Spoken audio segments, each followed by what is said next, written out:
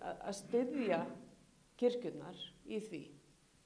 Ég skrifaði líka grein í blöð þar sem að ég hvatti skólastjórnendur til þess að þiggja þetta boð og hvatti fólk almennt til að styðja þetta.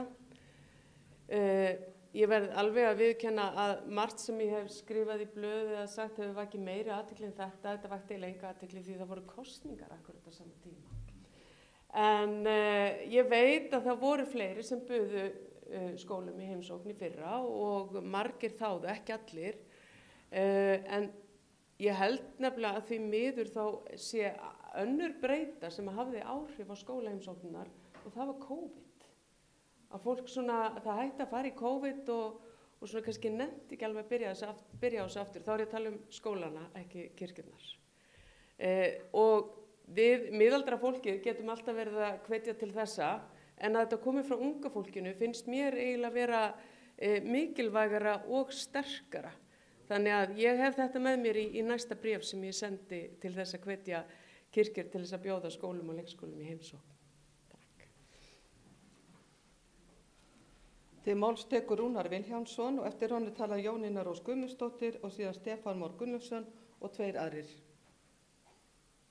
Forseti, kæra þakk fyrir að koma fram með þetta mál. Þetta er mjög mikilvægt mál. Og það snertir svolítið þau störf sem ég vunnið að í öðru samhengi. Ég var forseti í Gideonfélaginu og tók þá við svolítið erfiðu búi að því liti til að fyrirrennarinn minn hafði verið í miklum slag við og stjórnin öll við nefndina Reykjavíkurborgar sem hét mannréttindaráð eða nefnd og var að vinna tillögur sem við sáum síðan og gengu út á það að það ætti að loka fyrir öll samskipti grunnskólabarna í Reykjavík við kirkjur. Og fleira kom til líka, það átti að hætta að kenna börnum nokkur þau ljóð sem getur talið sálmar til dæmis og svona var haldið áfram. Gideonmenn átti ekki að fá að koma hann inn með sitt trúboð í skólana og svo framvegis. En þetta breytist nú örlítið í útfærslunni þannig að það átti að leyfa skólum að bjóða upp á kirkjuheimsóknir ef að þær veru hluti af hefðbundinni starfsemi skóla, en það mátti ekki taka slíkt upp fyrir allra minni. Þannig enduðu nú tillögurnar, svo smitaði þetta út frá sér, út landið, þessar tillögur frá Reykjavíkurborg og þess vegna fagna ég því alveg sérstaklega því að maður var varð við það líka að skólastjórar sem að höfðu staðið fyrir þessum heimsóknum, að þeir urðu kvíðnir, jafnvel þótt að heimilað væri að halda áfram með þessar heimsóknir og sumir efasemdafullir í viðtölum það hvort þeir ættu að halda þessu áfram. Þetta var nú andrúmsloftið í Reykjavík þetta leyti og svo voru nú einhverjir reyndar sem maður heyrði frá og maður átti síst von á frá kirkjunni sem töldu kannski að það væri ekki þess virði að vera að standa í einhvern slag við Reykjavíkurborg í kringum þessi mál. En hér dugar ekki að hopa og draga sig í sína skel og þetta mál finnst mér vera mjög mikilvægt. Við vitum hvað hefur gerst með heimilisguðræknin í landinu, hún hefur dregist stórkostlega saman eins og kannanir sem ég hef meðal annars gert á bænahaldi á íslenskum heimilum sýnir og þáttöku í svona almennum guðþjónustum og trúarlífi. Skólarnir voru með kristinfræðslu sem hefur dregist verulega saman. Og hvernig eiga börnin að kynnast þessum mikilvæga boðskap ef þau fá ekki einu sinni að koma á þá staði þar sem að hann er kenndur og hann er iðkaður og hann fer fram og honum er miðlað. Þannig að þetta eru kannski fyrstu heimsóknir sumra barna í kirkjur og fræðsla það sem þar fer fram. Ég styð þetta mál heils hugar, gríðarlega mikilvægt mál. Takk. Til máls tekur Jónína Rós Guðmundsdóttir og eftir henni talar Stefán Már Gunnlaugsson.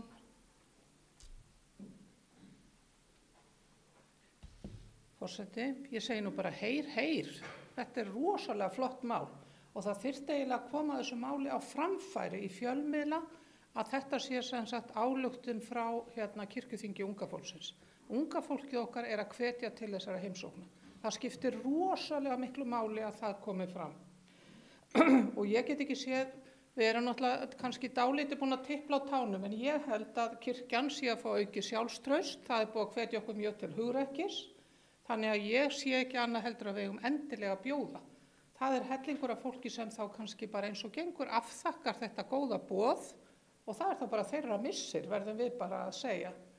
Þannig að ég hvet mjög til þess að ég er náttúrulega einn af stjórnendum skóla í Reykjavík og ég veit alveg að þetta er Reykjavíkurborg lítur ákveðnu hornauga á svona heimsóknir, en þá verðum við bara að hvetja skólastjórnendur okkar til þess að vera svolítið hugrækir og bara svolítið óþekkir og segja bara já takk við svona heimsóknum vegna þess að það skemmir engan og ég bara sé fyrir mér dásamlegu krakkana mína sem eru með öðrum trúarbrögðum, þau myndu njóta þess til fullnustu að fara í kirkjurnar okkar. Það er engin, við ætlum ekki að fara að stunda þarna eitthvað rosalegt trúboð eða reyna að snúa þeim, heldur bara segja þeim frá boðskap kristinna, segja þeim frá jólunum og öllu því fallega þar í kring. Þannig að endilega Ásmundur Máni áfram þú og bara skrifaðu grein eða gerði eitthvað með þetta. Takk.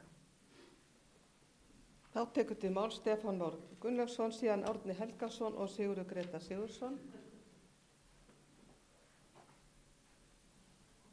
Forseti, það er náttúrulega ekki hægt að vera mótið þessu máli. Ég ætla bara að orða það þannig.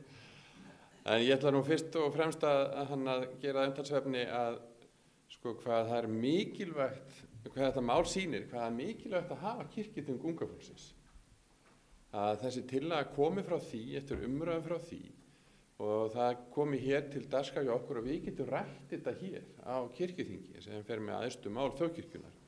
Það er afar dýrmætt. Þetta myndi ekki hafa vega eins þungt ef ég eða einhver annar hefði komið með þessa tillögu hér. Það er unga fólki sem vill þetta og þessi setning hérna er alveg dásamleg. Þetta er náttúrulega feilleitar að undirstrika hana og setja hana í 16 púnta eða eitthvað tækifæri til þess að kynnast boðskap jólanna skapandi og jákvæðan hátt. Það lýsir bara því að tilboða sem hann bjóð upp á aðventunni í kirkjan, þessu fræðslu tilboða sem skólunum stendur til boða, að geta komið til kirkju og fræðst inntak jólanna í kirkjunni sinni og það eitt á sér að bara koma í kirkjuna, að kynnast húsinu er líka bara mikil upplifun og held ég að vannýtt tækifæri til fræðslu í menntakerfinu. Þetta er vilt elstu byggingarnar í skólanum hafa gegna margfaldu hlutverki í samfélaginu, skjóla og gleði og sorgarstundum og svo framvegis mikilvægt að börnin kynnist í. Og gott að heyra að biskupinn hafi nú þegar byrjað á þessu síðasta ári. Ég held alveg getum gert ennþá betur og fyrir enn meira átak. Við höfum gert átak að minna tilefni en þetta er eitt af brýnustu átakunum sem þurfum að fara í. Að það er að bara stíga fram með fullt sjálfstrausti og segja, heyrðu, þetta tilboð stendur okkur til boða, gjöru svo vel. Til máls tekur Árni Helgason, síðan Sigurður Grétar Sigurðsson og síðan Guðni Már Harðarson.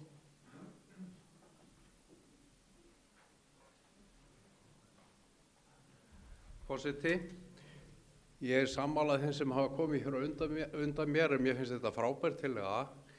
En það sem að ég vil kannski benda á er allavega það sem ég þekki til, þar er ekki skortur og áhugi í kirkjuna að fá skólabörn og leikskólabörn í heimsókn, en það er mjög lítill áhugi hjá þeim sem að stýra málum hjá Reykjavíkurborg að börnin fái að koma í kirkjuna.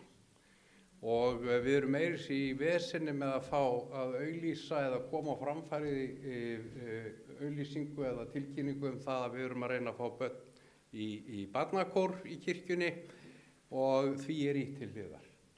Og við fáum ekki aðgang í rauninni þar. Þannig að, en ég horfa á þetta þannig að við þurfum bara að finna þá einhver aðra leið til þess að komast að börnunum í gegnum foreldrana.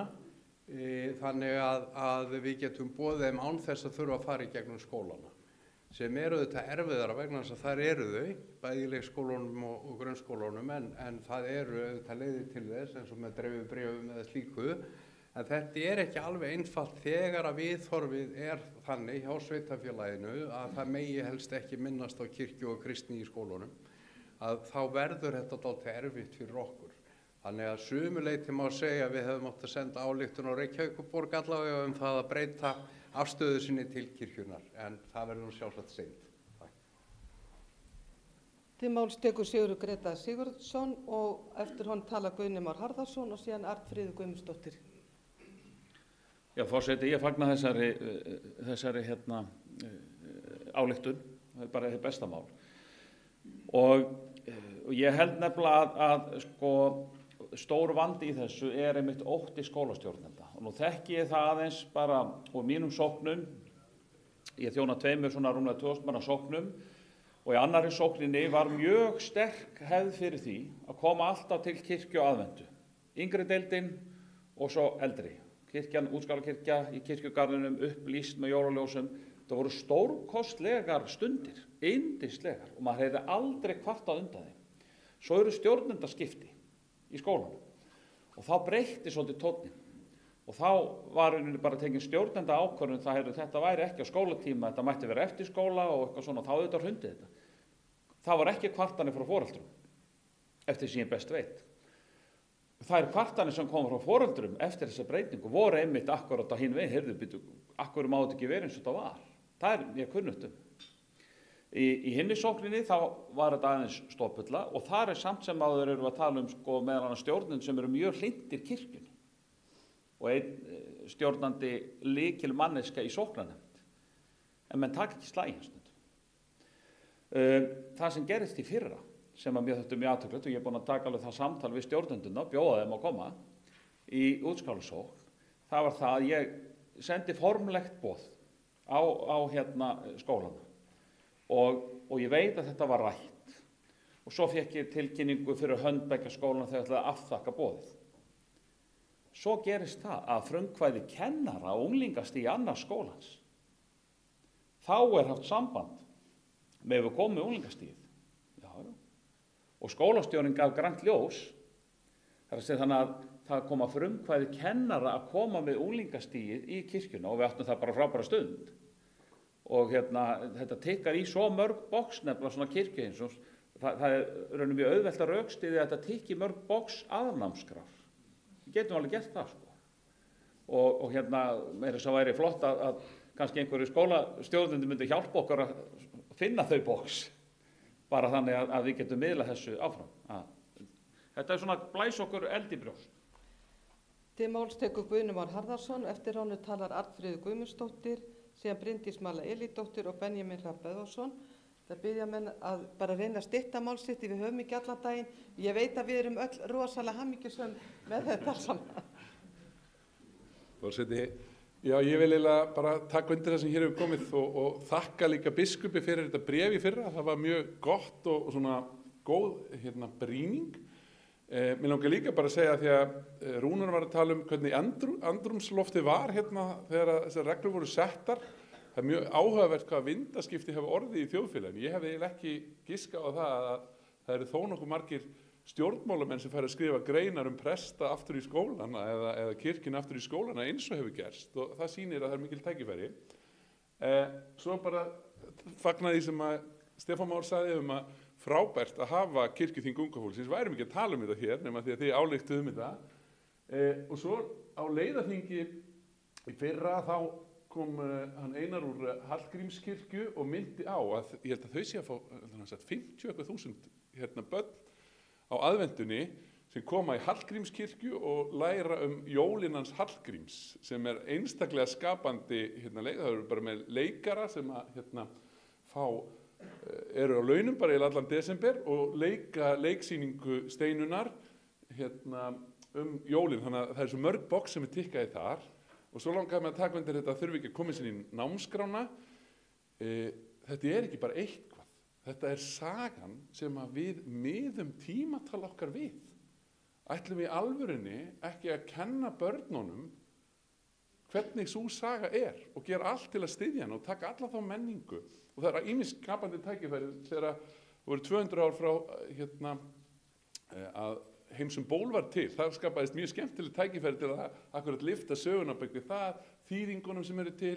Það er svo margt skapandi hægt að gera, en við þurfum að sækja fram Og svo líka ein spurning sem ég hef, að þetta svo mikið í höndum skólastjórana, gætum við einhvern veginn reynd að koma þeim skilningi að það sé allavega þannig að börn fari svona tvisvar á þessu 10 ára tímabili sem eru í kirkjuna til þess að heyra þetta. Það þarf ekki að vera öll jól eins og stundum var í sumum, og núna það þannig í minnisókn, þá eru skólar sem að þú kemur öll eða þú kemur aldrei. Það væri kannski hægt að reyna að koma því, heyrðu, í 3. bekk þá eðlilegt að þú farir og heimsækir kirkju sem að kennir þessa erkisögu í vestrænni menningu. Takk fyrir.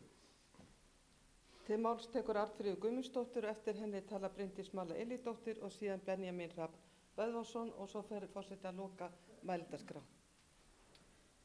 Forseti, að sjálfsögðu fagna ég þessu erindi frá kirkjuþingi unga fólksins.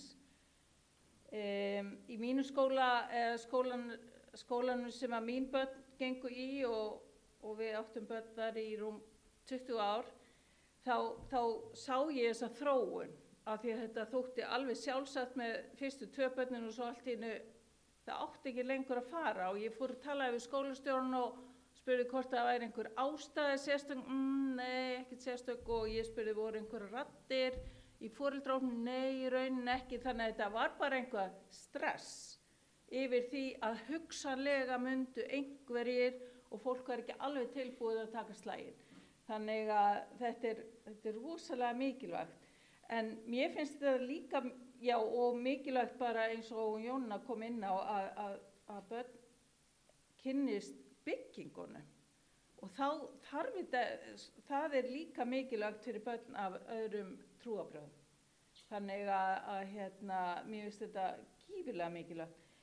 Mér finnst þetta líka hvatning til kirkjuþings að tryggja það að fulltrúum unga fólksins verði fjölgað á kirkjuþingi. Við þurfum svona raddir, það er allir sammála það, en við þurfum fullgilda fulltrúa á kirkjuþing. Þannig að við höfum þessar raddir, ekki bara sem gesti eða áheyrnarfulltrúa, heldur fullgilda þáttakendur í umræðinu sem hér fyrir fram og í stefnumótuninni. Þannig að ég brýni bara kirkjuþing það að það er 20% kvóti á unga fólkið sem að lúterska heimssambandið stendur fyrir og við ættum absolút að stefna þangað. Takk. Til máls tekur Bryndís Malla Elídóttir og eftir henni tala Benjamin Hrafn Böðvarsson og síðan Ríkharður Ibsen. Og þá mælendaskrá lokið. Forseti, ég tek heilshugar undir allt sem hér hefur komið fram, en vildi koma hér upp til þess að bara fagna þeim mikla krafti sem komin aftur í kirkjuþing unga fólksins. Það var haldið virkilega vel heppnað þing síðustu helgi, fullskipað, þar sem svæðisstjórarnir skiptu líka mjög miklu máli í öllum undirbúningu og aðkomu að þinginu og gaman að sjá einmitt kraftina því nú komnir svæðisstjórar nánast allt land. Og það var svo mikið jákvæðni og gleði á þinginu sem að skila sig í þessum fínu málum sem við erum hérna að fá til umfjöllunar. Og það er líka mjög jákvætt að það var ótrúlega stutt á milli þessar tveggja þinga. Þó mætti ekki vera örlítið lengra á milli bara út af öllum svona praktikum undirbúningi, en þetta var samt svo góður upptaktur. En við þurfum hins vegar að gera enn betur og tryggja, eins og Dr. Arnfríður sagði hér áðan, að það verði full aðkoma ungs fólks að ákvarðanatökum yfirstjórnarinnar. Og þar held ég að við höfum bara góð tækifæri núna til þess að vinna svolítið markvisst að þeim málum. Til máls tekur Benjamin Hrafn Böðvarsson og síðan Ríkharður Ibsen. Forseti, ég þakka fyrir þetta frábæra mál. Ástmundur Máni, takk fyrir þetta frábæra mál fyrir hönd kirkjuþings unga fólksins. Ég sé fyrir mig bara svona markaðsherferð sem við getum farið í núna á aðventunni. Bara komdu jólin, sjáu þetta ekki? Þú veist, bara myndir af kirkjum og ljósin og prestarnir og þú veist, ég held að þetta sé sóknartækifæri, svo sannarlega.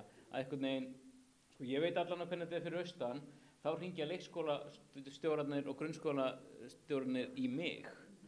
Ég þarf ekki að sækja þetta. Þetta er bara einhvern veginn hluti af menningunni fyrir austan og það hefur aldrei verið negin feimni eða eitthvað óþægilegt og ég held að við getum bara snúið þessu við með bara svona einfaldri markaðsherferð og ég bara hvet þetta flotta fólk á biskupsstofu, markaðsfólki okkar til þess að fara þessa leið. Komdu jólin. Og þá tekur til máls Ríkharður Ibsen og síðan framsögumaður.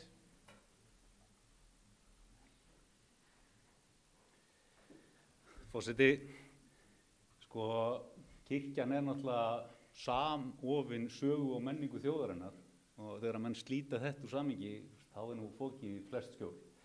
Ég velti því samt upp, ég sitt í menntaráði núna á Reykjanesbæ, hvort það væri ekki klókt að vinna ofan á þessa tillögu kirkjuþings unga fólksins með fullum stuðningi hér frá kirkjuþingi og biskupinn taki þetta síðan alla leið.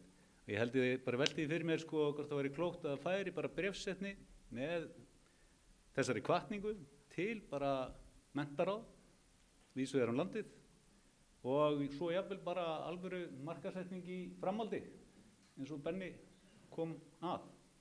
Þannig að ég held að já, ég skora á biskup að taka þetta og vera örvarótturinn í þessu. Takk. Og þá tekur framsögumaður til máls. Ásmundur Máni Þorsteinsson, gjörðu svo vel. Forseti. Já, það voru skemmtilegar umræður.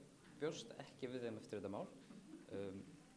En bara gaman að heyra hvað þið eru öll spennt fyrir þessu. Þetta var líka langstærsta máli hjá okkur. Þetta var rætt mjög lengi. Þannig já, ég er bara sammála því sem hefur komið fram. Hef ekki meira að segja. Þá er umræðu lokið og lagt til að málið fari til síðari umræðu. Þeir sem geta samþykkt það gjörðu svo vel gefamerki. Takk fyrir, það eru allar hendur á lofti. Og lagt til að málið fari til allsherjarnefndar. Þeir sem geta samþykkt það gjörðu svo vel gefamerki. Það eru allar hendur á lofti líka. Takk fyrir það.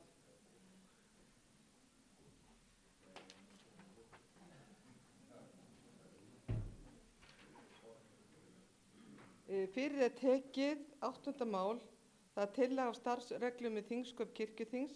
Flutningsmenn eru Anna Guðrún Sigurvinsdóttir, Einar Már Sigurðarson og Stefán Már Gunnlaugsson og tekur þá framsögumaður til máls, það er Einar Már Sigurðarson.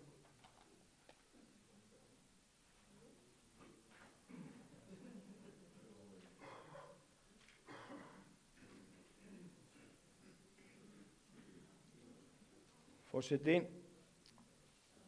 Á vordögum þá skipaði forseti kirkjuþings okkur 3 flutningsmenn þessa tillögu, það er að segja auk mín Önnu Guðrúnu Sigurvinsdóttur og Stefán Már Gunnlaugsson til þess að fara yfir þingsköpin.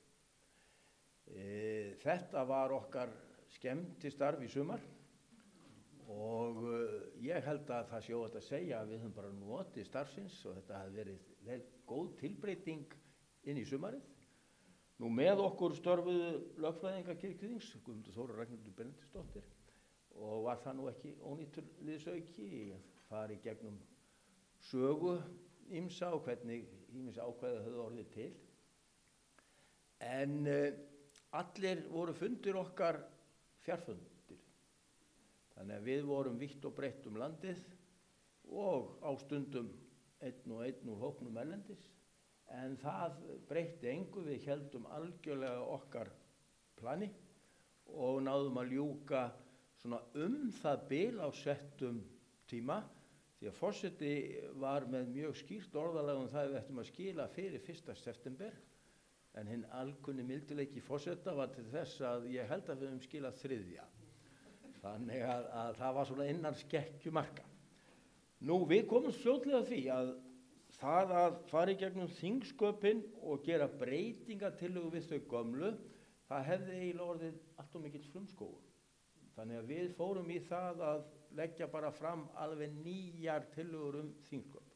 Auðvitað er ýmislegt úr þeim gömlu sem að rötuðu inn í það nýja þó það nú væri, en við einfölduðum mikið og styttum og gerðum breytingar sem við töldum nauðsynlegar. Og meðal annars þá náðum við að fækka greinum 5 ef ég tel rétt frá því sem áður var og þær eru miklu mun styttri núna heldur en þær voru áður því að við komumst að því að sumstaðar var svona, ég ætla nú ekki að segja mjög fornt mál en svona örlítið myndi á fyrri tíma. Þannig að við færðum það svona nær nútíma máli á stundum. Nú mér sá vandi á höndum að hér þetta 20 síðna plagg og það náttúrulega ljóst að þrátt fyrir það að þessi ágætti hópur sem hér situr hafi töluvert mikið úthald og athygli mikla, þá efast ég að menn myndu halda þræði allan þann tíma. Þannig að ég mun stikla mjög á stóru í yfirferð og týna svona að því að mér finnst svona helstu aðalatriði, en bið svo mitt samstarfsfólk úr hópnum að bæta þá í ef við telja þörf á, og eins áhugasama þingfulltrúa þingsköp að spyrja út í og velta vöngum. Bara til þess að láta ykkur vita, við erum alls ekki viðkvæm fyrir því að eitthvað geti nú betur farið. Við jafnvel á stundum ákváðum að hafa ákvæðið orða þannig að þau gætu jafnvel kallað og umræður á vangaveltu. Vegna þess að það oft gagnvart þingsköpum ýmislegt sem menn vilja kannski velt upp. En aðalatriðið þetta að þetta sé skýr rammi og það sé klárt og fljóti vel. Við gripum auðvitað til einstakra nýmæla og það ekkert launung mál að við horfðum nokkuð eins og gömlu þingsköpin voru líka og voru kannski enn meira en þessi.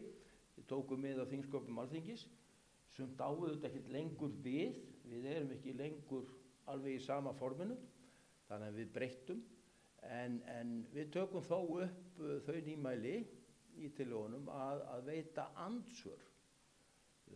Stutt þó og við stígum stutt skref í þá átt, þar að segja að það verði leið andsvör við ræður framsögumanna og það eru bara mínútu kerfi í því, þannig að þetta verði ekki þannig skiljiði að hér sé hægt að taka, eigum að segja, kirkjuþingið í gíslingu og vera í látlausum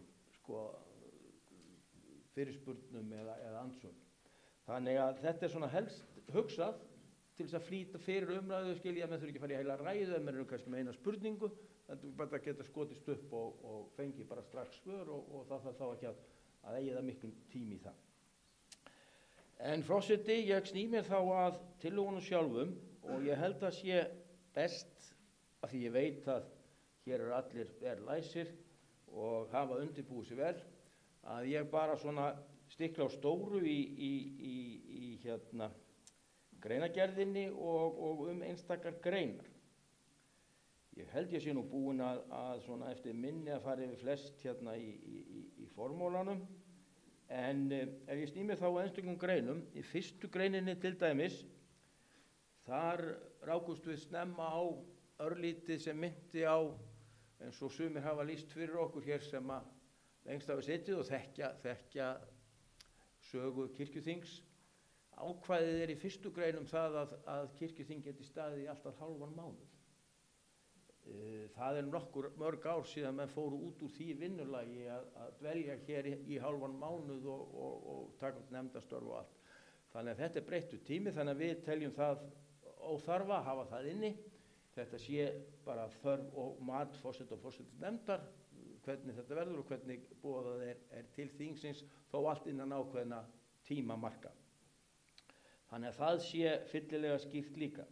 Og tökum til dæmis út að það þurfi endilega að gerast á haustmánuðum og raunverulega setjum inn annar staðar að það sé til dæmis kallað á kirkjuþing svo eins fljótt eins og kostur af lokinni kosningu til kirkjuþings.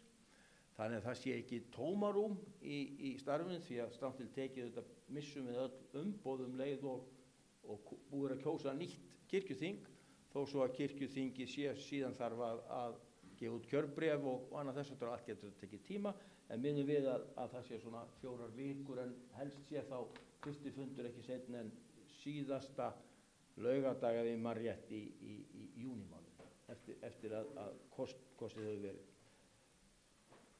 Nú, þetta sem sagt þá fyrstu greinina, og önnur greinin, það hæfisreglurnar, og þar ákveðum við að einfalda allverulega sérstakt hæfi og í ljósi líka ýmsra breytinga sem þarna hafa á orðið og það er svona eitt af því sem einkennir okkar tillögu, það er mikil einföldun, að vera ekki með allt inn í þingsköpunum sem að hugsanlega og mögulega getur komið upp.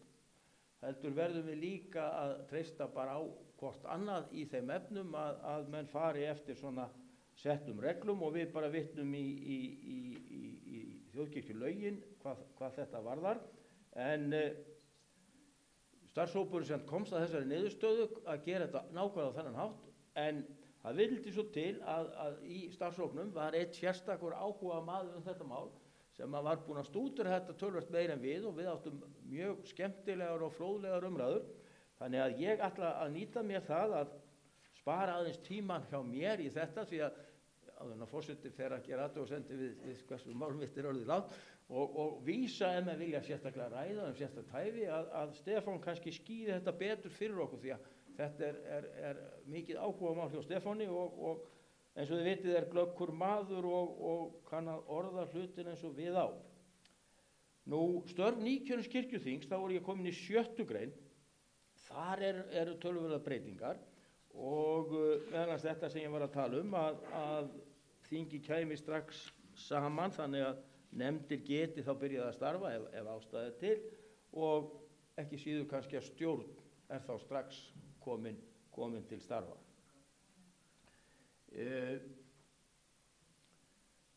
Þetta, já, það var nú kannski ekki meira þarna þessa 7. grein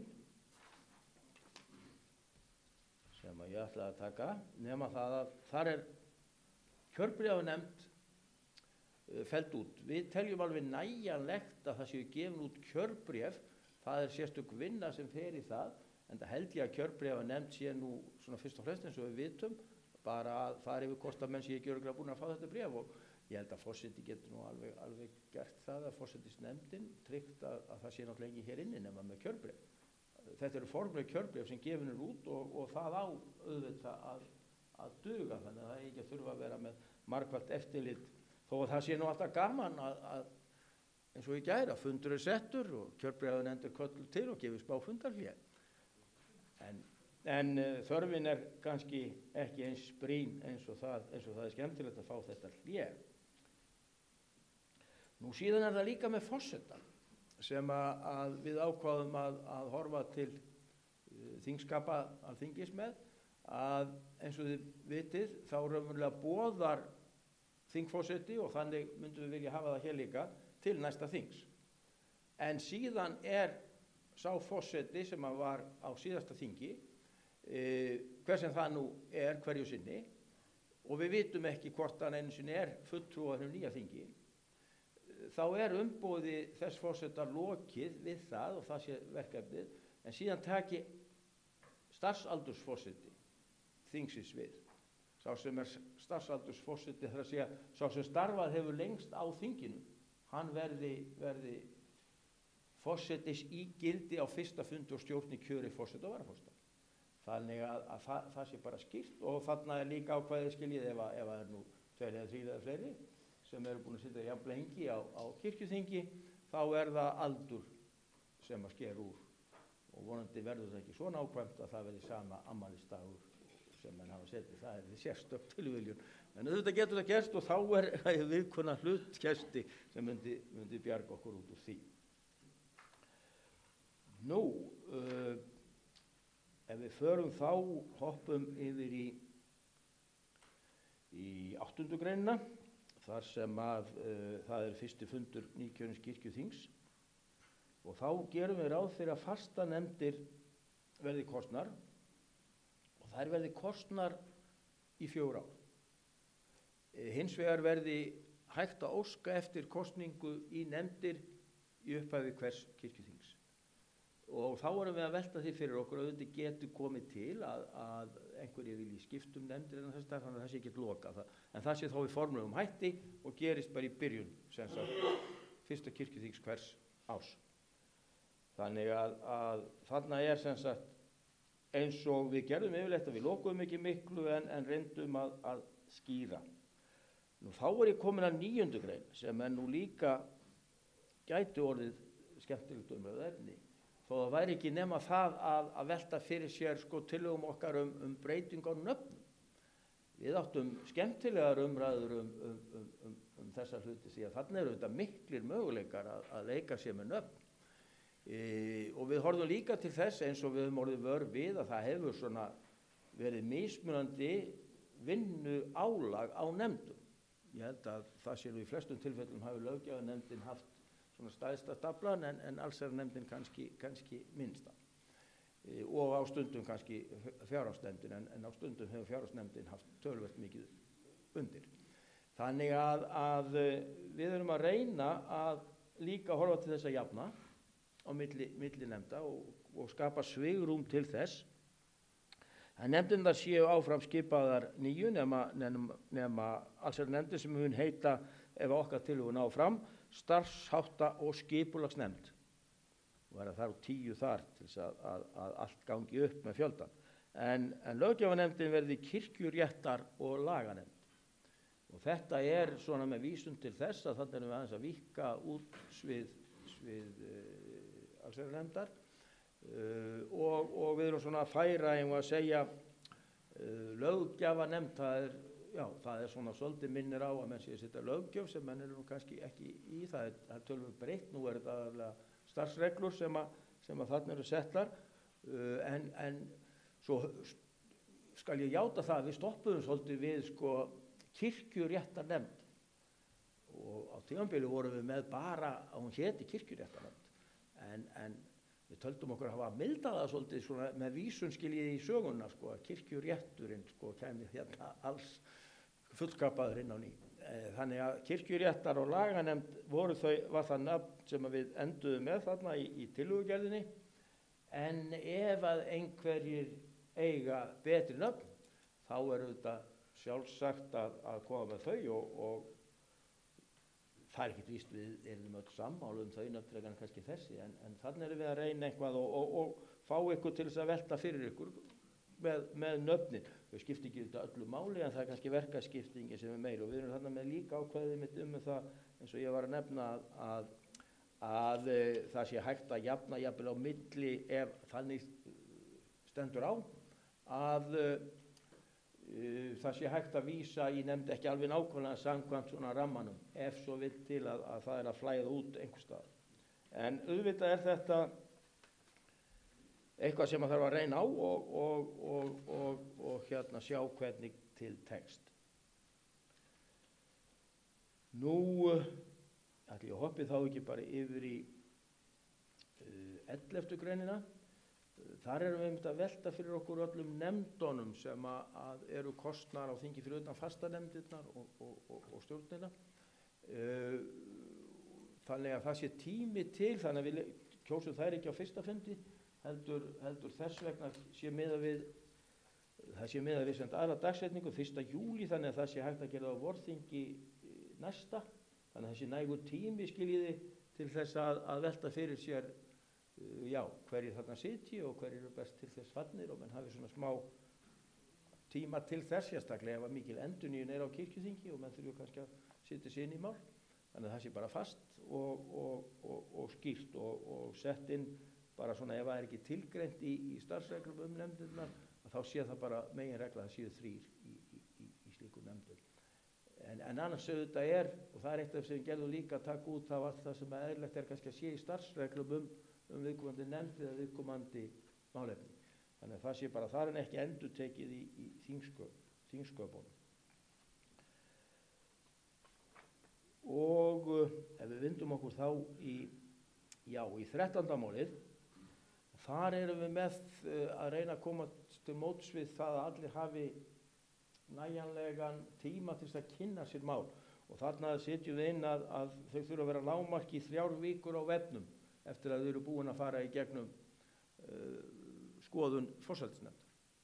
Þannig að það sé örugglega nægur tími og allir geti kynnt sér mál.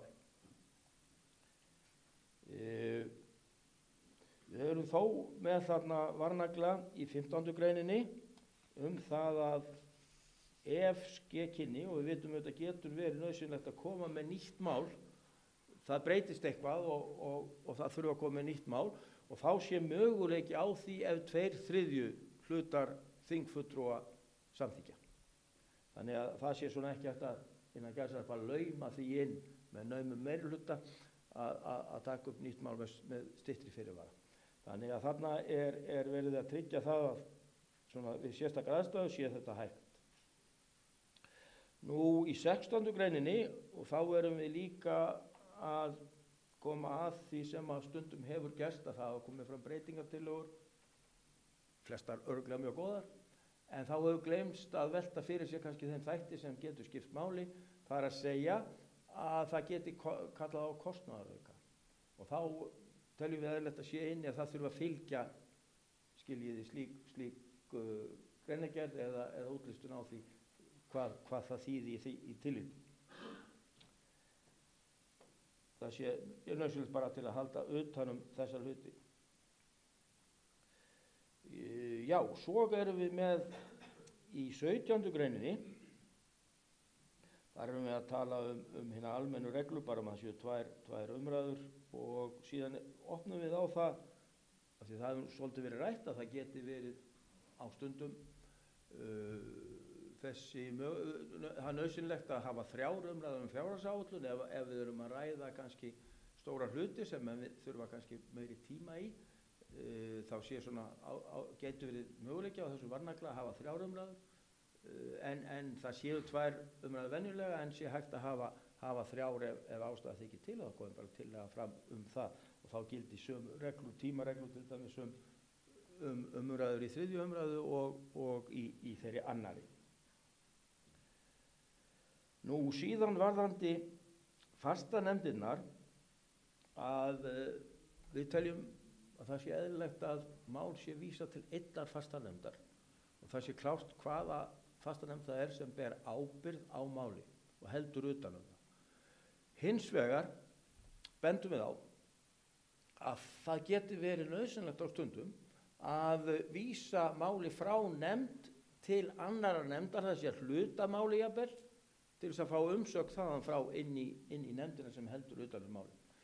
Það er alls ekki óeðlilegt, þannig að það sé tryggt að til dæmis mál sem er vítt mál og fer kannski til kirkjuréttar og laganemndar, en það er til dæmis kafli í því fjármál. Þá er eðlilegt að sá kafli farið til fjárhagsnefndar til skoðunar og umræðu.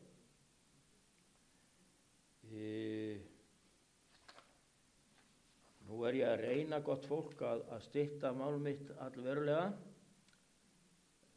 en það er nú erfitt þegar að mikið doðrantur liggur undir, forseti, og ég veit að forseti sýnir mér umburðarlyndi í þeim efnum, en ég skal hraða mjög yfirferð minni núna, og við reynum þá frekar að taka umræður ef áhugið fyrir því.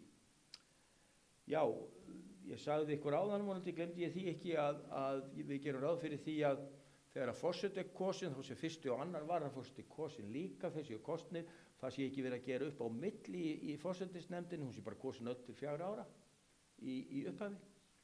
Þannig að það sé skýrt, en þurfi ekki að endurtaka árlega kosningu slíka nema verði breytingar á.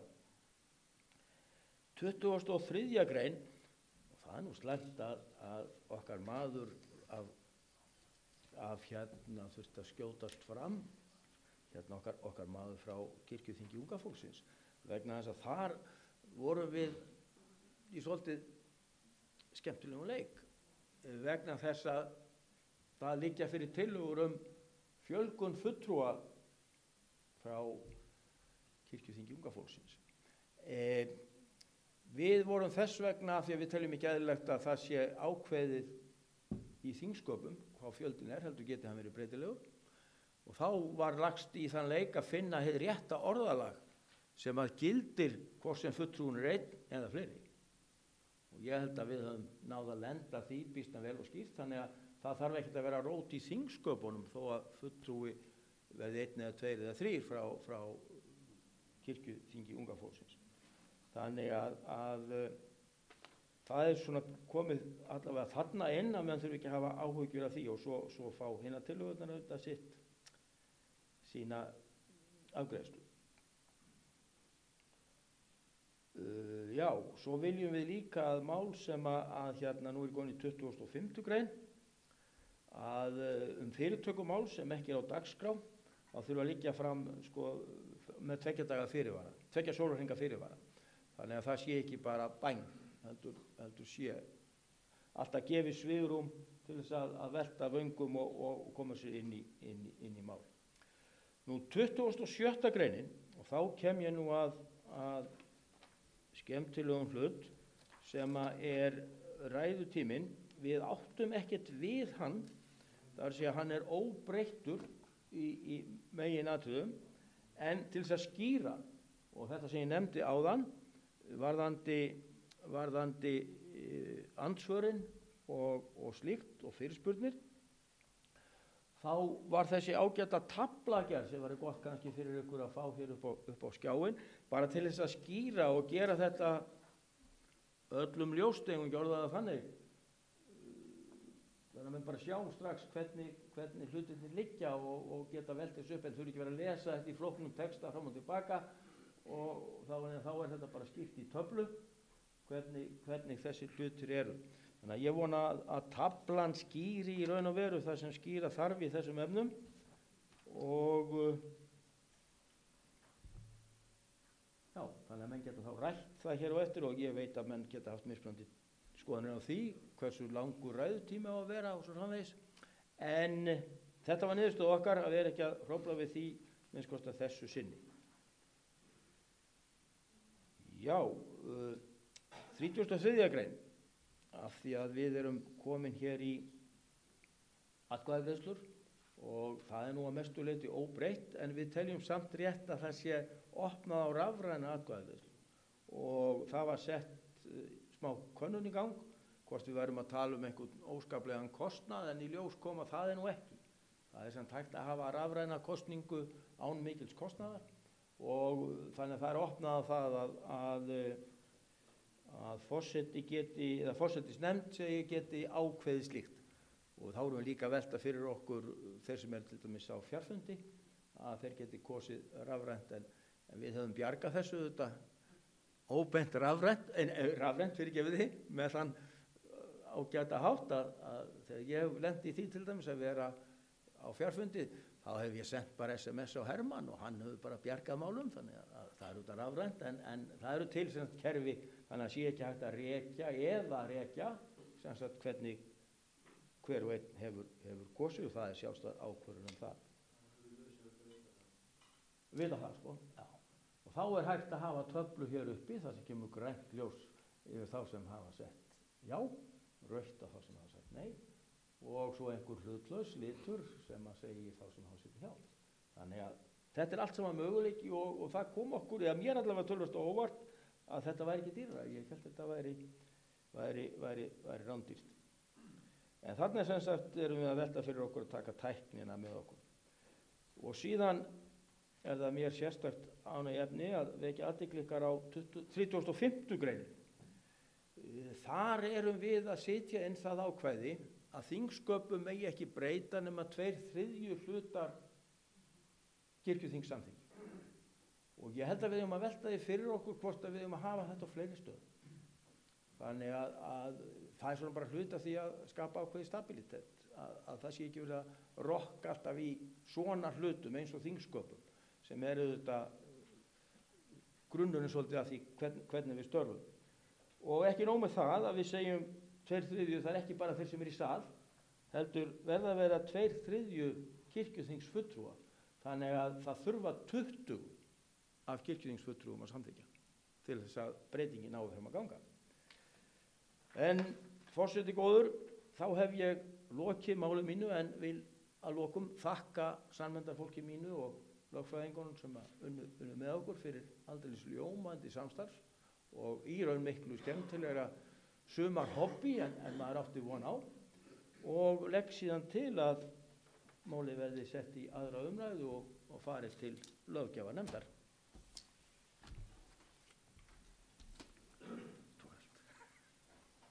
Orðið laust, og fyrst hefur beðið orði Bryndís Malla Elídóttir, síðan Steindór Haraldsson,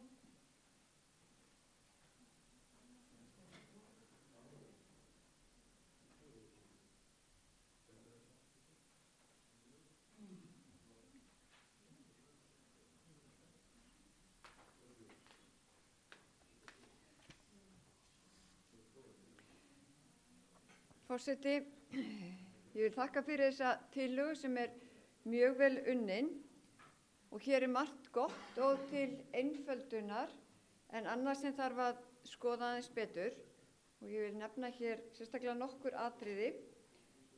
Það segir til dæmis hérna að formenn nefnda geti kallað fastanefndina saman milli þinga ef nauðsyn ber til. Þetta finnst mér vera allt of opið vegna þess að nefndirnar hafa ekki annar hlutverk en að fjalla þau mál sem kirkjuþing vísar til þeirra. Og það var líka nefnt hérna áðan hjá framsögumanni að þegar kirkjuþing kemur saman stuttu eftir kjör, á nýju kjörtímabili, kannski bara mánuð eftir kjör, að þá getur nefndirnar byrjað að starfa. Þær hafa engin mál og þá geta það sannlega ekki byrjað að starfa. Það líka finnst mér allt of opið varðandi fjölda funda nefnda og þar ég frekar vilja fara í þá áttina að þrengja það.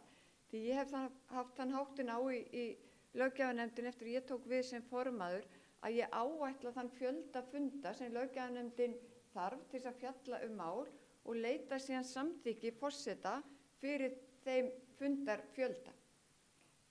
Svo þurfum við oft að bregða út af því og fjölga fundum og slíkt en það verður að vera einhver takmörk þarna á. Því annars gætum við bara haldið endalaust af fundum.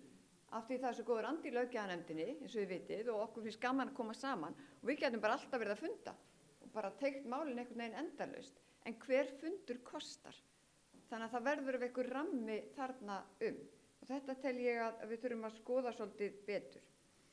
Og annað náttúrulega síðan nefndana, svona bandstriksnöfn eru aldrei skemmtileg og virka svolítið, þetta hafi verið kannski málamiðlun einhvern veginn ykkar á milli en ég heldur þurfum að skoða þetta kannski aðeins betur.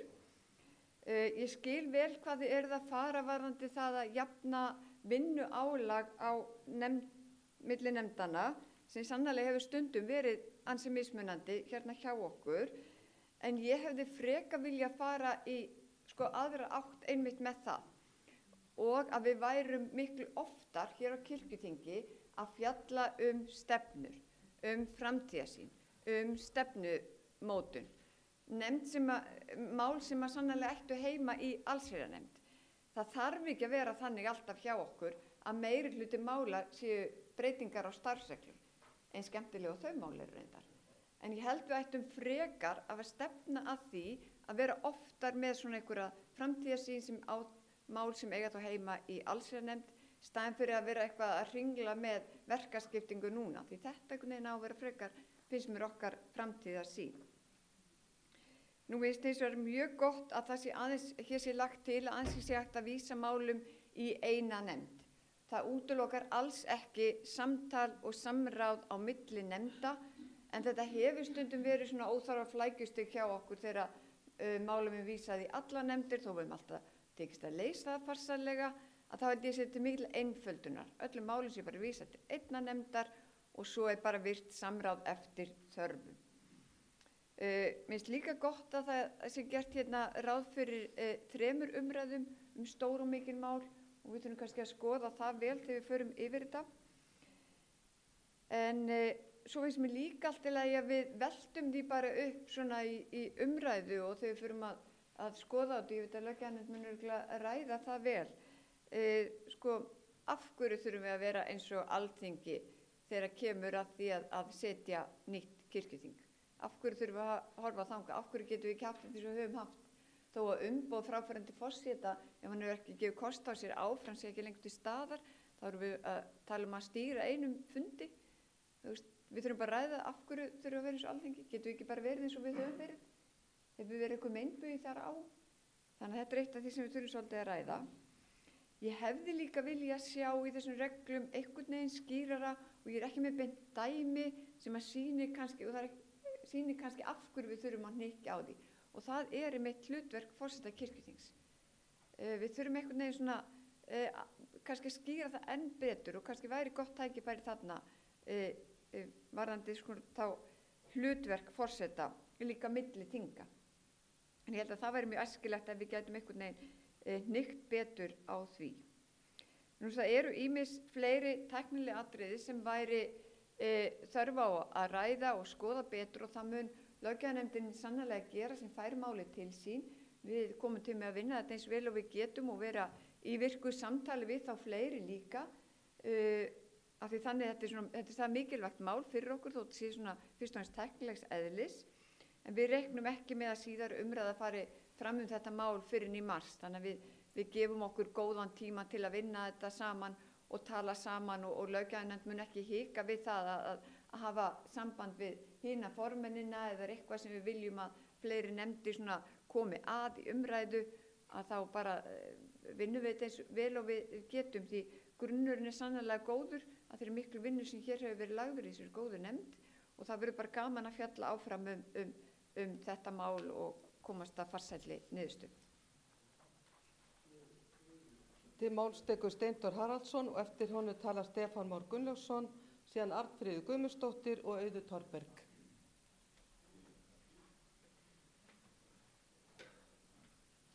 Forseti,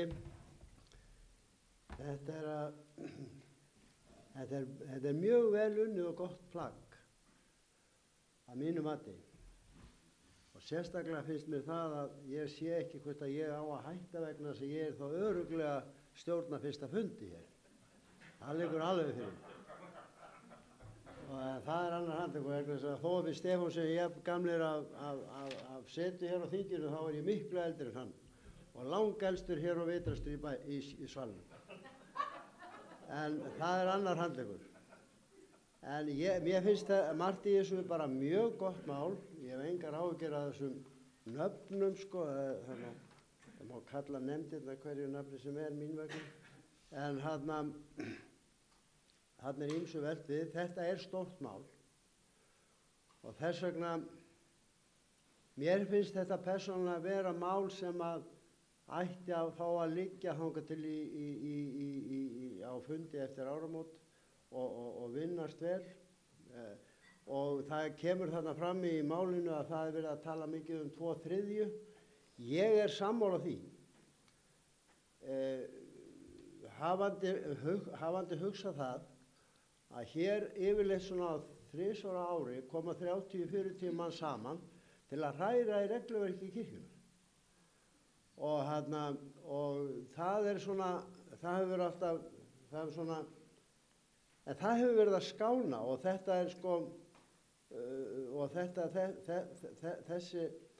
þessi þingsköp hér sem að tillaga þingsköpum er mjög gott innlegg í þetta og þetta skiptir auðvitað mjög miklu máli hvernig þingsköpin eru.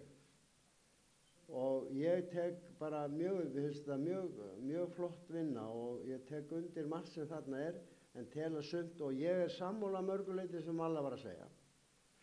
Það er ýmislegt sem hún nefndi sem að ég tel að sé alveg rétt og það bara þarf að skoða það er eðlilegt. Og þetta fer í nefnd, í löggjafarnefnd væntanlega og þau skoða það þá til næsta til fundar, en eitt er það sem að hefur orðið hefð hérna inni. Það er það að umræðumál fer fram vanalega svona eins og núna þegar mál eru lögð fram til fyrstu umræðu. Svo kemur önnur umræða og þá er oftast nær engin umræða, heldur bara kjör, kosningi. Þannig að opna á 3. umræðu er mjög gott. Ég hefði persónulega viljað sjá þá það að mál á kirkjuþingi fækkuðu en væri betri umræðu þau. Það væri gott að mínu viti. Ég ætla ekki að hafa þetta lengra en þakka fyrir þessa vinnu. Takk fyrir. Til máls tekur Stefán Már Gunnlaugsson og eftir honum talar Arnfríður Guðmundsdóttir. Og svo, já.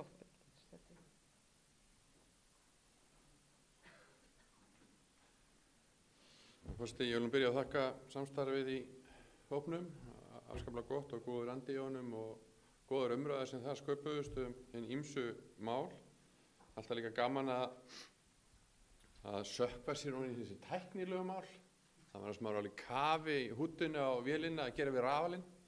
þrjú saman að gera það. Þetta er svona þannig mál og þegar maður svona kafa djúpt í málinn þá svona skapa skemmtilegar og góðar umræður og líka gott að þetta fái hér góða umræðu hér á þinginu og líka í nefndinni og alveg sammála því að þetta þarf að gefa þessu tíma og verður tekið hér fyrir á þinginu í mars. Enda það er að mörgu að huga, þetta er afar tæknilegt mál og svona skiptir mjög miklu máli okkar störf hér á þinginu, hefur held ég nánast sárlítilega eða engin áhrif út á við en skipta mjög miklu máli hvernig leikreglum við ætlum að fylgja hér á kirkjuþinginu. Og við fórum þá leið að fara að leiða einföldunar og það kom í ljósa að þessar starfsreglur sem við vinnum eftir núna voru miklu liti endurskoðaðar fljótlega eftir hrun. Andinn í samfélaginu var með allt öðrum hætti þá en nú og svona verið að gera það fyrir ýmsa hluti sem er kannski svolítið óþarfir í dag og alveg svona konsensus en var mikilvægt að bregðast við á þeim tíma og það var líka sum atriði voru full oft endurtekin sem í núverandi starfsreglum eins og kosningar með rafrænum hætti, heldur sem endurtekna 3 sinnum og má eiginlega lesa út það séu leyfðar og jafnvel ekki leyfðar og þetta er svona eykur flækjustigið og þetta er dæmi þetta og svona fleiri dæmi að tína til þetta en þetta er svona dæmi þessa einföldun og hvernig mann að skýra svona betri skýringar á suma einföldun hlutum og eins líka taka upp hennan kosningu með rafrænum búnaði sem held að sé svona til okkur til framdráttar að með þeirri fyrirmynd sem er á Alþingi. Og til dæmi þessi tæknilegu atriði þá er ég svona einna stoltastur á töflunni ræðutíman. Rosalega glaður að sjá það. Ég skal viðurkenna að þetta var baráttumál hjá mér í hópnum. En þetta er alltaf svona rammar þetta vel inn og skýrir vel út og mjög aðgengilegt. Það er alltaf erfitt að lesa þetta út úr texta ræðutíman og ég held líka með ansvörin, ég held að það er eftir að nokkuð svona auðvelda okkur umræðuna og stytta yfir ræðutíma að vonda að vera með fyrirspurnir og óska til skýringum hér í almennu ræðum og fá síðan skýringar á þeim í lok ræður þegar allir eru búin að tala hjá málshefjanda. Ég held að þetta veri miklu svona að gera umræðuna betri og skýrari og líka þurfa ekki að koma upp hér í langa ræður heldur 1-2 mínútur til þess að óska eftir skýringum eða svörum. Þetta er svona almenn regla sem er svona almennt á öðrum þingum sem sveitarstjórnum og á Alþingi. En því sem var nú beint sérstaklega til mín var nú sérstakt hæfi að því að ég er nú sko ekki búin að vera lengi hér á kirkjuþingi þetta það sem svona hvað ég segja svolítið já, ég var svolítið undrandi að sjá þetta hvað þetta veri og svolítið framandi að sjá þetta hér í starfsreglum fundarsköp hvað gengið er langt í að túlka þetta eða skýra út sérstakt hæfi þingfulltrúa sérstaklega þegar við erum kjörnir fulltrúar. Greinargerðin skýra þetta nú eins ansið vel og hann hvetur ykkur náttúrulega til að lesa hana en nú hún er byggð að mörgu leyti á stjórnsýslulögum sem á ekki lengur við og reyndar alveg spurning hvað stjórnsýslulög eigi yfir höfuð við kjörna fulltrúa og ég held að til að það núverandi reglur eiginlega meira við embættismenn heldur kjörna fulltrúa af því það má heldur ekki gleyma því að við erum kjörin hér á kirkjuþing til þess að fjalla fyrstu málsgrein í fyrstu grein starfsreglna kirkjuþing sem er að fjalla æðstu mál þjóðkirkjunnar og það er eiginlega mjög fátt sem getur gert okkur vanhæf að fjalla það. Þannig að við svo leið var farin að taka raunin bara upp það vanhæfisregluna sem er í lögunum og ekkert vera að túlka hana frekar. Og ég er nú þeirra skoðunar að svo vanhæfisregla gengur eiginlega aðeins svo langt líka. Og líka var, eins og kemur fram greinargerðinni, þá eru hægt að fjalla tilkynna málaflokka eins og starfskostnað presta, starfskostnað vegna preststarfa og gjaldskrá vegna prestþjónustu, þannig að þá er þessi vanhæfisregla þá á ekki við lengur við okkur vígða fulltrúa. Varðandi, mér er aðeins að bregða stutt við, varðandi að aldursforseti taki við sem stýri fundi.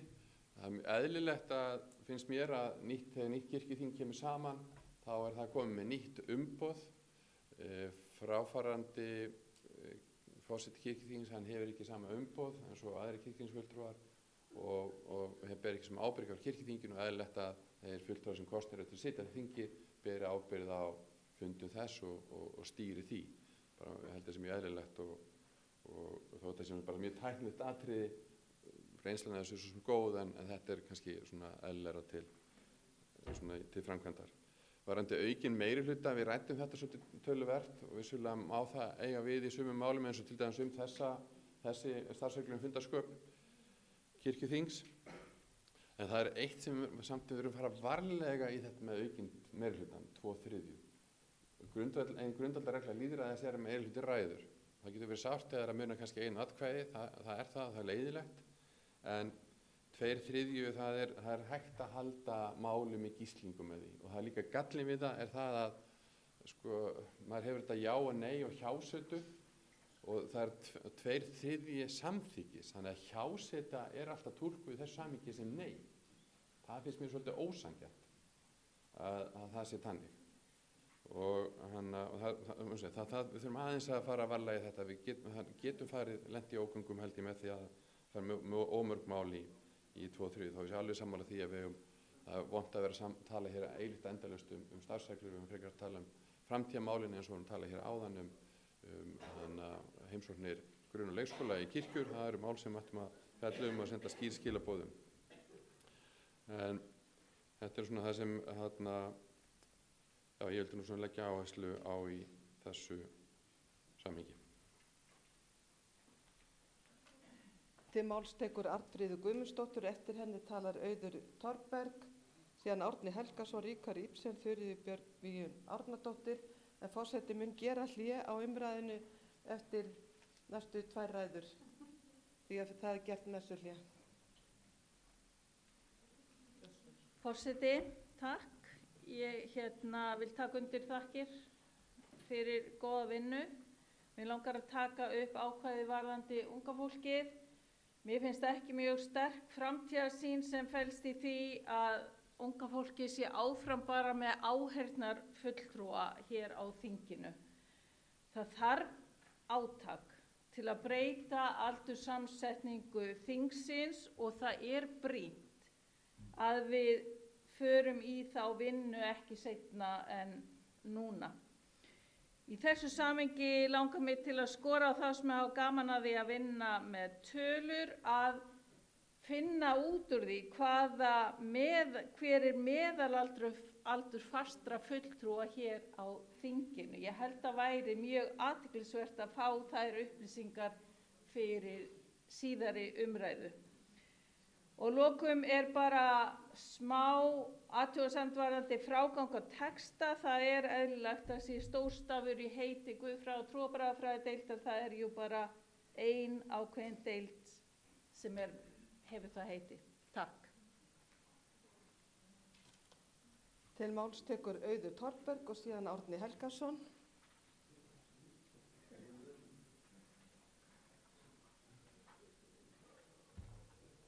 Forseti. Skemmtilegt mál, mjög gaman og alltaf gaman að ræða starfsreglur. Annars væri maður nú ekki hér mjög lengi, ef maður nefndi því ekki. Mér finnst nöfnin kannski ekki mjög skýr. Ég sé ekki alveg hvað við græðum á að breyta nöfnunum og ég velti líka fyrir mér eins og að starfshátta- og skipulagsnefndin að hún eigi að fjalla innra starf og skipulagi héraði. Þýði það að sameiningarnar komi þá til hennar en fari ekki í löggjafarnefnd eða laganefnd eða eins og ég legg til hún heitir starfsreglunefnd, en þú veist, kannski væri það líka ekki sniðugt. Að ég veit ekki hvað kirkjuréttur þýðir, þannig að alveg bara það. Ég skil ekki hvað það þýðir, þannig að ég veit ekki hvað. Ég veit hvað lög þýða og ég veit hvað starfsreglur þýða, en kirkjuréttur er eitthvað annað fyrir mér, en það er bara mín fáfræði og allt er góð með það. Ég er ekki hrifin af því að við kjósum fastanefndir, eða réttar sagt, að forsætisnefnd skipi í fastanefndir til 4 ára við upphaf þings. Ég er ekki aðdáandi því, mér finnst það ekki, og ég hefði í rauninni viljað að allavega einu sinni á þinginu þá yrði róterað að hluta til í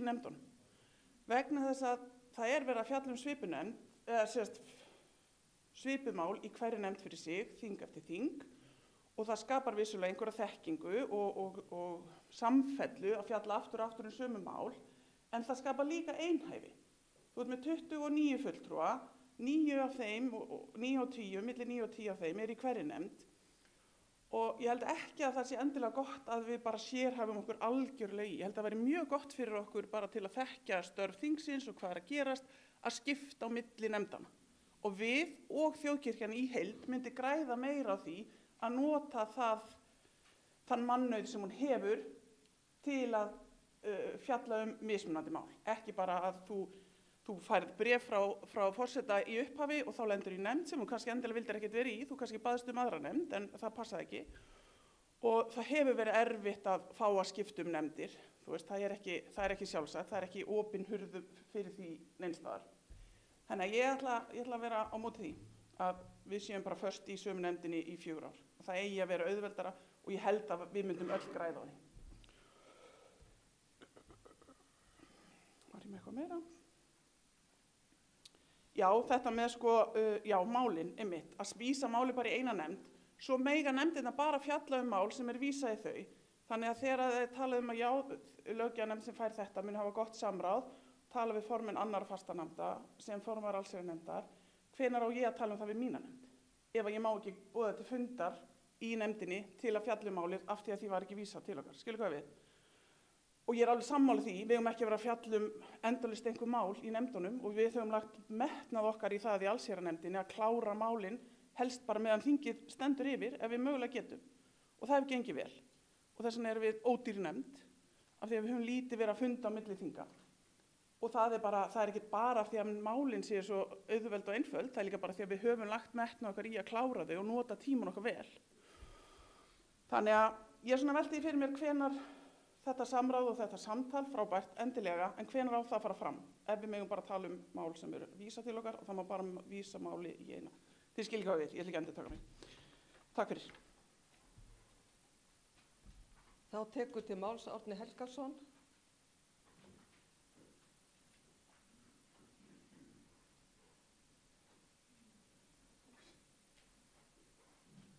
Forseti. Mér finnst þetta mörguleyti mjög gott plagg og fínar hugmyndir sem að þarna koma fram, en það er samt, ég segi þetta samt með nokkuð blendnum huga vegna þess að mér finnst þetta byggja á því ástandi sem að verið hefur hérna. Og mér finnst að við þurfum að taka umræðu ætlum við að halda áfram að tala endalaust starfsreglur eins og við erum að gera hérna. Mín skoðun, og ég hef sagt hana bæði á stjórnarfundum og víðar, mín skoðun er svo að það er biskup sem á að stýra starfinu að sínu leyti og framkvæmdastjóri að sínu leyti, síðan er stjórnin að fylgja því eftir og kirkjuþing getur alltaf tekið afstöðu til þess og gert einhverjar athugasemdir, en mér finnst allt of mikill tími fara hjá okkur í að vera að semja reglur það hvernig menn eiga að vinna, annars vegar þeir í þjónustunni og hins vegar á skrifstofunni. Og ég vil að við tökum þessa umræðu, en mér finnst nefnilega, og þetta kemur inn á nefndamálið sem Auður var að nefna, og ég er sammála því sem hún var að segja að það er svolítið eins og sé búið að útiloka það að nefndir hafi skoðun á því sem að einhverjar aðrar nefndir eru að fjalla og eiginlega ekki möguleiki að það verði rætt sameiginlega, allavega óljóst með hvaða hætti það ætti að gerast. Það má auðvitað svara því þannig að þingið er vettvangurinn til þess að ræða það þegar kemur álit frá nefndinni, en eins og bent hefur verið á að þá hefur venja verið svo að önnur umræða er nánast engin og því leit jákvætt þarna að taka upp 3. umræðuna. Síðan og í samhengi við það sem ég byrjaði að tala sko það sem að mér finnst að við þurfum að ræða hérna eru framtíðarmál. Hvert stefnum við? Hvert ætlum við að fara og hvernig ætlum við að gera það? Það er í mínum huga algjörlega mikilvægast fyrir okkur og partur af slíku var einmitt umræðin hérna heimsókn skólabarna á aðventunni í kirkjuna. Það er svoleiðis mál og það er það sem við eigum að verja okkar tíma í að mínu mati. Og þessar hugmyndir nefndirnar endurspegla það ekki. og mér finnst reyndar pínulítið rugglingur í, nema ég sé að miskilja þetta, hvað var þetta 8. og 9. greinar ekki, sko í fjárhagsnefndinni tiltölulega einföld. Það er bara þau mál sem að varða sölu eigna og önnur fjárhagsleg málefni. Auðvitað má færa rök fyrir því að nánast allt sem við höfum að tala séu fjárhagsleg málefni. Ég held við skiljum þetta nú samt hvað átt við. En svo kemur kirkjuréttar og laganefnd sem að mér finnst sérkennilegt nafn, því að kirkjuréttur er náttúrulega tiltekið fyrirbæri og ég veit ekki hvort að þessi nefnd er nú beinlínis að fjalla það. Og svo laganefnd, við erum náttúrulega ekki að setja lög. Síðan er þarna nefndi fjallar mál sem borinu fram á þinginu og var að löggjöf á vettvangi þjóðkirkjunnar og þá skiljaði þannig að einhver lög sem Alþingi er að setja komið þá til umfjöllunar í nefndinni, nema ég sé að miskilja það, allavega er engin löggjöf sett hér. Og síðan kemur starfsháttar og skipulagsnefnd og það finnst mér reyndar ágætisnafn, en þar kemur fram að tillögur að starfsreglum sem varða innra starf kirkjunnar og skipulag kirkjunnar í héraði séu hjá þeirri nefnd. Þannig að ég veit ekki alveg hvað kirkjuréttar og laganefndi þá að gera sem hefur langmest verið að fjalla þau mál. Ef að búið að taka þau af henni. Þannig að mér finnst þetta pínulítið óljóst, ég er kannski að miskilja þetta, en allavega held ég að þurfi að skýra þetta. Síðan er 10. greinin sem er óska eftir kosningu til fastanefndar nýju uppakvæðs reglulegs kirkjuþings. Ég velti því fyrir mig hvort að nauðsynlegt er að hafa þetta. Ef við ætlum að vera með nefndurna til 4 ára, af hverju erum við þá að opna á möguleikana að kjósa aftur? Af hverju látum við þá ekki bara kjósa hverju ári? Og ég tek dálítið undir það sem Auður sagði að ég held að sé ekkert óskynsamlegt að menn séu ekki alltaf í sömu nefndinni og fái svona breiðari sýn á hlutina. Og við erum bara kosin til 4 ára, þannig að við höfum þá sum okkar allavega bara tækifæri til þess að eyða þeim 4 árum í að sitja þá í sömu nefndinni en hitt kynni að vera æskilegra. Síðan er 12. greinin, þar er ég afar ánægður með þetta að öll mál skulu vera birt 3 vikum fyrir þing, þannig að okkur gefist tækifæri til þess að fara vel yfir það sem að fyrir liggur þingin og menn geti kynnt sér það. Og síðan er þarna í 27. greininni, 34. og 50, ég er afar ánægður með það líka að fólk eigi ekki að lesa upp tillögurnar. Mér finnst það sóun á tíma þingsins að menn standi hér og sé að lesa textan sem allir eru búin að fá í hendur. Við eigum bara að geta lesið þær tillögur sem fram eru komnar, það þarf ekki að lesa þær fyrir okkur. Þetta með aldursforsetann þegar nýtt þing kemur saman, mér finnst það eðlilegt vegna þess að við höfum öll mist, einhver okkar kunna að verða kosin aftur á næsta ári, en við höfum öll mist umboð okkar og það kom allir nýjur og þá er allir jafnir. Fyrrverandi forseti boðar þing, það finnst mér líka eðlilegt, það er svona lokaverk forseta, en mér finnst ekki eðlilegt að hann taki síðan við og stýri fyrsta fundi, vegna þess að til þess hefur hann ekki verið kosin. Þess vegna finnst mér ágættisregla að það sé aldursforseti, sá sem lengst hefur setið og þekkir best til starfa þingsins og kannski þá best hæfur til þess að gera þetta. Þetta er auðvitað ekkert stórmál, en mér finnst þetta samskiptamáli. Síðan er þetta með að 2/3 atkvæða þurfi til þess að taka ákvarðanir tiltekin mál og ég myndi vilja segja meiri háttar mál og til dæmis þingsköpin. Mér finnst það gott dæmi það. Ef við ætlum að halda áfram að móta skipulag kirkjunnar hér, þá þyrfti það líka að vera í því.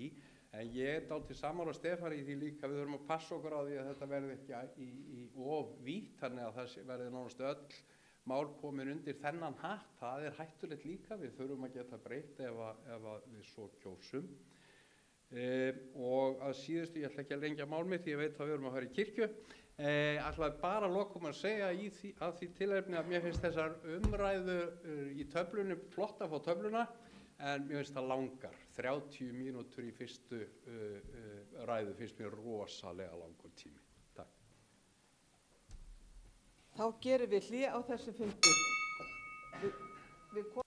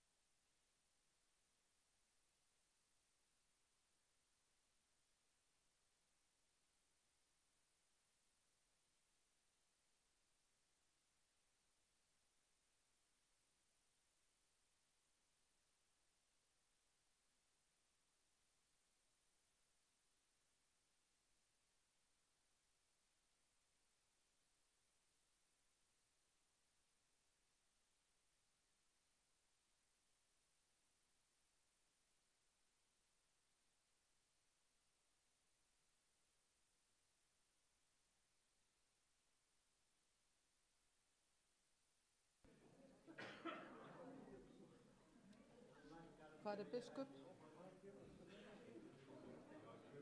Hvar er biskup? Ha. Já, hann er kominn. Hvar er? Já.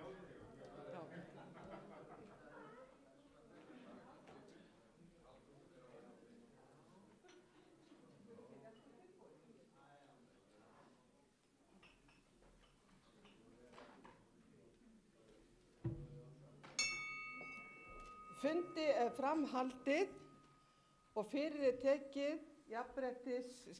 jafnréttisáætlun þjóðkirkjunnar og tekur frumvarpið til máls biskupinn yfir Íslandi, Guðrún Karl Helgadóttir. Forseti, ég ætla ekki að lesa alla jafnréttisáætlunina, en ég ætla að fara yfir svona bara nokkur atriði. Hún var, síðasta jafnréttisstefna var gerð 2021, þannig að það er komin tími á uppfærslu. Stefna þjóðkirkjunnar í jafnréttismálum er að vinna markvisst að því að jafna stöðu kynjanna innan vinnustaðarins. Og í áætluninni er sett upp markmið og aðgerðaráætlun til þess að ná þessum markmiðum. Og jafnréttisáætlunin gildir fyrir allt starfsfólk þjóðkirkjunnar og er sett samkvæmt lögum jafna stöðu og jafnan rétt kynjanna og uppfyllir önnur lög og kröfur er snúa að jafnrétti kynjanna og kynja óháð kyni. Og svo er gott að bæta hérna við einmitt sem kemur hérna neðst að með stefnunni er leitast við að tryggja að kirkjan fylgi í öllu sínu starfi ákvæði 65. greinar stjórnarskrár lýðveldis Íslands, nr. 33/1944. Jafnframt er tekið með að því að þjóðkirkjan er aðili að Alkirkjuráði, Kirknaráði Evrópu og Lúterska heimssambandsins. Samtökin hafa hvatt kirkjur sínar til að gæta að jafnréttissjónarmiðum til hins ýtrasta. Og gildissvið, þetta gildir fyrir allt stjórnkerfi þjóðkirkjunnar, nær til alls starfsfólks hennar, sem og þeirra starfsemi og þjónustu er kirkjan veitir. Og markmiðið er að tryggja fyllsta jafnræði á milli starfsfólks í starfsemi og rekstri þjóðkirkjunnar. Þjóðkirkjan leggur áherslu á jafnan rétt kynjana til launa, stöðuveitinga, starfa og þátttöku í nefndum og störfum. Svo kemur hérna eitt. Starfsfólk, og ég var eiginlega, ég las þetta með svolítið öðrum augum áðan og ég bið ykkur að skoða þetta eins með mér. Starfsfólk skal njóta sömu tækifæra, réttinda og starfsaðstæðna, óháð kynþætti, þjóðerni, trúarbrögðum eða öðrum þáttum.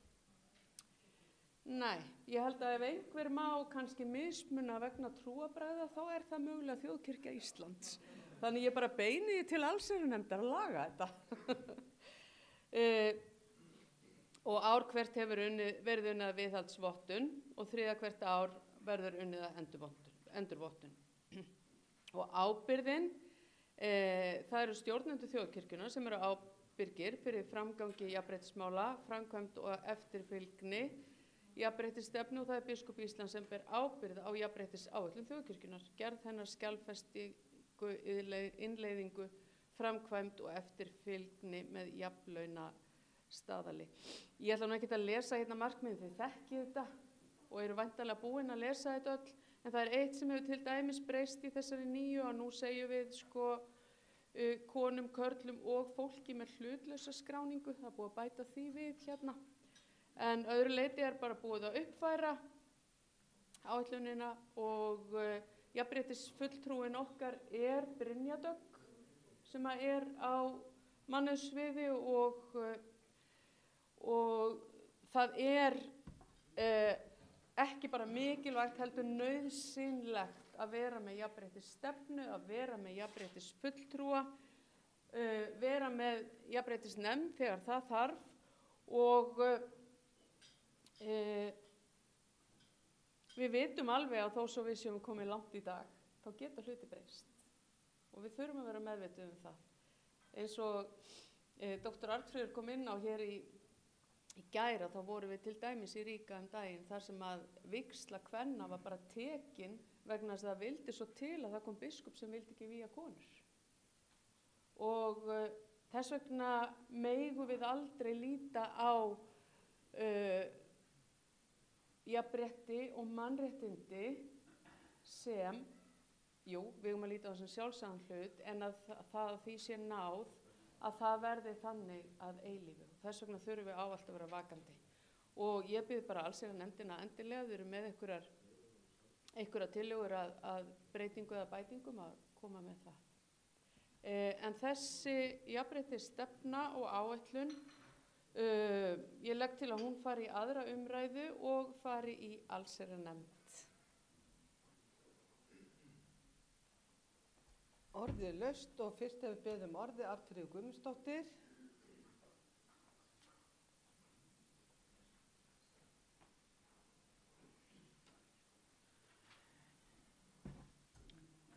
Forseti, ég fagna þessu máli og finnst það sérstaklega mikilvægt að það komi frá biskupi Íslands.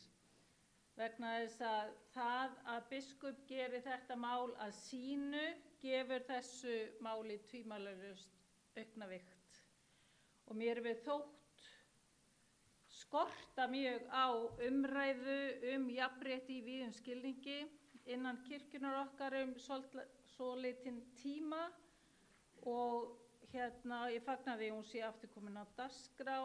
Þó að ég veiti vel að hún hafi verið samþykkt endurskoðuð útgáfa fyrir 2 árum eða svo, að þá hefur mér fundist það ekki komast til skila út í kirkjuna sem þar hefur staðið. Ég tek sérstaklega eftir áherslu á fræðsluþáttinn sem að hefur vissulega verið, ég ætla bara að leyfa mér að segja, vanræktur á síðustu árum eða áratugum. Og ég vænti mikils í þeim efnum. Og mér finnst mikilvægt að við séum ekki alltaf að finna upp hjólið og við séum að nýta okkur efni sem er til. 2003 var þýddur bæklingur kirkjan segir nei við ofbeldi gegn konum frá Lúterska heimssambandinu og mér finnst mikilvægt að við allavega tökum mið af því efni sem er til ef við nýtum okkur ekki að þýða það. Ég ætla að minna á að 2013 kom út mjög metnaðarfull áætlun frá Lúterska heimssambandinu sem heitir Gender Justice Policy og sem búið að þýða á mjög mörg tungumál en ekki á íslensku. En það má líka geta þess að í fyrra kom út fylgirit sem heitir Gender Justice Toolbox sem er frábær efniviður fyrir þessa vinnu. Jafnréttisfulltrúinn klárlega mjög mikilvægt að hann sé til staðar og mér finnst mjög mikilvægt að sé starfandi jafnréttisnefnd sem vinnur með biskupi. Hún á klárlega ekki verið jafn fjölmenn og sú síðasta til þess að starf hennar verði markvisst en að hún sé til staðar finnst mér mjög mikilvægt. Takk. Orðið er laust. Fleiri hafa ekki hvatt sér hljóðs. Vill biskup eitthvað bregðast við? Þá bara fyrri umræðu lokið. Lagt til að máli farið í aðra umræðu. Þeir sem geta samþykkt það. Gjörðu svo vel að gefa merki. Takk fyrir. Einhverja móti. Það samþykkt samhljóða. Lagt til að máli fari í allsherjarnefnd. Þeir sem geta samþykkt það. Gjörðu svo vel að gefa merki. Takk fyrir og það er samþykkt. Þá förum við bara aftur í 8. mál sem er þingsköp og til máls tekur Ríkharður Ibsen og eftir honum tala Þuríður Björg Víum Árnadóttir og síðan Stefán Magnússon.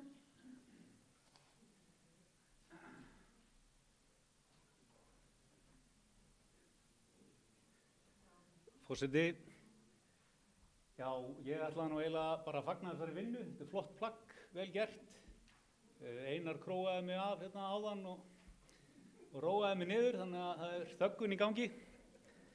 En ég ætlaði nú aðalega að hnykkja á þessu sem Árni kom nú inn á. Það er sem sagt 7. kafli, 27. greinin, það er ræðu tíminn samkvæmt fundarsköpum. Ég vona að Einar taki þessu ekki persónulega, og ekki Stefán heldur. Ég veit að þetta er honum hjartans mál. En ég legg til að tíminn verði í það minnsta helmingaður, þvert yfir töfluna.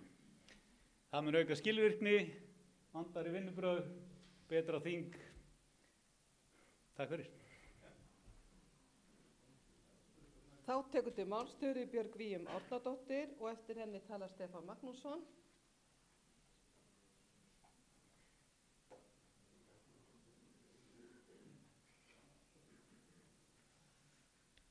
Forseti, ég vil byrja á því að þakka nefndinni fyrir þessa góðu vinnu. Margt mjög gott í þessu.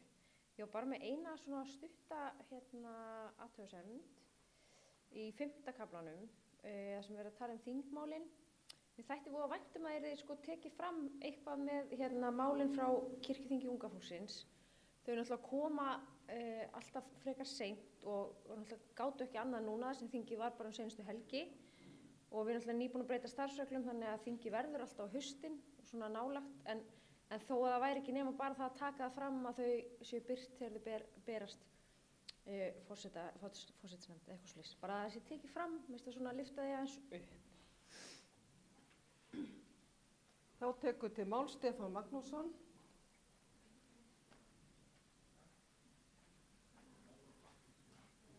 Forseti, maður er blessunarlega búinn að gleyma því sem maður ætlar að segja hérna fyrir hátíð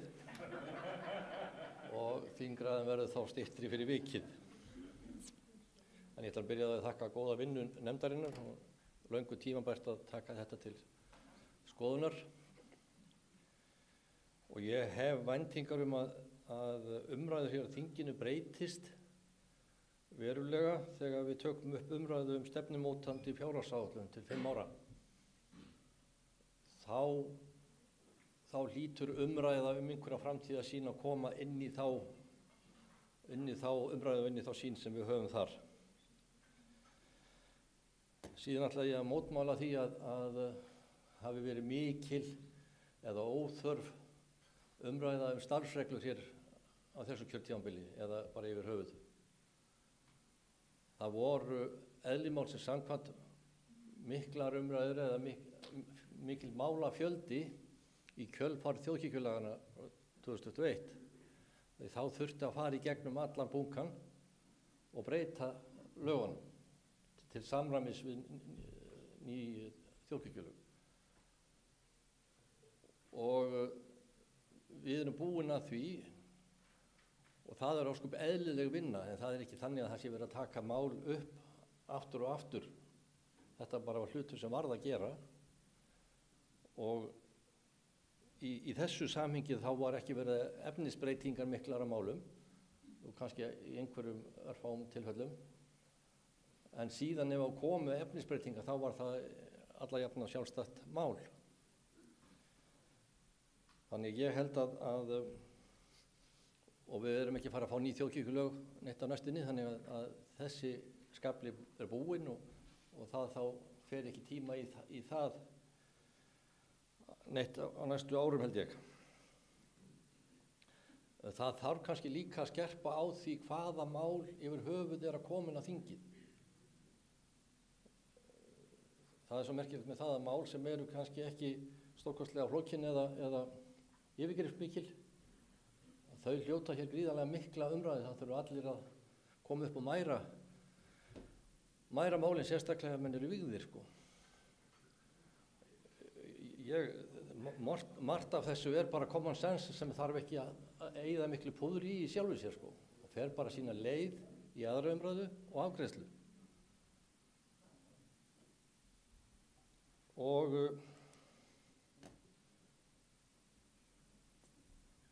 vissulega erum við með þungt og flókið regluverk en meðan svo er þá er ekkert óeðlilegt að það þurfa að gera á því lagfæringar öðru hvoru. Það er bara segir sér sjálft en síðan lokum þetta með aukinn meirihluta þá í þessu samhengi til að breyta þingskapalögum.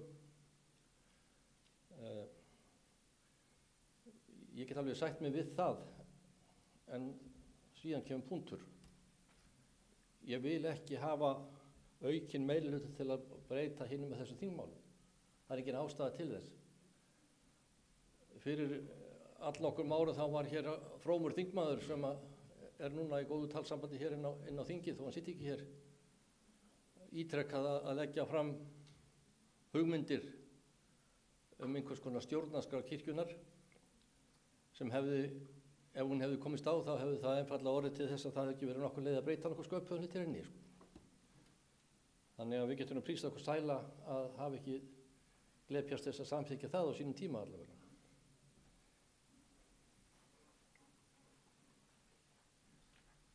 Þá tekur framsögumaður til máls Einar Már Sigurðarson. Það er komið að lokum þessara umræðu. Nú, varst þú búin að biðja um orðið?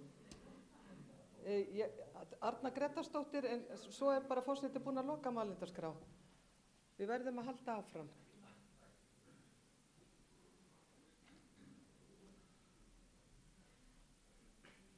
Forseti, ég skal vera snögg. Mér langar bara til þess að aðeins ávarpa það að við erum með 4 greinar sérstakt hæfi, sem er svo sem alveg ágætt. Það er kannski ekki mikil einföldun, en allavega að þá verðum við að hafa það í huga hvað fyrsta málsgreinin í 3. grein þýðir í raun og veru fyrir okkur öll sem sitjum á kirkjuþingi. Hvað þýðir það að við getum hvorki tekið þátt í umfjöllun eða atkvæðagreiðslu varðar mál sem varðar okkur persónulega og fjárhagslega. Við þurfum að sjá fyrir okkur hvaða mál mögulega gætu komið hér inn þar sem við verðum bara hreinlega öll vanhæf. Jú, það varðar það hvað við erum að setja í farveg varðandi launin okkar, kirkjuþingsfulltrúa, þóknunin okkar og jafnvel ýmislegt annað sem gæti komið til. Og ég er ekkert með eitthvað svar við þessu, en ég vil bara við hugsum þetta saman. Svona ofboðslega sterk og við, getur það komið til þess að allt þingið sé vanhaft út af þessari reglugerð. Þannig að þurfi mögulega að koma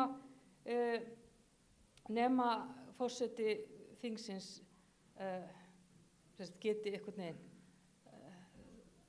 úrskurðað annað.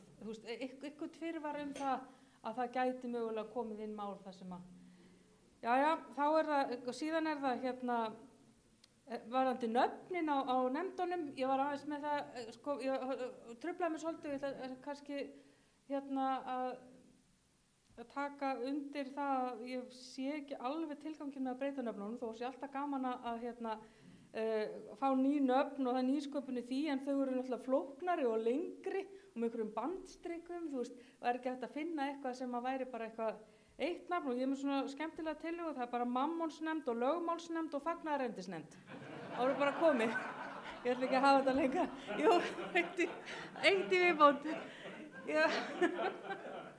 Við höfum það svolítið kirkjulegt bara. Það varðar það sem að Bryndís Mála kom inn á og mér langar að taka undir og kannski aðeins að við höfum aldrei annarkvort viljandi eða óviljandi tekið umræðu hlutverk forseta kirkjuþings eftir alla breytingarnar og hlutverk forsetisnefndar. Það kemur auðvitað mjög skýrt fram hvert hlutverkið er í þessum starfsreglum þingsköp og hefur gert það auk starfsregluna kirkjuþing.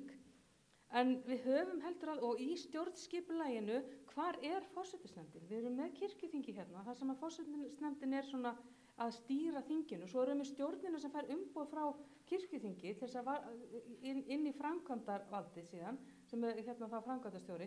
Og forsetisnefndin er einhvern veginn svona yfir og allt umkring mögulega.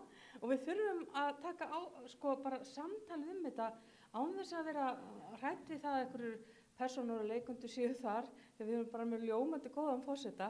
Takk fyrir öll þín störf fyrir okkur og þetta fjallar ekkert það, heldur bara við skoðum þetta hvar í stjórnskipulaginu á milli þingfunda. Við erum í raun og veru ekkert með nema það sem segir í starfsreglunum kirkjuþing að rekstrarstofa eigi að þjónusta forseta kirkjuþings og forsetisnefndina að öllu því leyti sem að hún telur sig þurfa. Ég man ekki nákvæmlega hvernig þetta er orðað. En það er einhvern veginn ekki nein skrifstofa kirkjuþings, það er ekki neitt umsýsla og þetta er hluti sem mig langar til þess að við myndum kannski reyna að ná utanum eða allavega að ræða einhverju leyti. Ég ætla ekki að hafa það lengra, hefði þetta enda á brandarnum, en takk. Þá tekur til mál Stefán Már Gunnlaugsson og síðan framsögumaður.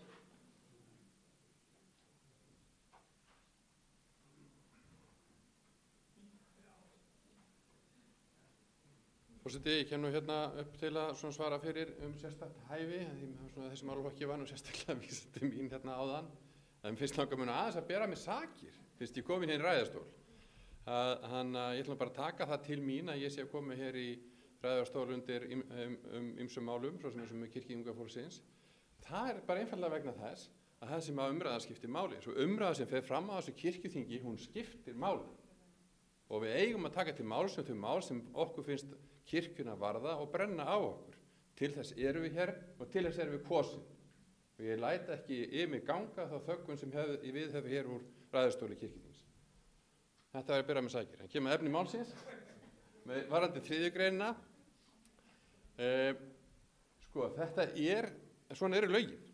Við bara fórum alveg í lágmarks viðmiðum sérstakt hæfi. Og við sitjum upp með þetta.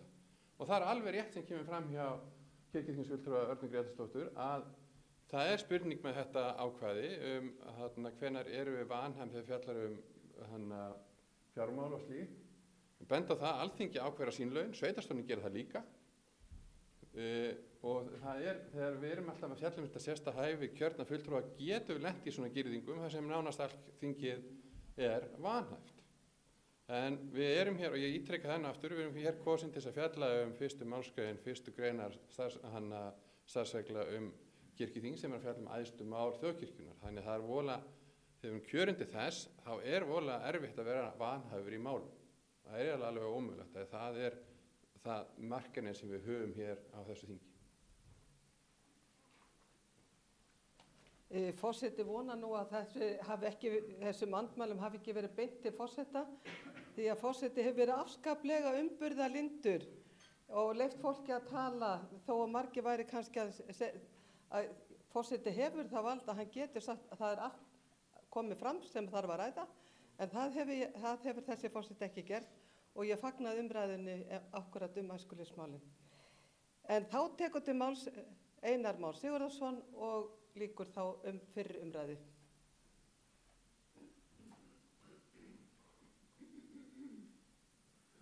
Forseti, það er rétt að fagna þeirri ágætu umræðu sem hér hefur átt sér stað vegna þess að hún er eiginlega framar vonum. Eins og ég sagði í fyrri ræðu minni þá settum við viljandi ýmislegt orðalag svona í gegn til þess einmitt að fá umræðu. Og já, það hafi bara tekist býsna vel. Þannig að ég vil líka fyrir hönd okkar í hópnum þakka fyrir þær þakkir og lof sem á okkur var orðið þannig að það er rétt að fagna því sem fallega er sagt. Ég skal reyna aðeins svona að stikla á stóru. Ég er nefnilega sammála þeim ágætu félögum okkar sem hafa talað það að ræðutími hegi svona frekar að vera styttri eða lengri. Ég hef nú reynt að venja mig á það þó ég hef gert örlitla undanþágu hér áðan í framsögunni enda 20 síður undir þannig að það var svona svolítið strempið að halda sig við 10 mínútur korter sem nú svona finnst mér kannski svona þokkalegur ræðutími og í flestum tilfellum dugar. En auðvitað er einstaka mál sem við þurfum kannski örlítið lengri tíma. En þá er þetta að leika sér líka í ansvörun. Þess vegna held ég því í lagi að stytta aðeins ræðutíma því að ansvör og það var nú þannig að það var stundum hægt að leika sér með það og auðvitað hægt að leika sér með þegar maður fær bara einhvern til þess að fara í ansvar við mann og spyrja ákveðna hluti sem maður spara þá í framsöguræðinu og kemur síðan með í ansvar. Þannig að þá er það meiri lifandi líka og svona, þannig að það er ýmsar leiðir til þess að hafa meiri hraða í umræðu og hafa hana líflegri. Já, Malla kom fyrst hér með varðandi nefndirnar og það er viljandi gert hjá okkur að setja þetta fram svona með svolítið svona róttækum hætti, að því að við vildum fá umræðum það hvort það ætti að styrkja nefndarstarfið. Og það er eiginlega sko það sem á baki liggur, að nefndarstarfið verði öflugra og mál fái þar sem besta umfjöllun. Þannig að við séum ekki endilega að taka of mikið hér innan gæsalappa smáatriði, en menn fara á dýptina svolítið í nefndunum. Og þess vegna þá sé það þannig að nefndir geti kallað til sín til þess að fá umræður, til þess að fræða nefndina ákveðna þætti og eins þessu að vísa til annarra nefnda. Það er líka spurningin sko með hlutverk formanna nefndana og ég heyri eins og Malla lýsir og ég held að það sé akkurat að vegan eftir sem formenn eiga að hafa. Þar sé að við höldum ekki óþarfa fundi í nefndum bara af því að það er gaman að hittast. Heldur vegna þess að liggur mál fyrir. Og ég ætla til dæmis ekki að útiloka það að það geti gerst að ákveðið mál komi þess vegna í gegn á fyrsta þingi eftir kosningu sem að blasir við að þurfi að ræða og hafa þá tilbúið fyrir haustið og að nefnd gæti þá farið í það. En það verður örugglega ekki það venjulega og ekki alla nefndir. En það er þá gott að við séum með þann möguleika. En auðvitað verður að halda utan það að menn fundi ekki bara svona því það er gaman að funda. Heldur þegar að nauðsyn ber við. Já,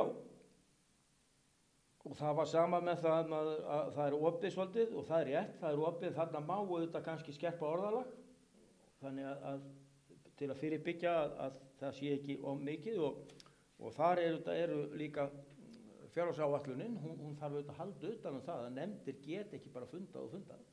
Það eru auðvitað ákveðið fjármagn þar á bakvið og það kom hér einn ræðan einmitt sparnað í ákveðinni nefnd.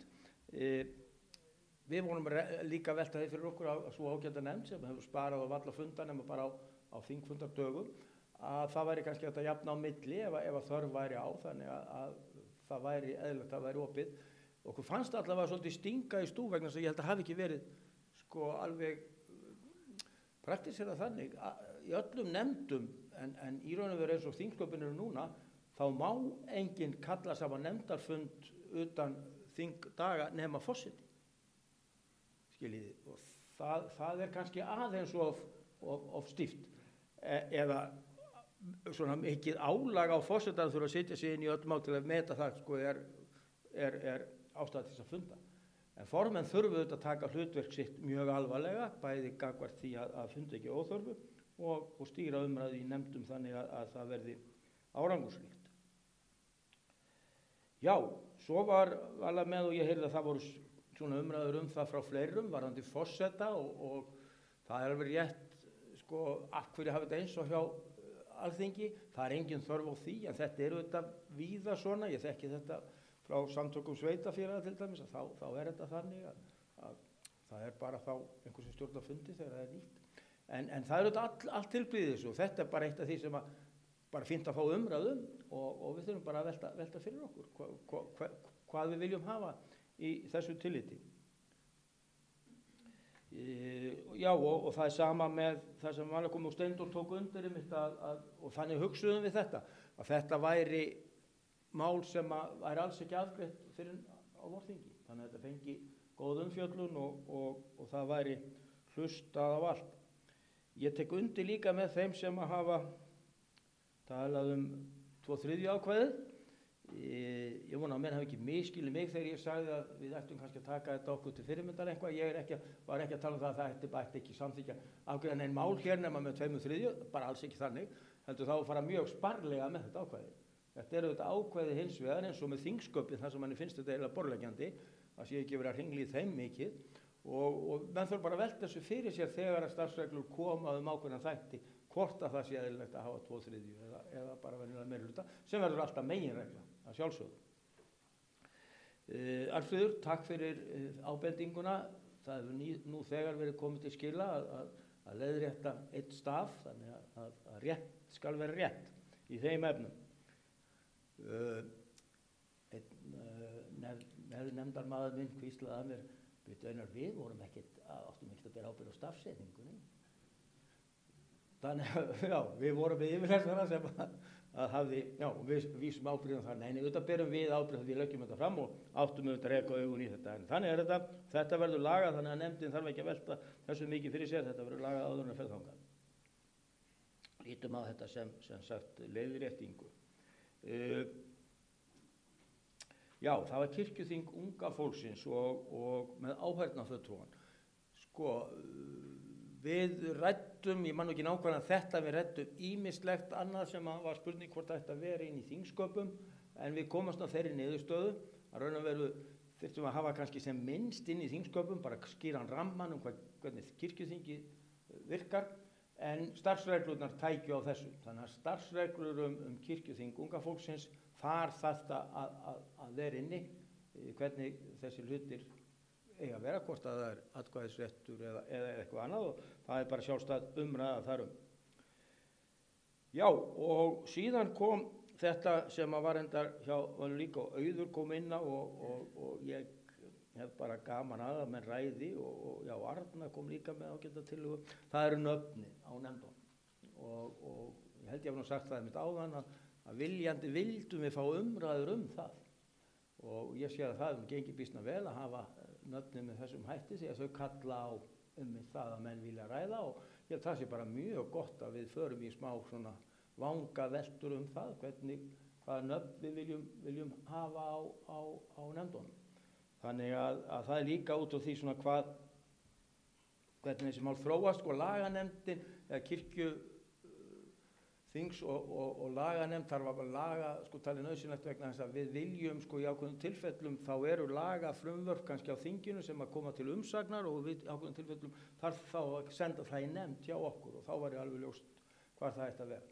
En þetta má kannski eins og ég segi og við erum alls ekki þannig að við munum rísa hér upp og verja mikið þá nafngift sem fór í tillögurnar. Heldur erum við bara opin fyrir því ef að betri tillögur koma fram að styðja þær þess vegna. Nú, Auður var líka með þessar spurningur fastanefndirnar til 4 ára eða skipta og þetta er bara sjálfsögðu eitthvað sem er mjög eðlilegt að ræða. Er eðlilegt að menn sitji 4 ár, þess vegna 8 eða 12, alltaf í sömu nefnd. Það er auðvitað gott að skipta einhverju, en það er líka gott að hafa auðvitað ákveðið svona stabilitet í þekkingu í nefndunum. Þannig að við þurfum að velta þessu fyrir okkur. Við vitum alveg hvernig þetta hefur verið. Þetta hefur verið svolítið þannig að það er eiginlega ekki skipt. Og þess vegna settum við þetta inn svona að vera ekki að gera greinamun á skiljið það sem við erum að kjósa í byrjun. Það er bara allt í 4 ára. Það er allt eins. En það auðvitað á ekki að útiloka að við getum skipt eða gert breytingar. Það á auðvitað allt þannig séð að vera opið. Þannig að þess vegna settum við þetta ákveð inn að það væri. En kannski er til önnur leið og þá er að gera að breyta því. Nú, Árni kom inn á ýmis mál sem að ég held að maður getur nú að mestu leyti verið sammála eins og að stefnumótunin þurfi að vera meiri umræðan. En ég veit ekki hvort við tökum endilega það inn í þingsköpin.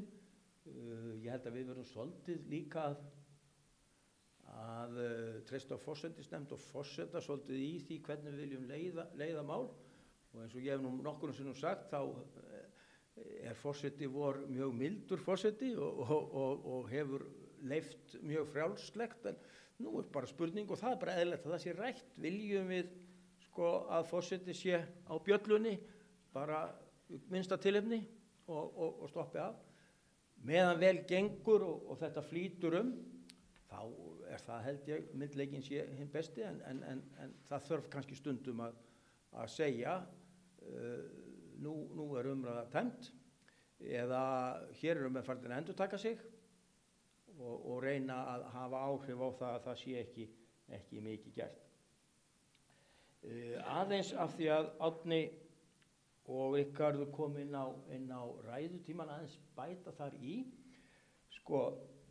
Ein tillaga hefur heyrst og ég held að nefndin ætti að taka það með í nefndavinnuna. Sko það annars vegar þetta, eins og ég sagði ykkur áðan, þá ákváðum við að hafa óbreyttan ræðu tíma því að við töldum víst að það myndi koma umræðum það í framhaldi af því. En ef við hefðum sett einhvað minni ræðu tíma þá hefðu menn kannski sagt já þetta gott skref og ekkert rætt meira. Nú, svo getur menn, og eðlilega hafa með mismunandi skoðanir, en ég held að sé eðlilegt að nefndir ræði þetta og síðan þessi spurningu sem að hefur aðeins verið hreyft líka kannski spurningum að setja kvóta á hvert þing.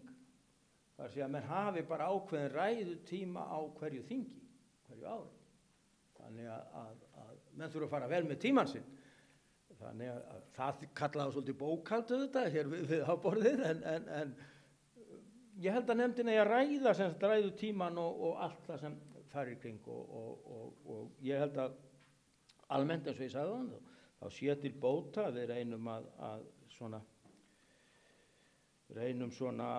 stytta mál okkur. Sko sjáu þið, fæ ég nú ekki minn fagra lit hér upp, það er nú aldeilis fínt. Ég átti aðeins eftir frá framsöguræðinu, 1-3 mínútur þá, þannig að ég er bara að klára og ég held að þetta sé nú nokkurn veginn komið nema það var Þuríður með þingmál frá kirkjuþingi unga fólksins og eins og þetta var núna var bara vika þannig að það var ekkert hérna, en það eru þetta hérna möguleik inn í ef maður rétt, en það er rétt að nefndi kannski skoðu þetta, en það eru þetta ekki gott að kirkjuþing unga fólksins sem oft með þörfmál fundi svona rétt áður. Þannig að ef það væri nú hægt að vera kannski 4 vikum áður þá myndi þetta allt saman passa saman, en þetta er rétt að nefndin bara skoði og ræði við til dæmis fulltrúa unga fólksins það hvernig þetta gæti sem best farið fram. Nú, Stefán, já, ég var nú eiginlega búin að svara þeim auki meiri hluta, það er bara það við þurfum að fara varlega með það. Nú, Arna, góð tillaga hjá þér með nefndarnöfnin og komdu þessu upp endilega í löggjafarnefndina þannig að þeir geti líkið sér með og mátt fjölga þessum hugmyndum nöfn í þessum anda. En Stefán fór í sérstaka hæfið og við náttúrulega fórum bara í það að vera með lögin eins og þau eru, þannig að það er varla hægt að hafa styttra nema að fara fram á það sé breytt lögunum og það er spurning sem við eigum bara að velta fyrir okkur. Forseti, takk fyrir mig.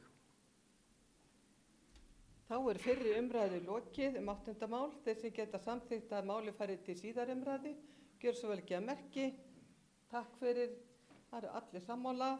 Lagt til að máli farið til löggjafarnefndar. Þeir sem að samþykja það gjör svo vel ekki að merki. Einhver á móti, það er samþykkt. Fyrir er tekið 10. mál. Tillaga á starfsreglum breyting á starfsreglum söfnuði og sóknarnefndir númer 16 frá 21 til 22 með síðari breytingum. Flutningsmenn eru Anna Guðrún Sigurvinsdóttir og Stefán Magnússon og tekur flutningsmaður til máls og það er Anna Guðrún Sigurvinsdóttir.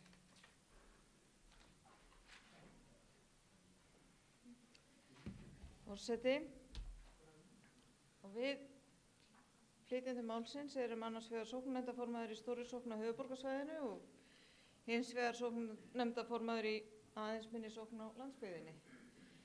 Við byggjum þessar tillögur okkar á okkar reynslu þess sem að við teljum okkur hafa verið í góðu sambandi við aðra sóknarnefndarformenn í gegnum tíðina og tókum saman þær athugasemdir sem við höfum fengið svona varðandi starfsreglurnar. Markmiðið okkar var að einfalda reglunar og gera sóknarnefndum auðveldara að fara eftir þeim. Við viljum færa ákvörðunarrétt meira til safnaðarins varðandi stærð sóknarnefnda og hversu oft skal kjósa þeir. Reglurnar eins og þær eru í dag eru flóknari framkvæmd og ég tala ekki með að fara að kalla inn varamenn. Þetta hefur þó skánað eftir því sem að fjöldi aðal og varamanna sem kosið er í einu er jafn. Við leggjum hérna til að aukna kröfu séu gerðar til formanns, varaformanns og gjaldkera í stærri sóknum. Þar miðum við fjárhæð sóknargjald en ekki höfðatölu þar sem að okkur fannst upphæðin hér að vera sýsla við almannafé og viljum passa að þar sé fólk sem hefur svona allavega hreint mannorð og séu lögráð að hafa forræði við búi sínu, eins og það er kallað. Þetta er sambærilegt og stendur í lögum skráningu trú- og lífsskoðunarfélaga. En þar erum við tekið fram þetta sama orðalag og eins og væri í. Síðan að við lögðum frá tillöguna þá höfum við fengið athugasemdir að þetta ætti kannski ekki bara við stærri sóknir. Ég tók saman hvað þetta ætti við margar sóknir, það er 16. Heldur væri þetta kannski bara krafa sem við ættum að gera til allra sóknarnefnda. En við bara ræðum það sérstaklega. Við reynum að skerpa þarna á skyldum sóknarnefnda til að taka þátt í umræðum málefni þjóðkirkjunnar í heild, til dæmis með því að bæta kirkjuþingi inn í upptalningu á þeim kirkjulegum aðilum sem senda erindi á aðalsafnaðarfund. Og svo minnum við á skyldur, og orðum þeirra bara að sóknarnefndum er skylt að kjósa til kirkjuþings og í biskupskjöri.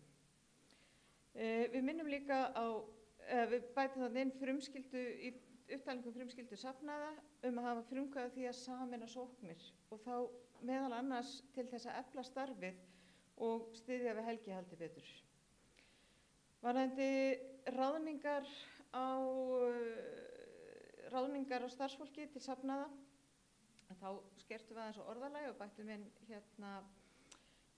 inn að þetta vera starfslýsing og auglýsingu og við tókum prentmiðla út. Það er kostnaður sem er óþarfur því að þeim fer fækkandi sem lýsa prentmiðla. Og það getur bara verið íþyngjandi fyrir minnisóknir. Málsgrein ráðningu organista og djákna var færð til og við skerpum á því að ráðningarsamband starfsfólk safnaði sér við sóknarnefnd sem getur síðan framselt til sóknarpressa eða annar eftir sem við á. Víða í núgildandi reglum er minnst á sóknarpresta og aðra presta. Því orðalagi breytum við eftir því sem við á annarkvort bara í vígðaþjóna eða sóknarpresta og vígðaþjóna. Djáknar eru í auknum mæli ráðnir til safnaða og er bara eðlilegt að gera þeim jafnhátt undir höfði og öðrum vígðum aðilum í kirkjunni. Við reynum að einfalda orðalag og stytta málsgreinar.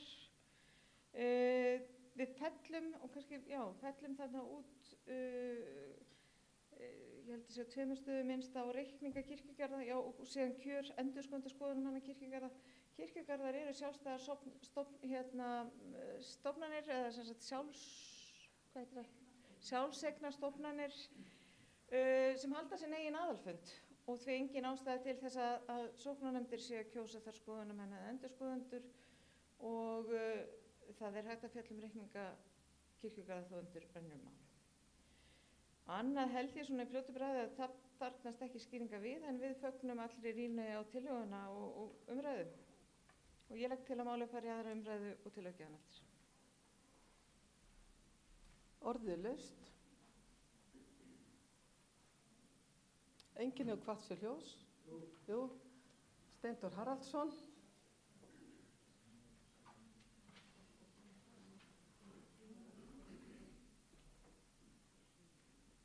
Forseti, góðir fundarmenn, ég tek undir með Stefáni áðan að menn eiga að tjá sig mál, þess vegna kem ég hérna upp, ég var kosin til þess og ég hef vanalega talað í hver einasta máli en ég hef ekki talað alveg í öllum núna, eitt held ég hafi sleppt, ég glemdi mér, en það er annan handlegur. Ég er ánægður með þetta mál og við þurfum þetta er mjög þarft að fara yfir málefni sóknanna og við sem erum nú starfandi í sóknum landsins, sem eru nú flest okkar hér, þekkjum það að, minnst út á landi, að það er mjög tímabært að fara að huga að sameiningu sókna, meðal annars. Og það hefur alltaf þegar að því kemur þá hefur alltaf verið sama vandamálið. Við erum með 6 kirkjur, gamla Skagastaðaprestakalli til dæmis, það eru 6 kirkjur. Það geti alveg verið ein sókn, sko. Hvað á það að gera við kirkjurnar? Til að halda sig við... Já, þetta er akkurat það sem málið snýst. Og ok, ég tek það alveg til mín. En sko, það er svona, það þarf að huga að þessum málum. Og á þess að fara ofan í hvert og eitt atriði í þessum tillögum sem eru þó nokkuð yfirskrift miklar, þá fagna ég mjög að það sé verið að taka málefni sóknarna hér á kirkjuþing. Takk fyrir. Til máls tekur Stefán Már Gunnlaugsson. Og endilega ef einhverju fleiri vilja tala, gefa merki snögglega. Forseti, höllum hér breytingar á starfsreglum sóknarnefndir. Nú, ég nú svona hinum, sko, það er þeir sem framsögumenn þessar tillögur í sóknarnefnd. Ég nú kannski aðeins hinum með borðið, starfa hjá prófastaminu og ég svona lita á sem hlutverk mér sem héraðsprest að ég á nefnilega ekki sóknarbönn eins og venjulegi prestar. Heldur ég lítið svo að sóknarbönni mín séu prestarnir sem starfi prófastaminu og sóknarnefndarfólkið. Þannig að mitt hlutverk er stundum að rýna þessar starfsreglur og svona fylgja þeim eftir og hjálpa fólki að lesa þær og fleira. Og ég minna á að þetta er svona það sem við störfum mjög eftir og þetta er það sem við leitum í þegar eitthvað kemur upp á og slíkt. Annars erum kannski ekki að skoða starfsreglunum eitt sérstaklega. En þær eru stefnumarkandi og þessar starfsreglur sóknarnefndir eru mörguleyti mjög góðar og markaða mörg skref sem eru stefnumótandi. Þetta er ekki bara að setja einhver lágmarksviðmið, heldur líka svona að hvetja ykkur til að hugsa með ákveðnum hætti sem mér þykir gott. Og mér svona, í breytingunum finnst mér aðeins vegið að því. Mér finnst við ættum að taka aðeins umræðina betur það og kemur kannski aðeins betur að því eftir. Það er kannski, það sem minnst kannski erfiðast að horfa upp á er þáttur unga fólksins. Ég hafði það meina það væntingar til þessa kirkjuþings að við myndum auka hlut ungs fólks. En raunin svo að þessari breytingu er að 16 ára er ekki kleift að sitja í sóknarnefnd. Við stigum mjög stór skref fyrir meira en 25 ára síðan það sem þetta var skoðað mjög ítarlega, að því við vitum það, þeir sem eru ekki aldendur þeir sem eru 16 ára eldri, að það var skoðað sérstaklega hverju að sitja í sóknarnefnd við hvað aldursviðmið og að miða og niðurstaðan var 16 ára. Og það var stór skref á sínum tíma því á þessum tíma var ekki sérstaklega verið að gera ráð fyrir ungu fólki að geta eitt sæti í stjórnum. Ef við ætlum að fara þessa breytingu þá erum einhver minn að koma móts við það, að reyna að halda því inni. Mér finnst það mjög mikilvægt. Ég oft haldið þessu á lofti og bent á það við erum eiginlega fyrsta sambandið eða félagið sem tekur þessa ákvörðun hleypa 16 ára inn í stjórn. Ég veit að það kannski ekki mikið reynda á þessu, þetta er svona aðalega svona yfirlýsing að þessum hópi er heimilt að sitja kirkjuþing og ég hef líka bent á æskulýðsbörnunum mín á þetta og hvatt á til þess að taka sæti í sóknarnefnd og það aldrei búið árangur.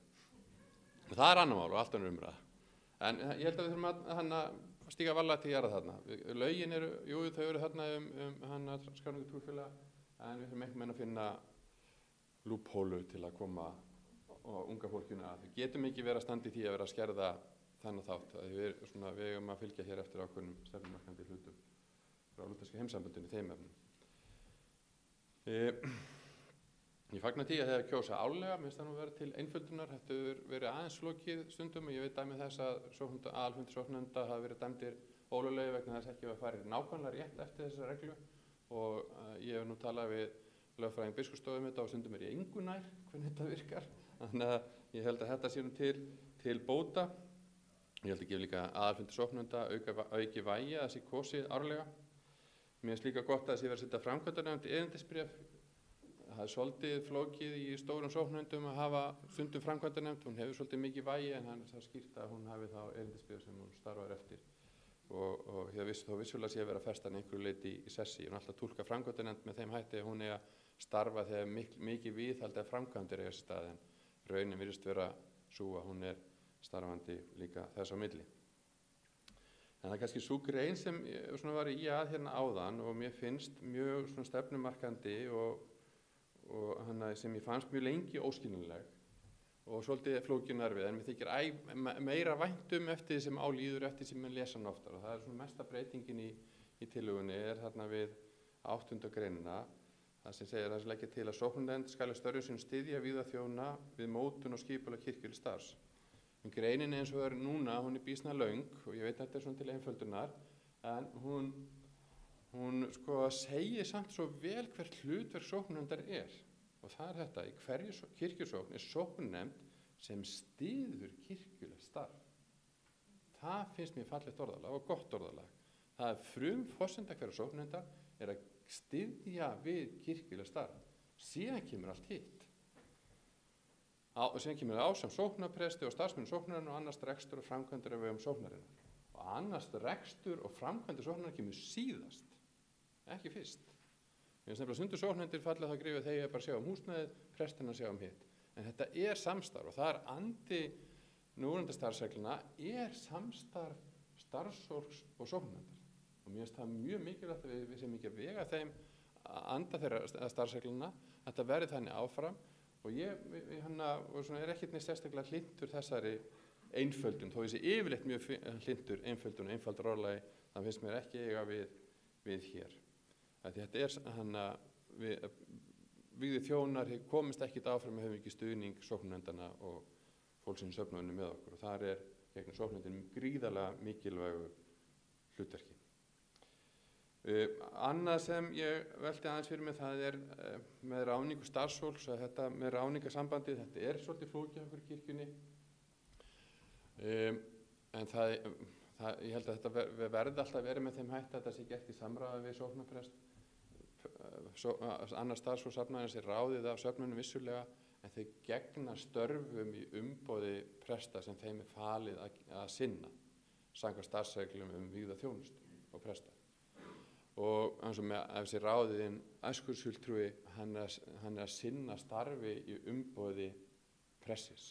Það bara mjög skýrt og þetta þessi breyting sem nú kannski ekki alveg beint í anda þess kirkjuskilnings sem við erum með hér í dag, þessa lúterska kirkjuskilnings. Þannig ég held að sé mjög mikilvægt að þetta sé í samráði við sóknarpresta starfsfólks í ráðið. Annað sem ég kannski ekki til bóta það að vera einfalt ákvæðið starfsáætlun. Við höfum notað þetta svolítið, við erum víst til þess að presta þurfa að gera starfsáætlun. Það er gott vinnulag. Það sem flesti gerir starfskýrslu sem sameiginlegum potti verður sem starfskýrsla sóknarinnar. Það gefur fólki tækifæri á að birta sína framtíðarstefnumótun fyrir næsta ár.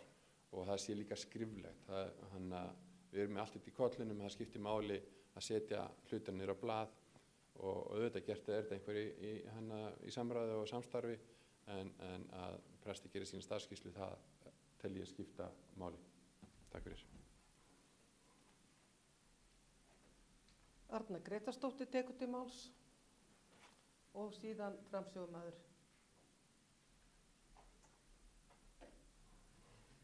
Forseti. Ég ætla að byrja á því að fagna því að það sé farið að nota vígðir þjónar sem þá tekur til sóknarpresta, presta og djákna og mér þykir það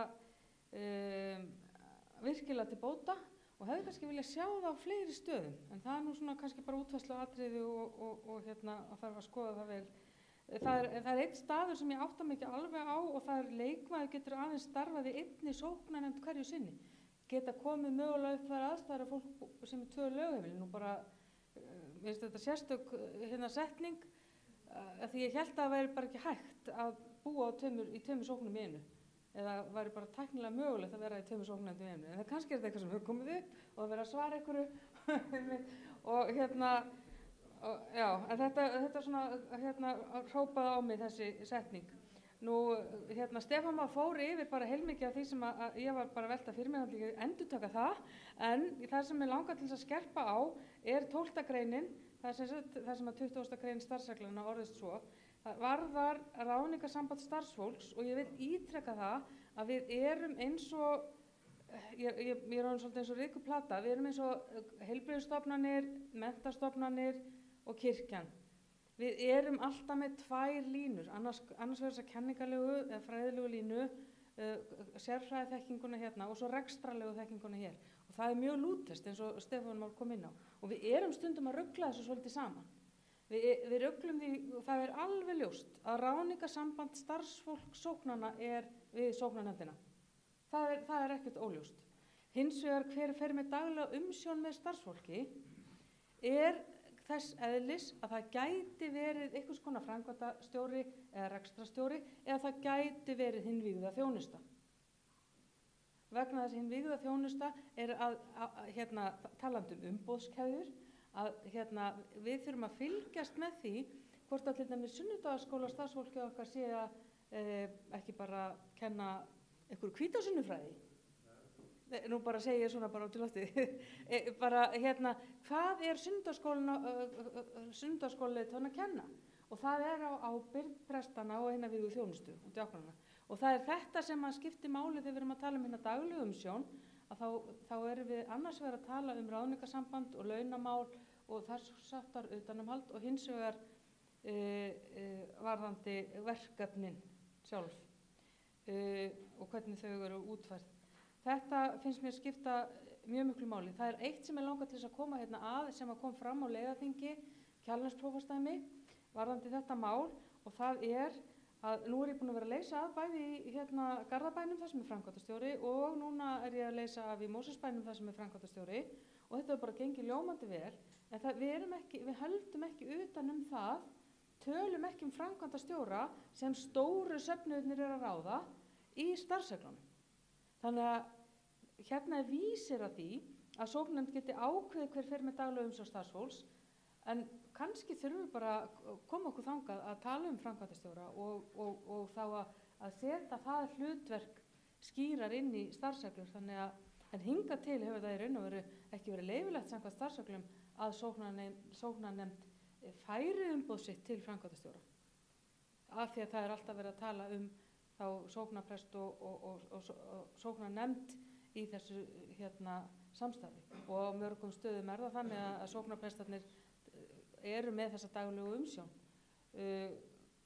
með réttu eða röngu en að minnstakosti þurfum við að passa þessar línur að við séum alltaf að vinna verkefni saman en ramminn þarf að vera skýr til þess að við getum unnið saman hnökralaust. Já, annað held ég hafi verið komið fram sem ég punktaði og já, takk. Til máls tekur Jónína Rós Guðmundsdóttir og síðan er það þá Frumalendi. Forseti, mér finnst þetta mál vera því besta mál, ágætlega unnið og margt til bóta. Mér langar bara aðeins kannski til að ítreka mér sem sóknarnefndarformann í frekar stóri sókn finnst ég þurfa að þrískipta mínu starfi dálítið. Það eru framkvæmdir og svona ýmislegt svona verklegt sem að varðar húsnæði. Mér finnst það vera helgihaldið og þá samstarfi við sóknarpresta og þá sem þar vinna og síðan finnst mér að vera tónlistarlífs kirkjunnar og samstarfi organista. Mér finnst, eins og segi, við ekki mega að gleyma þeim þætti, þessum tónlistarlega þætti starfsins sem er bara afskaplega stór þáttur í starfin okkar og mér finnst við ekki mega gleyma að svona einhvern veginn hafa það bak við eyrað. Það er gott að það er áréttað í þessum breytingum að við eigum kannski fyrst og fremst að hugsa um helgihaldið í amstri dagsins, verða stundum ræstingar og viðgerðir þar sem að fyrst og fremst er hugsað um. Þannig að mér finnst það mjög til bóta. En mér langar bara til þess að mér langar til að ítreka þetta með tónlistarstarfið og hef komið með svona þá hugmynd hér áður að ég svona virkilega hugsi yfir þessu með organistan okkar sem er dásamlegt fólk og bara okkar og afskaplega mikilvægt fyrir okkur og vinnur mikið. Er það endilega best að það séu sóknarnefndirnar sem ráða organista, gæti verið við værum þar með einhvers konar annað form, væri gott að hafa einhvers konar afleysingarþjónustu þar, þannig að það er að mörg að hyggja. Og svo langar mig aðeins í sambandi við þetta með framkvæmdastjórana.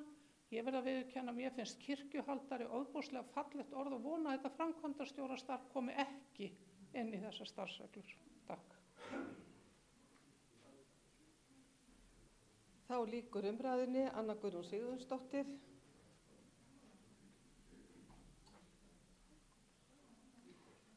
Takk okkur fyrir. Ég vissi að þetta yrði betra mál eftir smá umræður.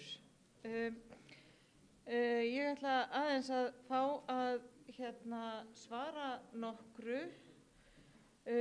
Varðandi 50 greinina, varðandi þátt ungs fólk sem að við þarna tókum út raun og veru óviljandi, þar sem að við getum, ég held við ættum að geta bara umorða þetta þannig að það geti allir frá 16 ára aldrei sitið í sóknarnefnd, en formaður, gjaldkeri, varaformaður þurfa að vera orðin lögráða.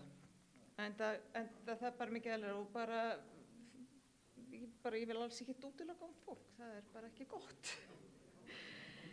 Býttu nú við eitthvað við það eins að hlaupa fram og tilbaka. Já, það sem við bættum þarna við í 8. greininni varðandi ráða starfsfólki sóknar í samráði við sóknarprest eftir því sem við við vorum nú að spája að reyna að hlífa kannski bara sóknarprestunum við það að þurfa að ráða ræstingakonuna með okkur. En auðvitað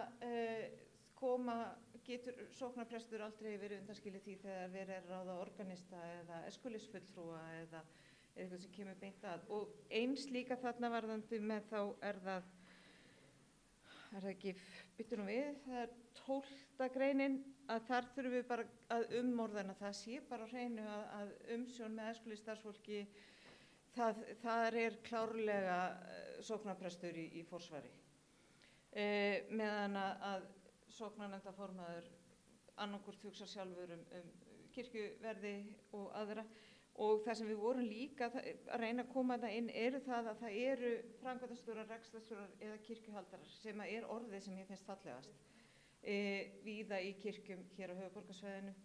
Og við þurfum kannski líka með þetta að sjá þá þessi daglegu mál, starfsmannamál, passa einhver fari í sumarfríið sitt og það koma afleysing í staðinn og annað. Þannig að þetta er bara spurningum að breyta orðalaginu og orða þetta rétt.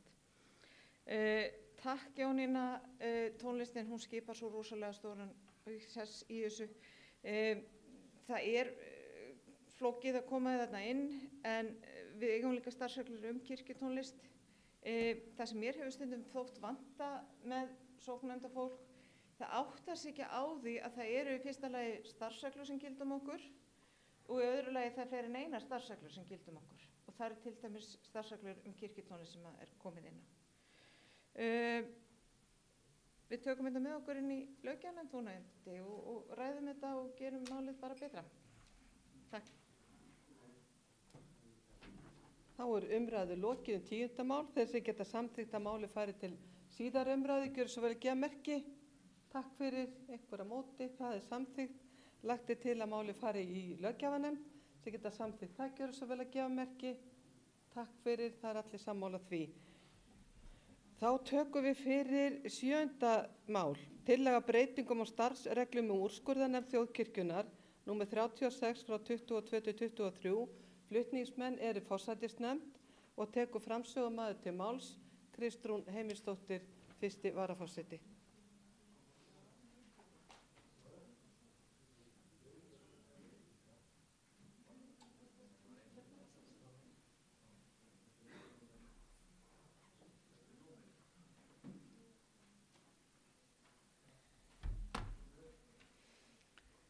Forseti,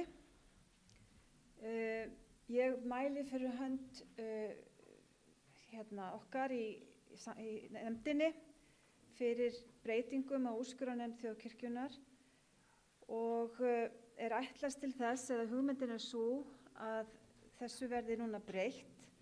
Við höfum náttúrulega kynnst því og allir muni eftir því hversu miklar afleiðingar niðurstaða á þessu sviði varð í biskupsmálum á liðnu ári og það má og er mikilvægt að komi fram að þessi breyting sem við erum að leggja til núna, hún kemur til vegna beiðni þeirra lögmanna sem að hafa tekið að sér þessi verkefni fyrir okkur. Þannig að þaðan er þessi beiðni komin. Ég er viss það að það eru skiptar skoðanir að einhverju leyti þetta mál hér innan hús og þykist vita það, en þá er líka bara möguleiki að vísa þessu máli til nefndarinnar. Það er að segja til ég held að við getum gert það hæglega. En kjarni málsins er sá að býtu nú við, nú sé ég þetta ekki nógu vel hérna með gleraugunum mínum.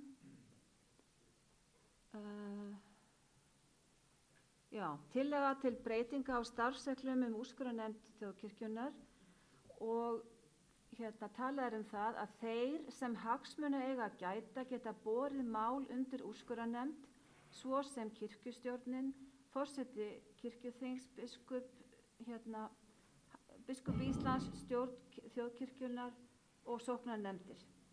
Og einstaklingar geta sem sagt gert þetta. Og þetta sem sagt málefni sem að ég tel, og leyfi mér bara að segja það að ég tel að þetta þarfnist umræðu og ég held að þetta ætti að fara í löggjafarnefnd. Það er mín skoðun. Og ég held að þetta sé líka tækifæri raun og veru fyrir okkur til þess að ræða á kannski með dýpri hætti hvers vegna þetta þarf að vera til staðar og þá hvernig, og að við þurfum að hafa þá í huga, og ég veit að sennilega öllum í fersku minni, eða allavega, já, fersku minni myndi ég ætla, að það skiptir verulega miklu máli hvernig að þessu staðið. Og við viljum ekki að kirkjan standi allt í einu einhvern veginn sér að óvörum í einhverju stöðu sem hefur gífurlega mikið að segja á því sviði sem við erum að starfa, en sem við erum kannski ekki búin að undirbúa fullkomlega nógu vel áður en að við þurfum að allt í einu að láta eitthvað gerast með þeim hætti sem að við hefum kannski ekki fullkomlega gert okkur grein fyrir hvernig var settur upp. Og þarna er ég nú bara einfaldlega að vísa til þess sem að við vitum öll hvað var og munum öll eftir.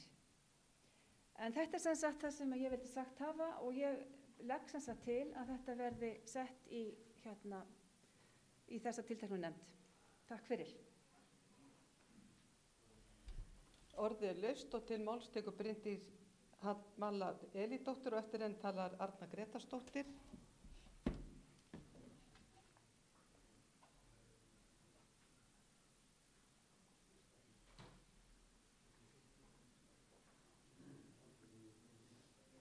Forseti, ég leyfi mér að undrast að þetta mál skuli vera lagt hér fram af forsætisnefnd, þar sem að stjórnin er með 14. mál, þar sem að lagt er til að það fari fram endurskoðun á bæði úrskurðarnefnd og aðgerðist heiminu. Og mér hefði þótt eðlilegra þá er við bara gerð þessi heildan endurskoðun ef við værum ekki að taka eitthvað brot af þessum starfsreglum hér fyrir.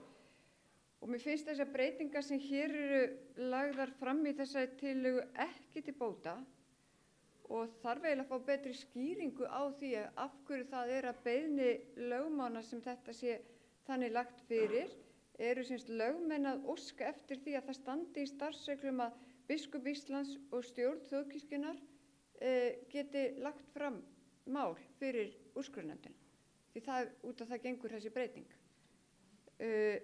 Þannig að ég vil gjarna fá betri skýringu á því hvað eru lögmennirnir að meina ef þetta mál er komið fram að þeirra beiðni eins og ég skildi framsögumann áðan. Og ég hreinlega get ekki séð fyrir mér, bara held ég sem betur fer, það er aðstæður sem myndu kalla á það að biskup eða stjórn fær að leggja fram kæru til úrskurðarnefndar, og finnst alls ekki gott að kirkjustjórnin sé hér talin sérstaklega upp í þessum starfsreglum úrskurðarnefndina. Finnst það alls ekki vera gott að það sé bara hreinlega sett fram sem möguleiki að yfirstjórnin verði hér einhvers konar umkvörtunar aðila í einhverjum tilteknum málum. Og það er alls ekkert verið að þrengja reglurnar síður en svo, því það er ennþá gert ráð fyrir því að aðrir sem starfa innan kirkjunar, bæði sjálfboðaliðir að aðrir, geti lagt fram mál til úrskurðarnefndar. Þannig að það er áfram gert ráð fyrir allir geti lagt þarna fram kæru eða umkvörtunarefni til úrskurðarnefndar, en það verið sérstaklega tekin fram þarna nokkrir aðilar sem tilheyra yfirstjórninni, sem ég segi til alls ekki vera gott.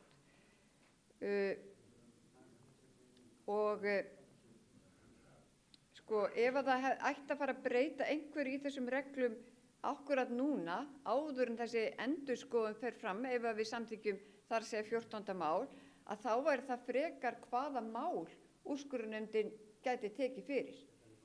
Því núna í starfsreglum eins og segir að þá getur úrskurðarnefndin tekið fyrir mál vegna ágreinings á kirkjulegum vettvangi. Þetta finnst mér líka til þess að vera allt og opið og eitthvað sem er allt og huglægt líka. Hvað er ágreiningur á kirkjulegum vettvangi? Mér getur fundist eitt vera ágreiningum, öðrum getur að fundist að fara alls ekki vera ágreiningur, en þá er komin ágreiningur út af fyrir sig. Þannig að þetta einhvern veginn gengur ekki upp fyrst mér. Þannig ef það ætti að fara breytingur þá væri frekar að þrengja það og gera þetta skýrar. En eins og ég segi, það liggur fyrir mál, 14. mál, það sem á að skoða úrskurðarnefndina og aðgerðateymið, og ég til rétt að við leyfum, þegar umfjöllunum það mál kemur fram og verði það samþykkt hér, að við leyfum þeirri vinnu að hafa sinn gang, en séum ekki endilega að fara af stað með eitthvað svona bútasaum hér sem ég finnst bara alls ekki vera til bóta, en ítreka það sem ég nefndi áðar, það væri fróðlegt að vita hvað liggur á baki þarna beiðni lögmanna ef að þeir eru að óska eftir þessu máli, og helst hefði ég bara vilja að þetta mál væri einhvern veginn annarkvort dregið tilbaka eða geymt ef við höfum ekki endilega að þvæla því í aðra umræðu. Heldur tækjum bara 14. mál og frekar myndu samþykkja það. Til máls tekur Arna Grétarsdóttir og eftir henni talar Árni Helgason.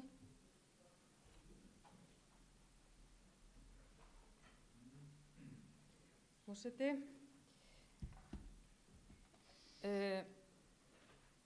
ég er þeirra skoðunar og hefur verið í nokkur ár að úrskurðarnefndin sé algjörlega óþörf eftir þær skipulagsbreytingar sem kirkjan hefur farið í gegnum.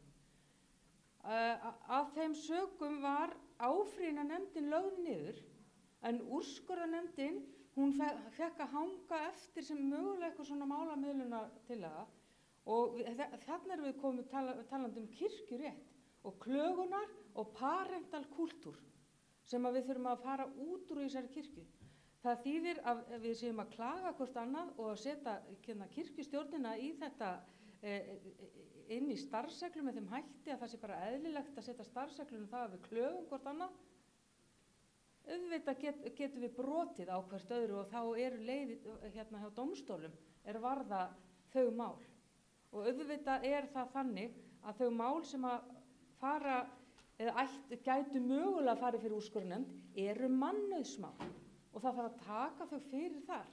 Og það finnst mér orðið í dag eiga við teymið og þessa úrskurðarnefnd, en það þarf að fara varlega af stað, þetta eru mögulega viðkvæmir málaflokkar. Þess vegna þarf að gefa ykkur sér tíma og ég vona að 14. máli verði samþykkt, að það verði endurskoðað þessar starfsreglur, því að það skiptir svo miklu máli að við, þegar við setjum starfsreglur, að við setjum starfsreglur sem gerir ráð fyrir því að það er fullorðið fólk, þroska fólk, sem er í samtalinu og leysir ágreining sín á milli, en það er fullt þegar maður lesir við starfsreglur sem mögulega hafa verið teknar upp frá gömlum tíma og við þurfum að uppfæra vegna þess að það er verið að þessi, ef að þetta gengur ekki upp, þá kemur þessi inn til að leysa málin, og svo ef að þetta gengur ekki upp, þá kemur þessi til að leysa málin, og að lokum kemur þá bara þessi til þess að laga allt, og það lagast ekki neitt. Vegna þess að við setjum ekki ábyrgðin á rétta staði. Úrskurðarnefndin og teymið er partur af því að við þurfum að endurskoða þessa hluti og færa okkur til nútímans, færa okkur til þess að við erum komið með nýja stjórnskipan og sem er þess eðlis að komi inn á mannauðssvið. Það er við mál að mannauðssviðið treystir sér ekki til þess að fjalla um það eða leysa það, þá er einfaldasta mál að kaupa að sérfræðiþjónustu eins og við erum að gera í mörgum öðrum málaflokkum. Ég ætla ekki að lengja þessu umræðu, en ég vísa hér inn í 14. mál og það væri svo til bóta ef við myndum reyna einhvern veginn að sameina öll þessi mál sem varða þessar tvær nefndir. Takk. Til máls tekur Árni Helgason. Forseti, ég ætla nú ekki að ræða 14. máli hér, en ég er auðvitað sammála Örnu það að við ætlum að tala um þá eftir.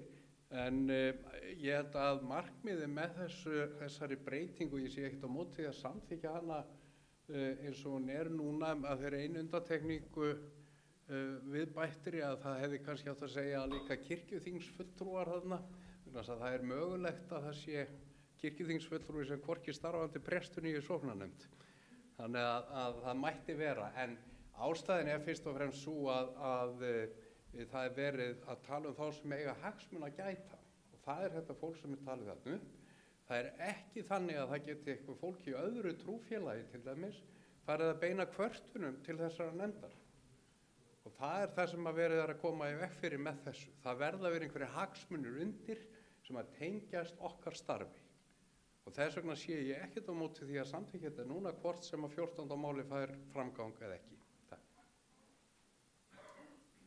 Bryndís Malla tekur til máls öðru sinni og síðan Óskar Magnússon.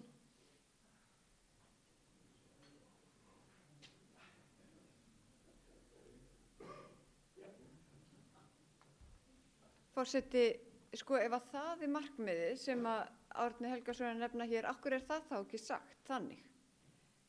Þú veist, af því þá erum við að tala allt annað mál heldur en að telja upp hérna forseta kirkjuþings, biskup Íslands, þjóðkirkjunnar og sóknarnefndir. Ef við erum að tala það að það geti ekki aðrir en þeir sem hagsmuni hafa að gæta, og nefndir hérna önnur trúfélag, þá voru bara að segja það skýrar í reglunum. En þetta finnst mér alls ekki ganga að við séum að hafa þetta svona í starfsreglum hjá okkur að telja þessi sérstaklega upp. Því þá voru bara að hafa þetta þá nógu opið og þá sé það mat hverju sinni hvort þarna liggi að bak við einhver hagsmunir eða ekki. Þannig að ég ítrekka sem ég segði á hann, mér finnst ekki hægt að samþykkja máli eins og það lagt fram. Til máls tekur Óskar Magnússon.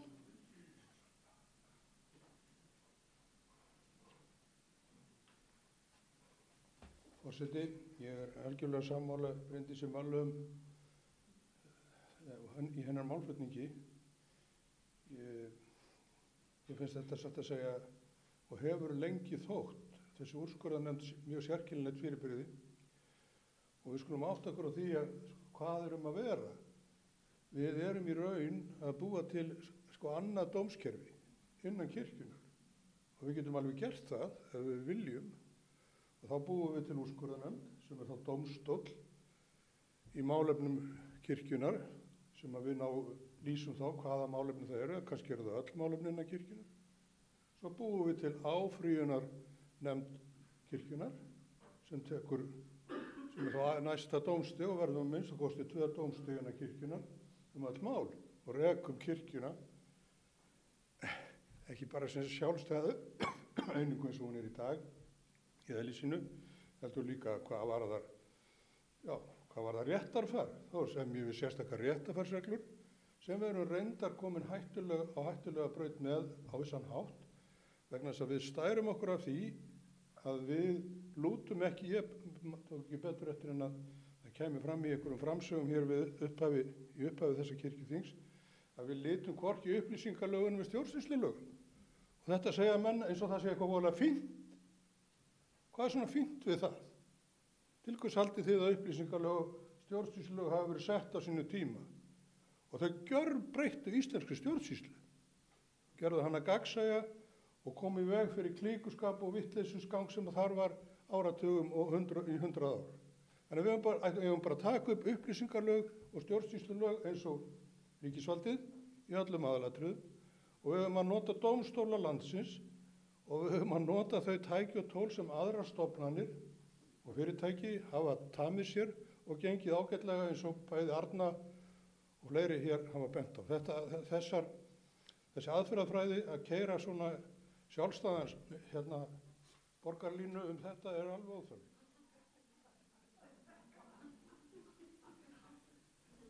Fleiri hafa ekki kvatt sig í ljós, og Einar Már Sigurðarson.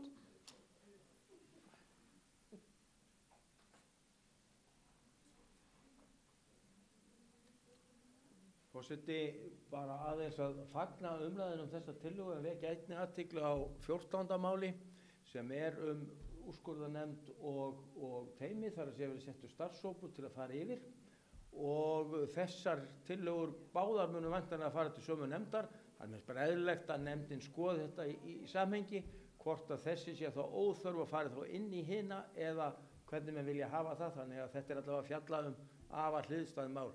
En þar sem ég nú flutningsmaður af 14. máli, þá tel ég það sjálfsögðu örlítið betra.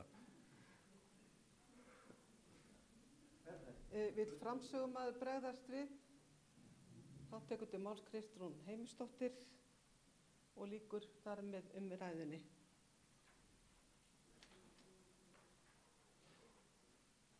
Ég þakka þeim sem hafa komið hér upp og komið fram með athugasemdir og ábendingar í sambandi við þetta mál. Í raun og veru þá, þetta er ekkert hjartansmál mitt á neinn hátt, heldur er þetta mál sem var tekin ákvörðun að yrði viðra hér og í raun og veru er þetta, sem sagt, þá má segja að málið sé sett fram á þann hátt að það er gert ráð fyrir því að halda áfram því að vera með einhvers konar svona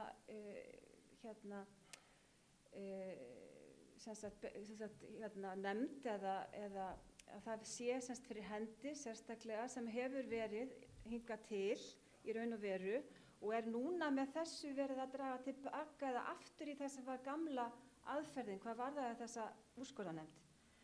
Spurningin er svo, og ég veit að það er umdeilt, hvort að hér sé þörf á því að hafa slíka nefnd, en ég tel að ég ætti kannski að útskýra það því að ég hafði orð á þessu með lögmanninn í fyrri ræðu minni. Þá vil ég bara segja frá því beint að þetta snýst það að það hefur verið sterk hefð fyrir því að fá mjög öfluga lögmenn. Mér hefur fundist það mjög gott þegar ég kom hér inn og áttaði mig á því hversu margir mjög öflugir aðilar úr lögfræðingastétt sem ég þekki til hafa komið hér og hafa vilja til þess að taka þátt í því hjá okkur að halda uppi góðri venju og skipulögðu starfi og svona taki þátt í þessum hlutum sem eru flóknir og skiptir máli hvernig gert er. Og hér í þessu tilfelli þá er það þannig að það kemur beinlínis fram svo ósk frá mætum lögmanni sem var búinn að taka að sér verkefni að það verði gert nákvæmara, sem sagt. Það er óskað eftir slíku. Þannig að það er sagan á bak við þetta.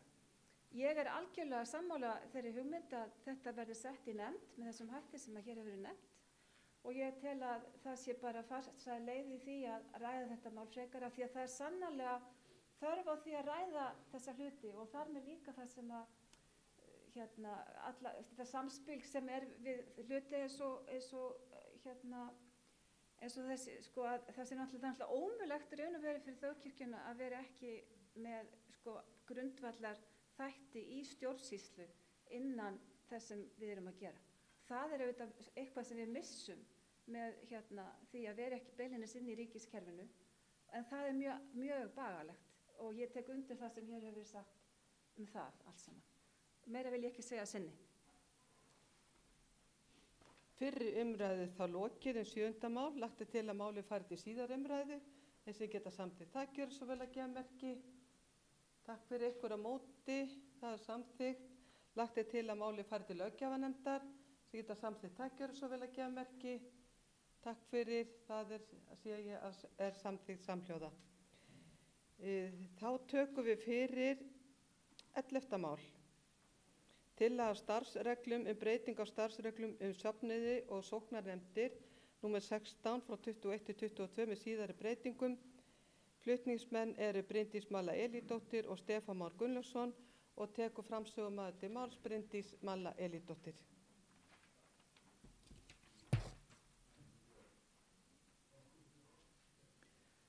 Forseti, flyt hér tillögu að starfsreglum breytingu á starfsreglum söfnuði og sóknarnefndir. Ég ætla ekki að lesa þetta frá orði til orðs, bara vekja athygli á því og það er ekki feitletra sem verið að breyta þarna. Ég fagna því að það skulu vera 3 tillögur þessar starfsreglur söfnuði og sóknarnefndir. Þetta eru mjög mikilvægar starfsreglur sem eru líka mjög mikið notaðar. Það er starfsreglur sem eru einna mest lesnar held ég og mikilvægt að vanda vel til.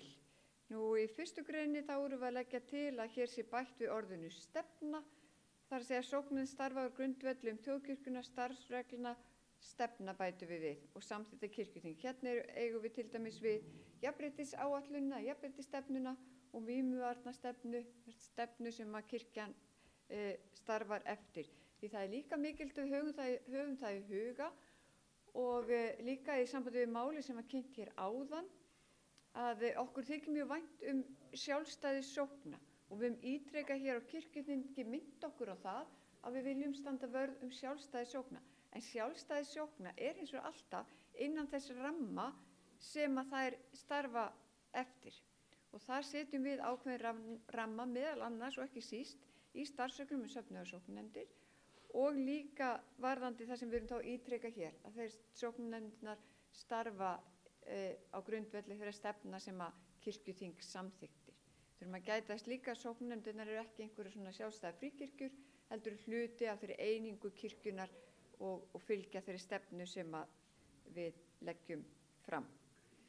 Nú síðan erum við að hnykkja á því að nú erum við með það í starfsreglum að þú getur starfað í sóknarnefnd og þú eigir lögheimili í annarri sókn. Og þess vegna kom þetta inn sem þú varst að tala áðan, þá getur ekki verið í tveimur sóknarnefndum. Þess vegna settu þau það inn og við erum hérna að hnykkja á því að það verði aðalmennirnir verða ávallt að vera skipaðir leikmönnum sem að tilheyra sókninni samkvæmt lögheimilisskráningu. Það vantaði í rauninu orði bara aðalmenn þarna inn.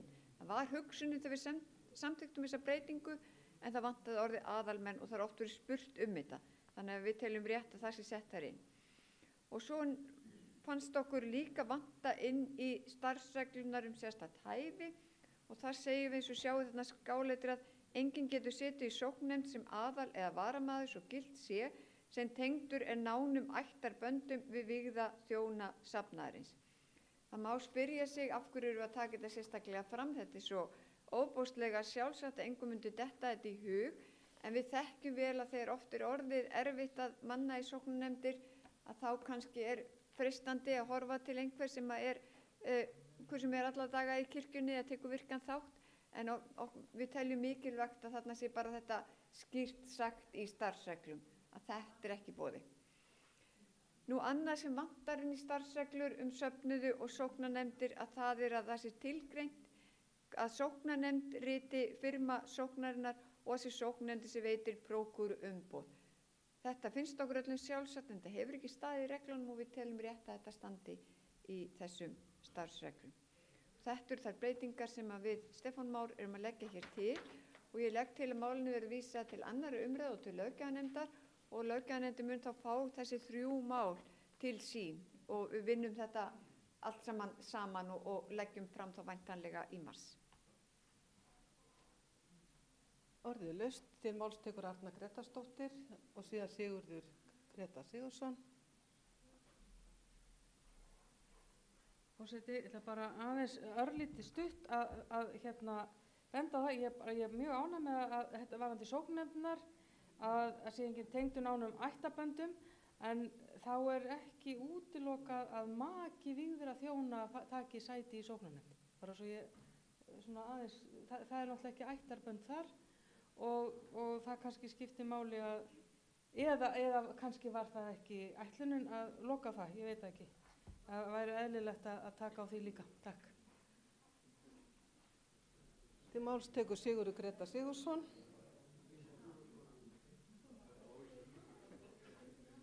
Hvað segja þetta? Vísa til forseti.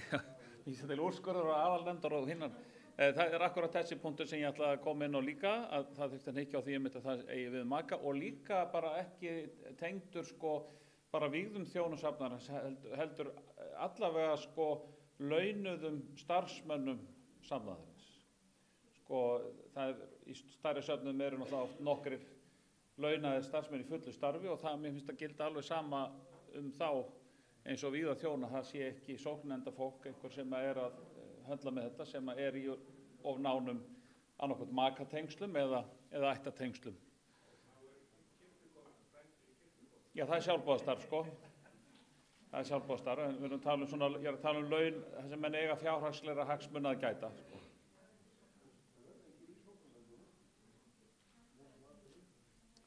tekur Bryndís Malla Elídóttir til máls.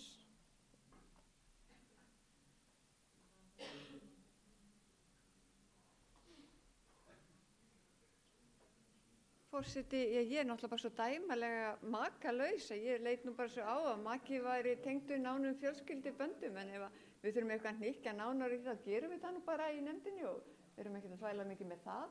Það er nú bara tæknilegt atriði. En varðandi launaða starfsfólkið, þá var fyrsta tillaga okkar einmitt að hafa líka launaða starfsmenn þarna inni. En svo sáum við bara að það getur verið flókið í smærri söfnuðum. Þannig að við tókum það aftur út, en sjálfsagt kannski við ræðum það, við Stefán tökum örugglega eitt snúning á því í nefndin okkar. Þá er fyrri umræðu lokið 11. mál, lagt til að máli fari til síðari umræðu. Þeir sem geta samþykkt það gjöra svo vel að gefa merki. Takk fyrir. Lagt til að máli fari til löggjafarnefndar. Þeir sem geta samþykkt það. Takk fyrir. Það er enginn á móti. Þannig að máli fyrir löggjafarnefnd. Fyrir er tekið þá 13. mál. Það er fasteignir þjóðkirkjunnar, áfangaskýrsla og flutningsmaður er Birgir Gunnarsson og tekur hann út til máls.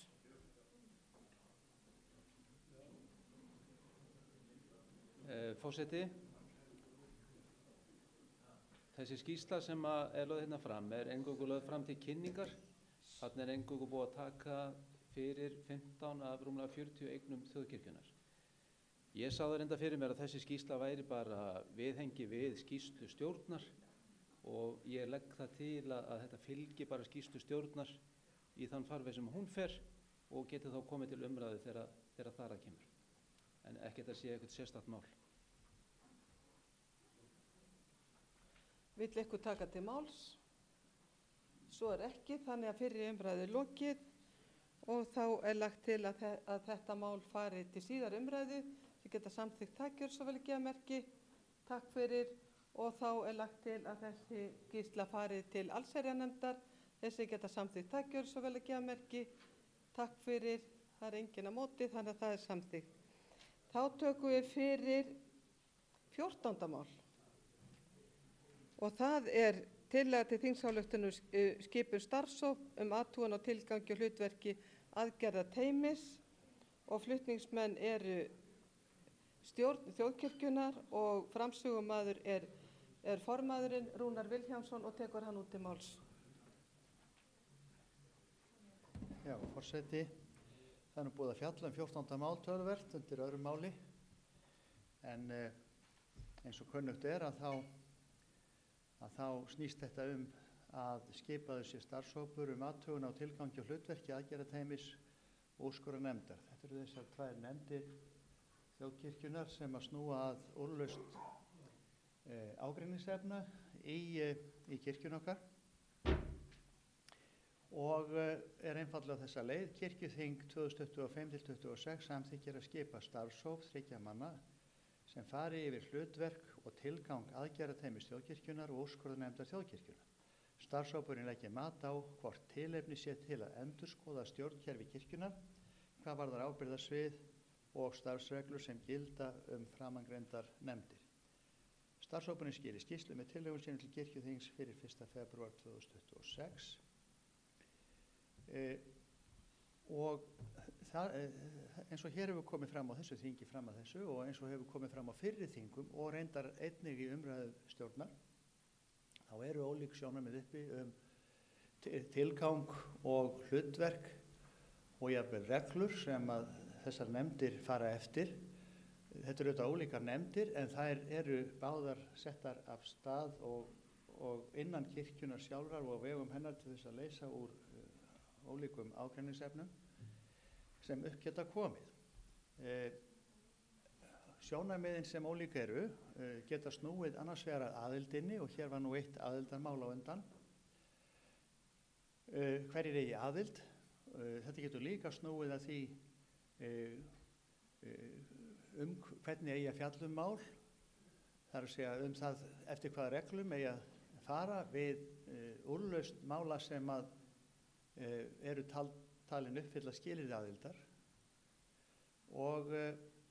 og síðan í framhaldinu líka hvað gerir svo. Ein spurningin í þessu sambandi er líka hvort eigi yfirleitt að vera með aðra hvora eða báðar nefndirnar innan kirkjunar og hvort að þetta eigi að vera mál sem að fari í annars konar farveg. Í staði fyrir að vekja upp þessa umræðu og athugasemdir í hvert einasta sinn sem þing kemur saman, teljum við gott ráð að það sé gerð úttekt á hlutverki nefndana og til þess sé valið vel til verka og að niðurstöður slíkra nefndar geti hjálpað til við að svona auka samstöðu það hvernig við viljum halda á þessum málum sem að þessar nefndir hafa fengið til úrlausnar. Í greinagerðinni sem er svona nokkuð löng hér miðað við tillöguna sjálfa sem í sjálfu sér er einföld, þá er rakin saga málsins. Ég veit ekki hvort ég ætla að lesa þetta allt upp, ég held að það sé nú kannski ekki þörf á því að lesa alla greinagerðinu upp, því hafið þannig fyrir framan ykkur. En það hafa verið gerðar ólíkar breytingar á fyrirkomulag þessara mála í gegnum tíðina. Þetta er núverandi fyrirkomulag þessara mála og sitt sýnist hverjum og það finnst okkur tilefni til þess að það sé gerð úttekt á starfi nefndana og tilgangi. En það fylgir líka kostnaðaráætlun, þetta kostar auðvitað eitthvað og við áætlum að þetta geti kostað 500.000 krónur, þessi úttekt, og þetta er söndulega þarna nákvæmlega í kostnaðaráætlunni. Ég held ég segi ekki meira þetta í bili. Takk. Orðið laust, til máls tekur Arnfríður Guðmundsdóttir.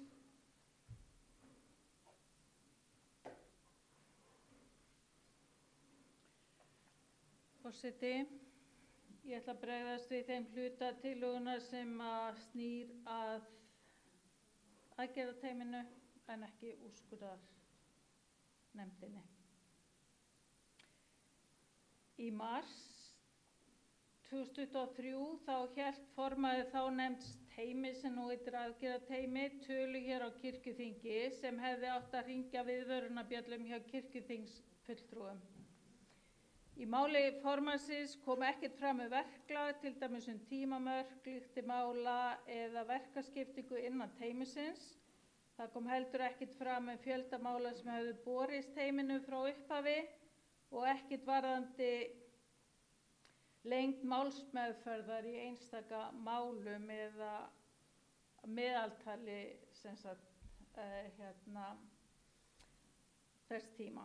Því miður var kirkjuþingsfulltrúum ekki gefinn kostur á spurningum þarna. Ég tel að það hafi verið óábyrgt að endurnýja umboð teymisins án þess að hafa fengið upplýsingar starf þess, en einnig vegna þeirra frétta sem birtust í fjölmiðlum meðferð málsins í Digranes prestakalli sem var til umfjöllunar hjá teyminu.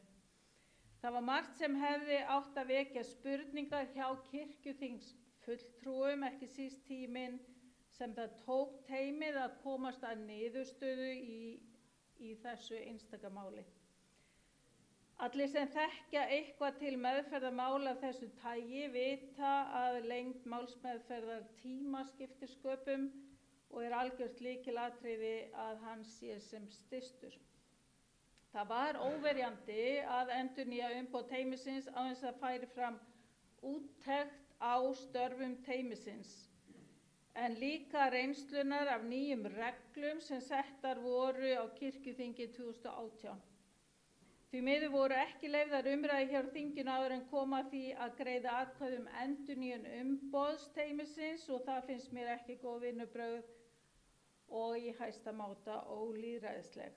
Ég þarf væntanlega ekki að árétta hér í þessum hópi hversu viðkvæm mál sem fara á borð teymisins eru og þeim mun mikilvægara er að það sé vandað til verka.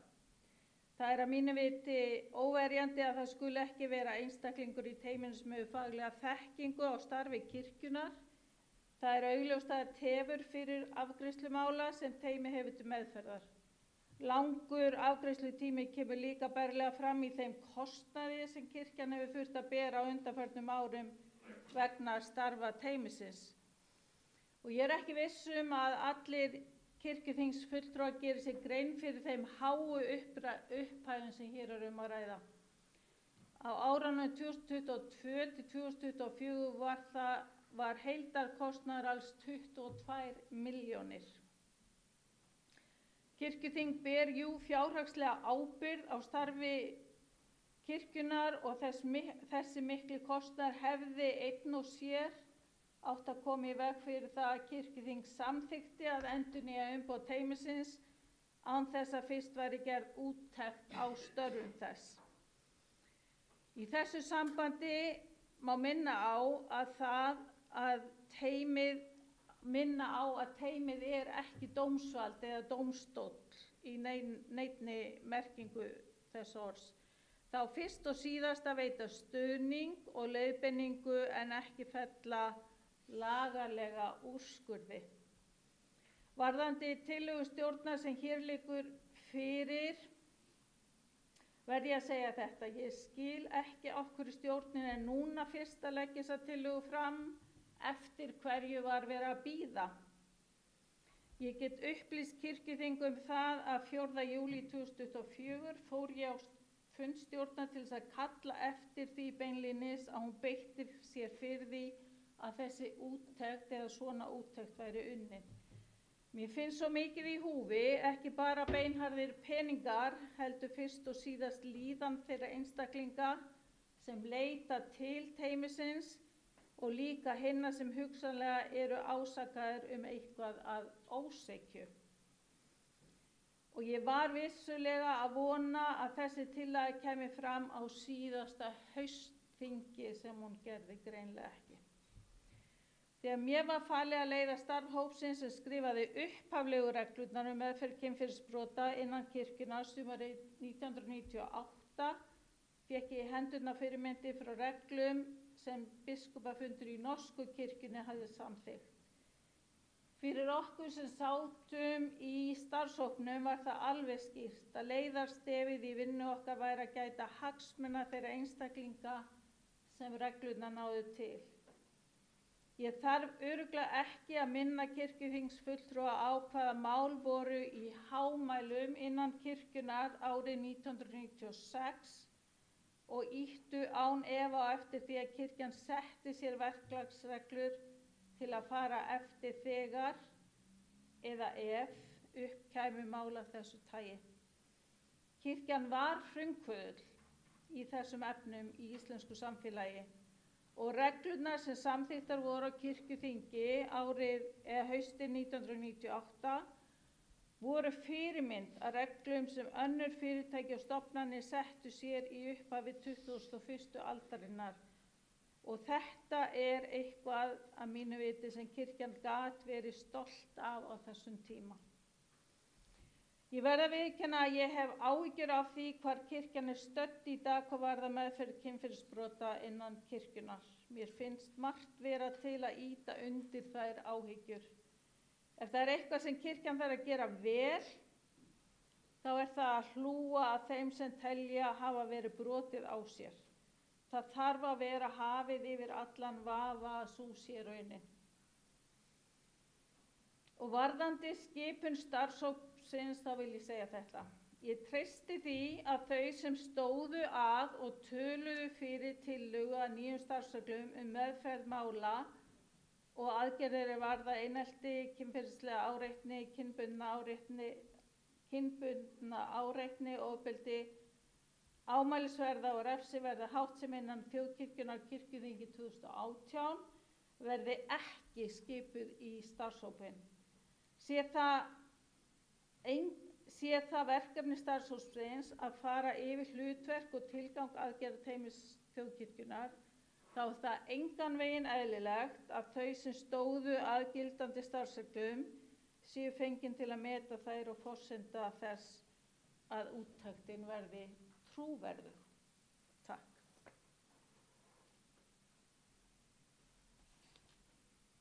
Orðið laust. Enginn er hvatt sér ljós og þá, Arna Gretarsdóttir og síðan þá framsögumaður.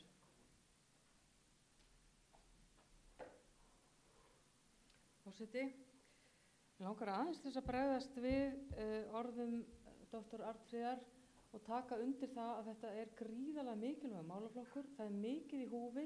fyrir þá einstaklinga sem að verða fyrir ofbeldi eða áreitni af því tagi sem að þessar starfsreglur eiga að ná yfir. Við vönduðum vinn okkar, ég var ein af þeim sem var í þessum hópi árið 2018 ásamt sálfræðingi og fleirum sem og náðum okkur í ýmsar þær, hvað ég segja, þá þekkingu sem við mögulega gátum, töluðum við fullt af fólki meðal annars innan kirkjunnar og utan og reyndum að vanda á þeim tíma þessar starfsreglur sem að fengu síðan meðferð hér á kirkjuþingi og voru samþykktar með einhverjum breytingum. Starfsreglurnar eru eitt, síðan það fólk sem velst inn í teimi annað. Ég hef enga forsendur til þess að leggja mat á, hef ekki komið inn í það mál nema fjárhagslega, jú, þetta dýrt, svona mál eru dýr, þau kosta. Það kostar að taka á viðkvæmum málum og ég sé ekki eftir þeim fjármunum, en mér þykir miður ef að það úttekt á þann veg að það ekki gengið vel inn í þessu teimi sem starfandi á vegum þjóðkirkjunnar. Við höfum ekki gert úttekt á þessu teimi og við þurfum að horfast í augu við það, en af þeim orðum sögðum að þá frábið ég með það að vera í þessum starfshópi, ákveði kirkjuþing það, að þar sem að ég ein af þeim sem að stóða þessum starfsreglum og vann það með ágætis fólki. Gerðum það í góðri trú, en öll svona mál eru lifandi skjöl og tímandi breytast og meira segja fólk sem að tekur að sér einhver verkefni, það breytist og þá verðum við bara að taka stöðuna upp á nýtt. Ég á þeirri skoðun í dag að aðgerða teymi sér barnsins tíma og við séum í mögulega að vera aftur sporgöngufólk í kirkjunni varðandi þennan málaflokk, að auðvita eigum við að sækja alla þá sérfræði þjónustu sem við mögulega getum til að sinna þessum málum. Ef við þurfum utanaðkomandi aðila þá sækjum við það, séum við með aðila innan kirkjuna sem að geti tekið þessi mál þá gerum við það og við gerum þetta og vöndum okkur. Einasta skref, við erum með mjög skipulega verkferla í þessum málum, en að vera með eitthvað teymi held ég að sé bara barnsins tíma og þetta eigi að heyra undir mannauðssvið sem að ég hef ekki betur séð en að sé bara alveg ljómandi vel mannað og þar séu aðilar sem að gætu síðan kallað til sérfræðinga innan sem utan kirkju miðað við þau mál sem að komin á borð. Svo vona ég svo innilega og bið þess að það verði bara sem fæst mál sem að komin á borð kirkjunar. Við séum vonandi að klára ákveðna hreinsun sem hefur verið í gangi síðasta áratug. Takk. Til máls tekur framkvæmdastjóri Birgir Gunnarsson og eftir honum talar Sigurður Grétar Sigurðsson.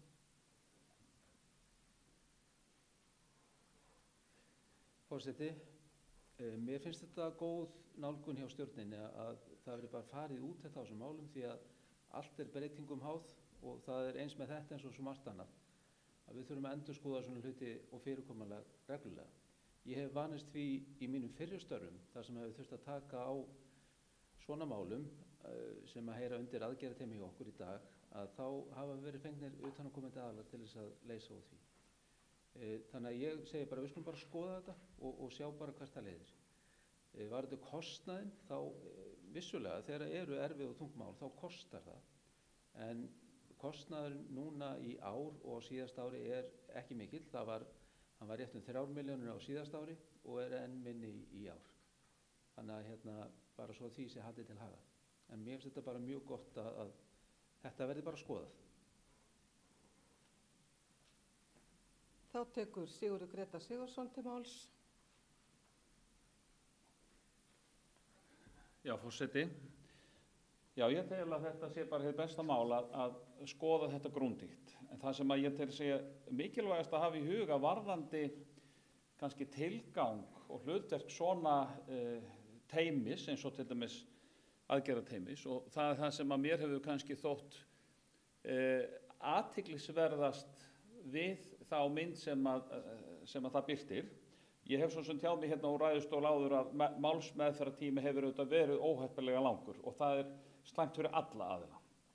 Þann sem kvartar, þann sem borinn sökum, kirkjunni sem heild. Ég held að okkur dyljist það ekki. Og það verður að breytast.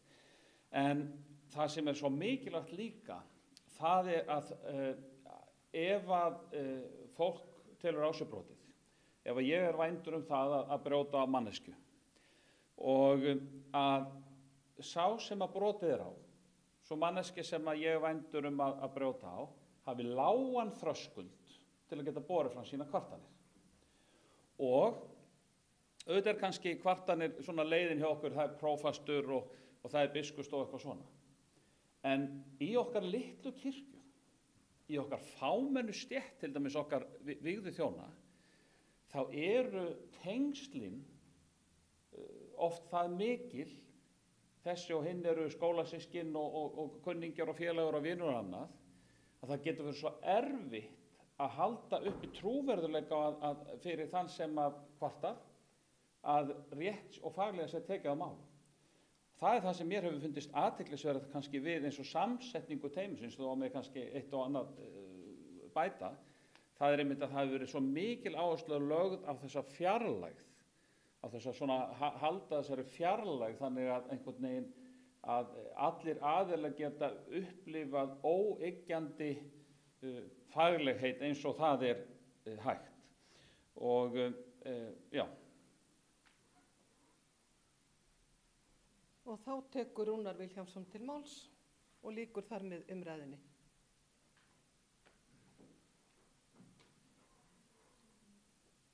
Já, forseti, ég heyri það á öllum sem hingað hafa komið upp að það er jákvæð afstæða til þess að þessi mál séu endurskoðuð.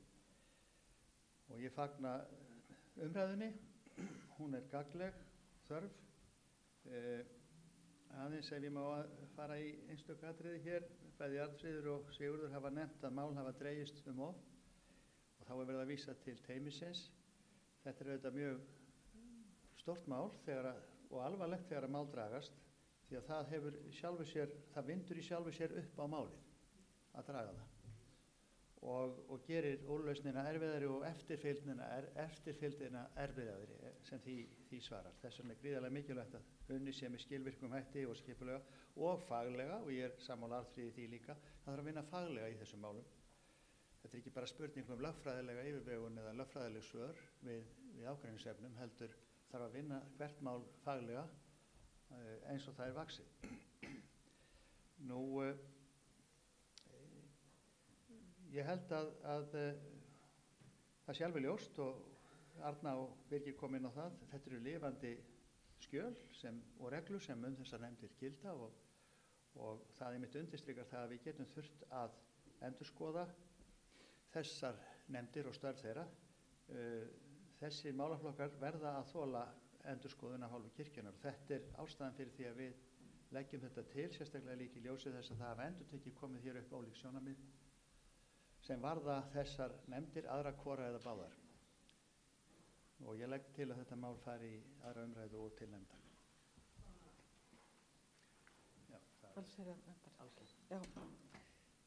Þá er fyrri umræðu lokið 14. mál. Lagt til að máli fari til síðari umræðu. Þessi geta samþykkt tækjör svo vel að gefa merki. Það er samþykkt samhljóða. Lagt til að máli fari til allsherjarnefndar.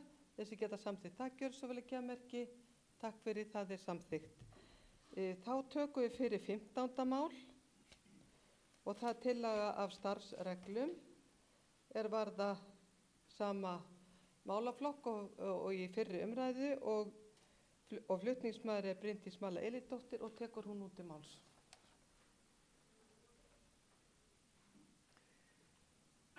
Forseti, ég flýti tillögu að starfsreglum breytingu á starfsreglum aðgerðateymið. Í fyrstu grein starfsreglna falli orðin ámælisverð og eða refsiverð háttsemi brott. Þegar að aðgerðateymið var sett á laggirnar 2018 þá voru miðað við mál féll undir ECHO-skilgreininguna.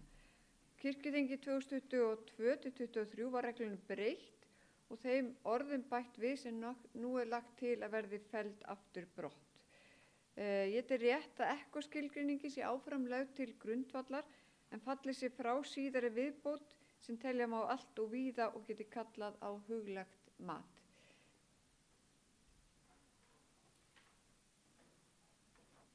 orðið laust. Enginn hefur kvatt sér ljós og er þá fyrir umræðu lokið. Lagt til að máli fari í síðar umræðu. Þeir sem geta samþykkt það gjörðu svo vel að geðmerki. Takk fyrir. Lagt til að málið fari til löggjafarnefndar. Þeir sem geta samþykkt það gjörðu svo vel að geðmerki. Takk fyrir ykkur á móti. Það er samþykkt.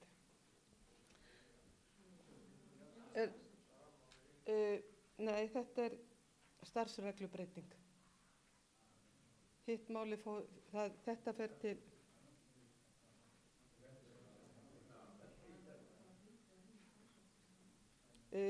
hafa þingmenn athugasemdir við það. Ég held að það sé alveg hægt að tala saman þó að bara leggja áherslu þá að formennirnir tali saman bara. En að þetta er reglugerðarbreytinga þá er það löggjafarnefnd og þannig að það er alveg skýrt af hendi forseta. Þá tökum við fyrir 16. mál og það er eiginlega sama meiði og það er flutningsmaður Arnfríður Guðmundsdóttir og Elínborg Sturludóttir og tekur þá framsögumaður til máls Arnfríður Guðmundsdóttir.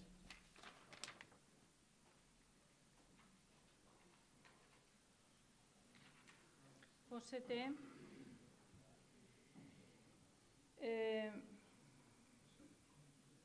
já,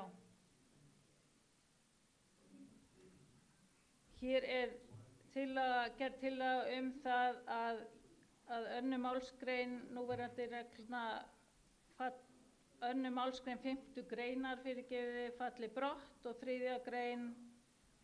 málsgrein 5. greinar orðist svo. Þeir sem skipaðir eru í aðgerðateymi þjóðkirkjunnar skulu vera sérfróðir þau mál er falla undir starfsreglu þessar og skal að minnsta kosti einn þeirra vera löglærður, annar skal vera guðfræðimenntaður og sá þriðji skal vera með menntun á sviði sálfræði, félagsfræði eða heilbrigðisvísinda og enginn nefndarmaður skal vera í ráðningarsambandi við kirkjuna.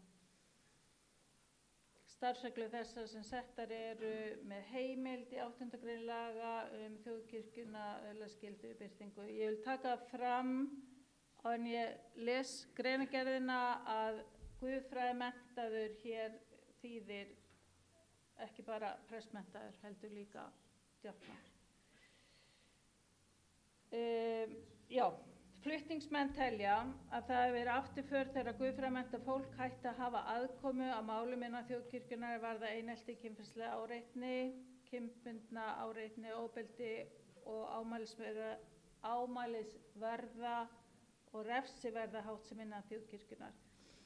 Reynsla síðustu ára hefur sýnt að mikilvægt er að innan aðgerðateymisins, samanber 5. greinar starfsreglna, sé fyrir hendi guðfræðileg þekking á sviði sálgæslu, kirkjuskilnings, embættisskilnings og kristins mannskilnings. Einmitt þetta var kjarninn í starfsreglum meðferð kynferðisbrota frá árinu 1999 til 2018. Það er mikilvægt að treysta því að kæmi upp mál þar sem einhver fulltrúi teymisins gæti verið vanhæfur, að sá hinn sami myndi hafa frumkvæði að því að stíga til hliðar, samanber 7. grein starfsreglna. Það er mjög mikilvægt í jafn viðkvæmum málum eins og hér ræðir að fagleg þekking sé óvéfengjanlega til staðar hjá þeim sem taka sæti í teyminu. Einnig er brýnt að teymið gæti í hvívetna að afgreiðsla hvers og eins máls taki eins skamman tíma og frekast er unnt. Tímalengd á afgreiðslu svo viðkvæmra mála er lykilatriði að farsælli úrlausn þeirra. Þegar starfsreglur teymi voru samþykktar á kirkjuþingi árið 2018 var það án efa markmið þingsins að tryggja að fagmennska vinnuna væru hafin yfir allan vafa. Það er sannarlega verðugt markmið. Í þessu sem öðru er alltaf hætta á því þegar verið er að taka til og endurskoða vinnulaga barninu sé kastað út með baðvatninu og teljum við að það hefði verið gert í þessu tilfelli. Því svo gríðarmikla sérfræði þekking og reynsla sem guðfræðimenntaðir einstaklingar sem starfa á sínu sérsviði búa yfir hefur ekki nýst sem skyldi á undanförnum misserum. Því Því miður virðist okkur flutningsmönnum þessa máls að á undanförnum árum hafi þjóðkirkjan ekki treyst guðfræðimenntuðum einstaklingum að koma að úrlausn á vandasömum málum sem upp á að koma á kirkjulegum vettvangi. Vitaskuld er mikilvægt að nýta sér sérfræðiþekkingu annarra fræðasviða en engu að síður hlýtur hið guðfræðilega sjónarhorn ætíð að vera þungamiðjan í öllu starfi kirkjunnar. Kostnaði mun ekki hljótast af samþykkt þessa máls og ég legg til að málinu sé vísa til löggjafarnefndar.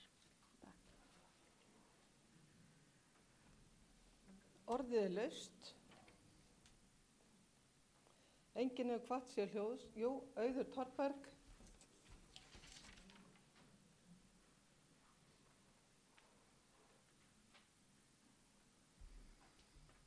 Forseti, mér fannst nú einn ágætur segja þetta vel hérna áðan, sko, að við verðum að gæta vel að fagmennskunni og guðfræði menntaðir eru lítill hópur og kannski náinn þekkist vel og ég skil mjög vel það sjónarhorn að maður kannski vilja ekki að bekkjarfélagar eða starfsfélagar eða einhverjir mjög nánir sé að fjalla um erfið mál sem að koma upp og ég held að fagmennskan sé erfitt að hengja hana bara í guðfræðimenntun, hún er á fleiri sviðum.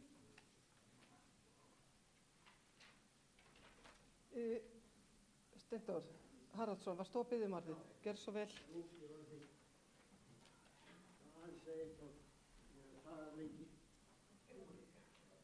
Forseti, mér sýnist sko með umræðina sem hefur farið hér fram núna eftir matinn að þessi tillaga prófessorsins sé fyrst og fremst að það skipt fólk í nefndinni.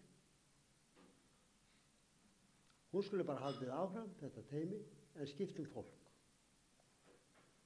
Það getur alveg verið sko rétt að skipt fólk í nefndum. En við erum líka að tala það að fara í vinnu það hvort þetta teymi eigi bara að leggja stað og fara í annan farveg. Þetta fer inn í, hvort þið er lagt til að þetta mál fari inn í löggjafarnefnd og ég bara segi það hér að ég treysti löggjafarnefnd til þess að leysa úr þessari flækju. Takk fyrir. Fleiri ekki hvatt sér hljóðs sem vill framsjómaður bregðast við. Þá tekur til máls Arnfríður Guðmundsdóttir og lýkur þar með þessari umræðu. Forseti, ég veit ekki hvernig er hægt að skilja orð mín sem svo að það hafi bara verið talað fagmennsku á guðfræðilegum vettvangi eða guðfræðilega fagmennsku. Það var ekki það sem ég sagði. Ég var að segja að guðfræðileg þekking og reynsla væri mikilvæg í þessari vinnu með annarri fagmennsku og fagþekkingu. Það er algjörlega það sem ég sagði og annað er útúrsnúningur. Það er skrítið að sé ekki hægt að treysta fólki fyrir því að meta eða sem sagt að komast að þeirri niðurstöðu að viðkomandi sé vanhæfur ef að vanhæfi er að ræða. Það tel ég vera hluti af fagmennsku að geta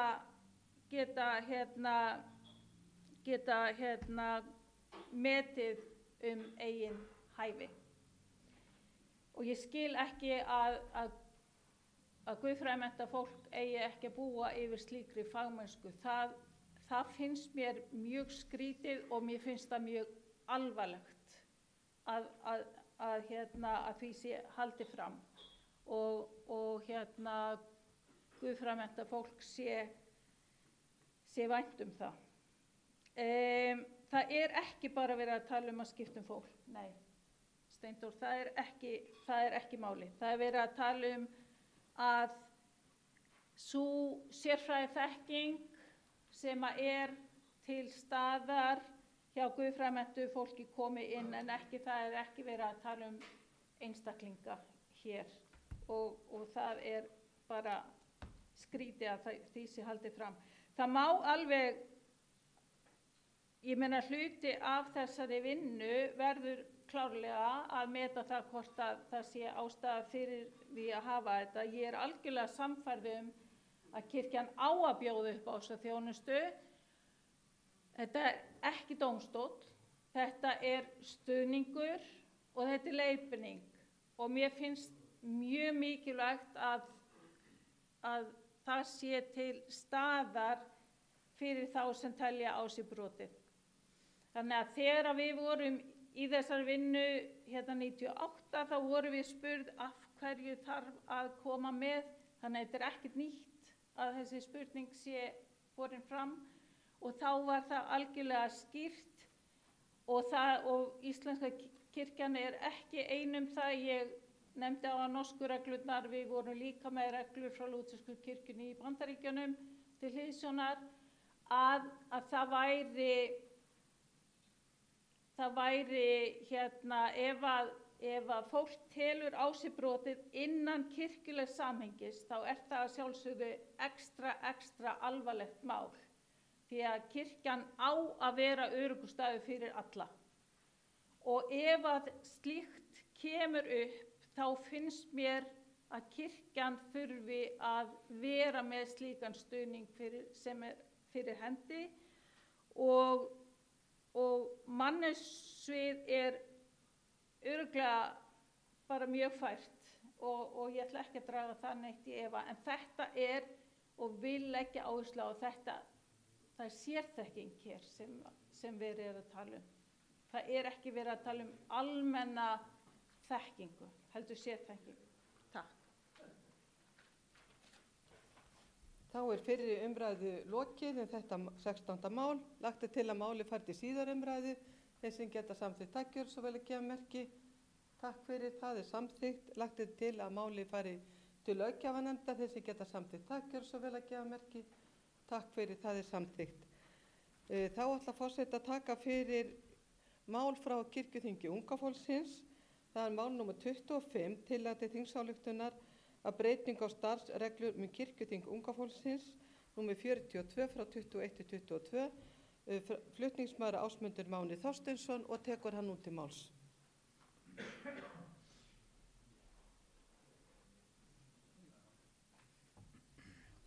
Forseti.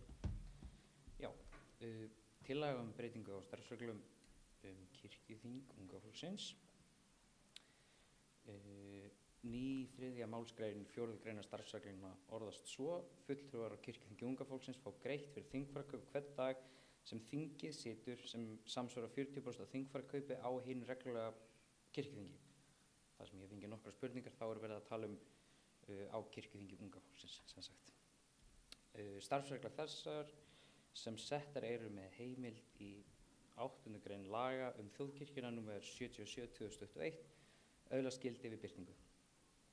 Kirkjuþing unga fólksins sem haldið var í Fell- og Hólakirkju þann 19. október 2025 samþykkti eftirfarandi ályktun: Kirkjuþing unga fólksins beinir því til rekstrarsviðs biskupsstofu að greitt verði fyrir setu á kirkjuþingi unga fólksins sem samsvarar 40% af þingfararkaupi á hinu almenna kirkjuþingi.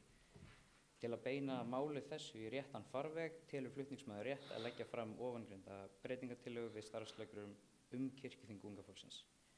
Kirkjuþing unga fólksins er hluti af heildarskipulagi þjóðkirkjunnar og mikilvægur liður í því að efla ungt fólk til þátttöku í starfi kirkjunnar. Já, flutningsmaður telur rétt að þátttakendur í kirkjuþing unga fólksins fái greitt fyrir setu sína í hlutfalli við þingfararkaup á almennu kirkjuþingi. Með þessu er viðurkennt að þáttaka ungs fólks í stefnumótun og ákvarðanatöku kirkjunnar er verðmæt og ábyrgðarfull.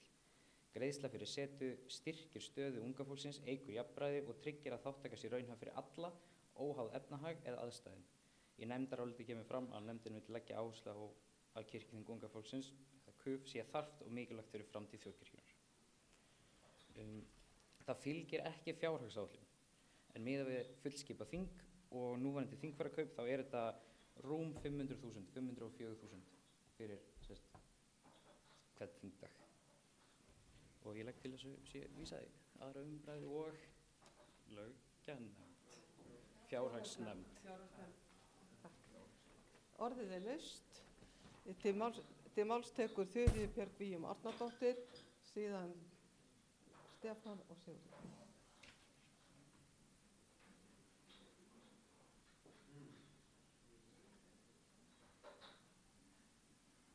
Forseti, ég fagna þessu máli og mér finnst það algjörlega sjálfsagt að þingmenn á kirkjuþingi unga fólksins fái greitt fyrir setu sína þar. Þetta er ekki háar upphæðir eins og Máni myndi okkur á. Þetta er rúmar 500.000 krónur fyrir hvern dag og þingi hefur yfirleitt staðið yfir í mestalagi 2 daga. Mig langar að beina því til fjárhagsnefndar og það væri æskilegt að bæta því við að greitt sé fyrir gistingu fyrir þau sem að koma utan á landi, því það er ekki gert. Þau hafa hingað til þurft að redda sér gistingu einhvers staðar hjá vinum og ættingjum og sumir eiga kannski bara erfitt með það.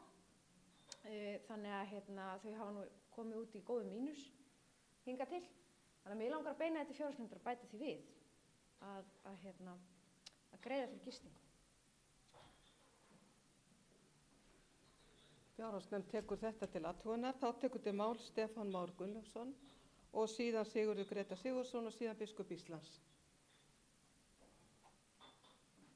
Forseti, ég þarf fyrst að byrja að hrósa forsetanum fyrir mikla kænsku. Nú er búið að taka fyrir 3 mál frá kirkju unga fólks sem er búin að tala alveg upp og síðan kemur alvörumálið. Það er að ræða launakjörin. Þetta er alvöru, svona að gera þetta. Hann bara fagna þessu, þetta er gott plan, svona hann ætla ekki mæla gegn þessu. Ég stýði þessu tillögu að sjálfsögðu, tek undir orð kirkjufulltrúa sem var hjá undan Þuríði Björg að huga að gistingunni. En árið 2007 var í fyrst skipti í æskulýðslögum lögfest ungmennalýðræði. Þá hafði nú átt sér nokkurt aðdraganda ungmennaþing hjá sveitarfélögum og hér í kirkjunni. Við vorum stigum þessi skref í kringum 2002-2003 ef ég man rétt, ég man svo langt. Þá fengum við fyrsta áheyrnarfulltrúa hérna á kirkjuþinginu. Ég minna á það að þeir voru 4 eða 5 ef ég man rétt þegar við byrjum á þessu. Það voru bara 1. Og hann ættum þeirra skoðunar við að hverfa því fyrirkomulagi aftur eins og við byrjum á. En þetta er nú svona þróunin. Nú erum við þetta orðin 18 ár síðan þetta komin í lögfest að allstað skuli vera, í öllum sveitarfélögum skuli vera ungmennalýðræði og ungmennaráð og síðan náttúrulega þetta er hluti af stjórnsýslunni þá að vakna þessar kröfur það að þau fá náttúrulega borga fyrir þetta. Þetta er stefnumótandi þátttaka, þetta er lögbundið og þetta sveitarfélag hafa verið að stíga þessi skref núna undanfarið bara síðustu ár. Reykjavík borg greiði fyrir þetta, Hafnarfjörður var byrja og svo núna bara á síðast ári að greiða fyrir þá sem er í ungmennaráði og mér finnst bara mjög eðlilegt að við gerum það líka. Sérstaklega í ljósi þess að þetta er í starfsreglum hjá okkur og við viljum að þarna séu öflugir og góðir fulltrúar og það líka sem kannski mikilvægt er að við séum líka svolítið að fá þess ekki alltaf endurnýja sama þingi, þetta sé eftirsótt og við fáum fulltrúarnir sem sitja kannski lengur en eitt kirkjuþing, allavega 2-3 var alveg ákjósanlegt. Og ég held að þetta sé algjörlega til þess að festa kirkjuþingið enn betur í sessi og styrkja störf þess. Til máls tekur Sigurður Greta Sigurðsson og eftir honum talar biskup Íslands og síðan Arna Gretarsdóttir. Já, forseti, ég ætla að taka undir þetta og tekur reyndar undir ábendingu Þuru. Ég hafði svo sem ekki sett mig inn í þessa hluti, en þetta snýst nefnilega svolítið bæði virðingu og alvarleika. Kirkjuþing unga fólksins er ekki og á ekki að vera bara einhver svona skrautfjöður til þess að unga fólki sé svona, fá að vera með svona bara, já, leyfum krakkanum að vera með. Það er ekki þannig. Við höfum séð það á þeim tillögum sem hér hafa komið fram og reyndar á fyrirþingum. Það er að koma mikilvægar tillögur, það er að koma mikilvæg vinna út úr þessu kirkjuþingi unga fólksins sem að vekur miklar umræður og það sem við horfum fram í tíma. Og mér finnst, þetta þarf að skoða þetta með tilliti til fjárhagsáætlunar og alls þessa og og sem starfandi núna formaður fjárhagsnefndar þá ætla ekki að vera óábyrgur varðandi það, þannig að ég segi það sem ég ætla að segja núna, segi ég alveg með fyrirvar fjármögnun og allt það. Mér finnst ekki spurning að gisting og ferðakostnaður eigi að vera greiddur fyrir þessa fullorðna rétt eins og okkur hinn. Og þetta með 40%, mér finnst það nú bara svolítið farið fram á lítið. Lágmark 50, jafnvel bara sama gjald. Þetta eru bara 2 dagar. Þetta er ekki, já, nú er að reyna að stoppa með því, já, þið bara hérna, og skál fyrir því. Nei, en svona öllu gamli sleftu, jú, það geta verið til einhverjar reglur laun, eftir hvað maður er gamall ungur, en fólk sem er orðið 18 ára, fullorðið fólk, sem er að líka að stunda vinnu hér og þar og tekur kannski frí úr sinni vinnu til þess að taka þátt í þessu. Af hverju ætti það ekki að vera bara sömu kjör og hjá okkur hinum? Herðu, þetta er búið í bili hjá mér. Ég bið þingmenn að gæta orða sinni í ræðustól. Og þá tekur til máls biskup Íslands, Guðrún Karls Helgudóttir. Forseti, ég kom alveg að fjöllum að þau væri ekki að fá neitt greitt fyrir að sitja í kirkjuþing unga fólksins. Ég ætlaði ekki að trúa þessu. En ég er búin að fara yfir þetta með framkvæmdastjóra þjóðkirkjunnar og við erum alveg sammála því að fyrir næsta ár þá er alveg möguleiki að gera þetta, greiða fyrir þetta. Þannig að ég hvet fjárhagsnefnd til þess að vera jákvæð þegar kemur að þessu máli. Þá tekur til máls Arna Grétarsdóttir og svo tekur fyrirmælandi við og ljúkum við þá þessari umræðu. Forseti, ég er náttúrulega algjörlega á móti því að unga fólki fái borgað fyrir að sitja. Nei, ég tek heilshugar undir þessa tillögu. Sjálfsögðu á unga fólki að fá greitt fyrir að sitja á sínu þingi og ég held að það hefur verið leiðrétt að fulltrúi þeirra fái þingfararkaup í fyrra og hitti fyrra þegar situr hér inni og þetta er nú bara næsta skref. Ég kom ekki upp út af því, mér finnst þetta svo sjálfsagður hlutur og mér finnst svo sem ekki beðið mikið, 40% þingfararkaupi, hvað það? Það sem mér langaði til þess að bregðast við eru orð Þuru varðandi gistingu. Og nú er kirkjuþing unga fólksins frá 16 ára til 35 ára og ég held, og við þurfum að kanna þetta, ég er ekki alveg með og ég náðu ekki að kíkja á það hérna áðan, að það sé ekki hægt að kaupa hótelgistingu fyrir fólk eru 18 ára. Þannig að við erum að það er mjög mikill ábyrgðar hluti að ákveða það að það sé bara borgu gisting fyrir 16 til 18 ára sem eru ennþá ekki orðin sjálfráða, fjárráða og allt þetta. Við þurfum bara að hugsa þetta í gegn þannig að kirkjan sé ekki leggja einhverja línur sem að stangast jafnvel á við einhver lög. Ég held að sem þess að hótelin sé að fara eftir einhverjum lögum en ég þekki það ekki en lögfræðingarnir hér inni kannski þekki það betur. Takk. Og þá tekur framsögumaður til máls Ásmundur Máni Þorsteinsson.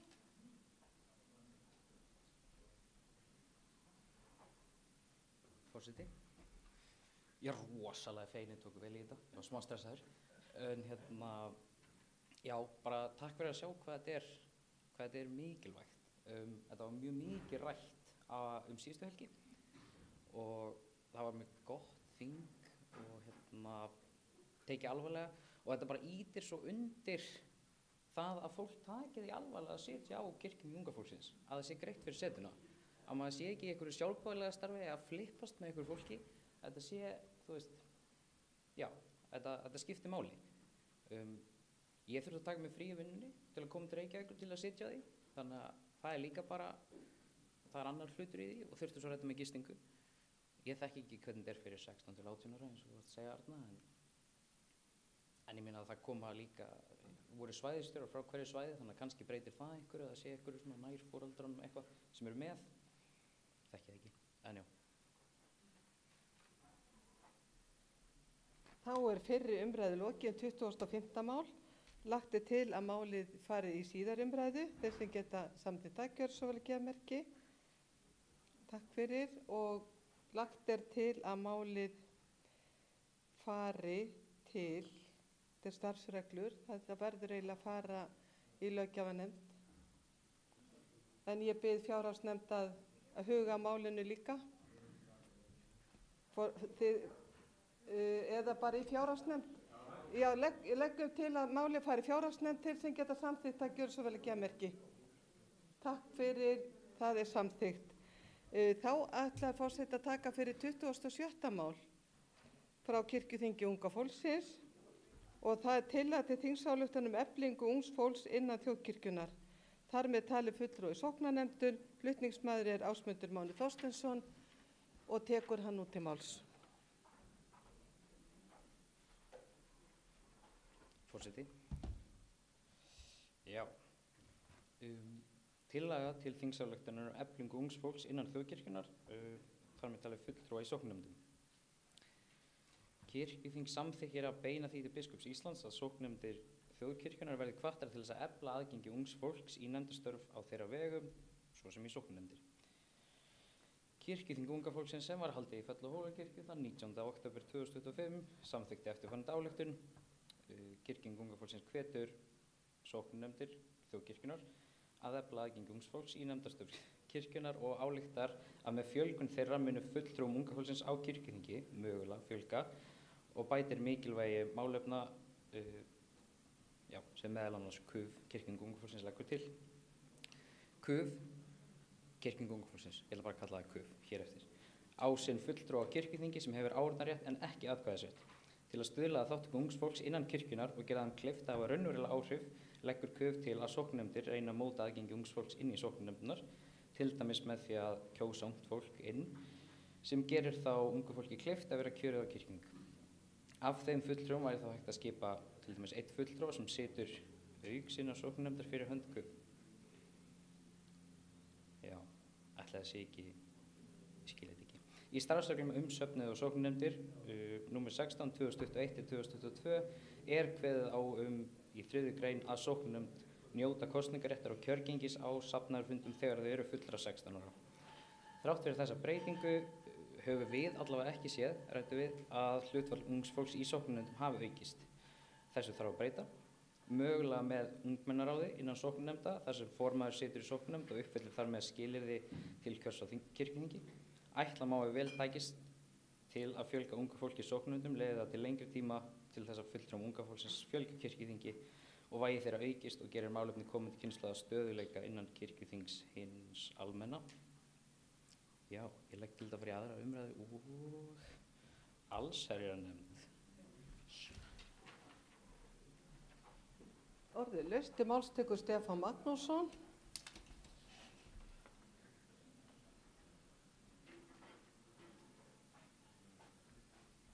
Forseti, tillagan er fróm og góð, en ég held við þurfum ekki að hafa biskup sem milliliði þessu. Átti ekki bara að fara beint til sóknarnefnda. Ég myndi allavega hvetja flutningsmenn og kirkjuþing unga fólksins til að senda þetta bara beint á sóknarnefndir í ykkar nafni. Það nennir enginn að hlusta biskupinn að koma við kvappa svona sko, en það er hlustað á ykkur kannski. Ég held að það sé, já allt í lagi að biskup gerir þetta líka, en endilega sendið þið þetta sko. Takk. Það er líka ágætt að kirkjuþing álykti þetta líka til að styðja við þetta og kirkjuþing getur sendt þetta svo á sóknarnefndirnar, þannig að við þurfum ekki að setja þá hendur þeirra sem eru ekki í starfi til þess. Þannig að ég legg nú til að ef að þetta verður samþykkt þá verður það kirkjuþing sem að sendi þetta á sóknarnefndirnar. En til máls tekur Þuríður Björg Víum Árnadóttir.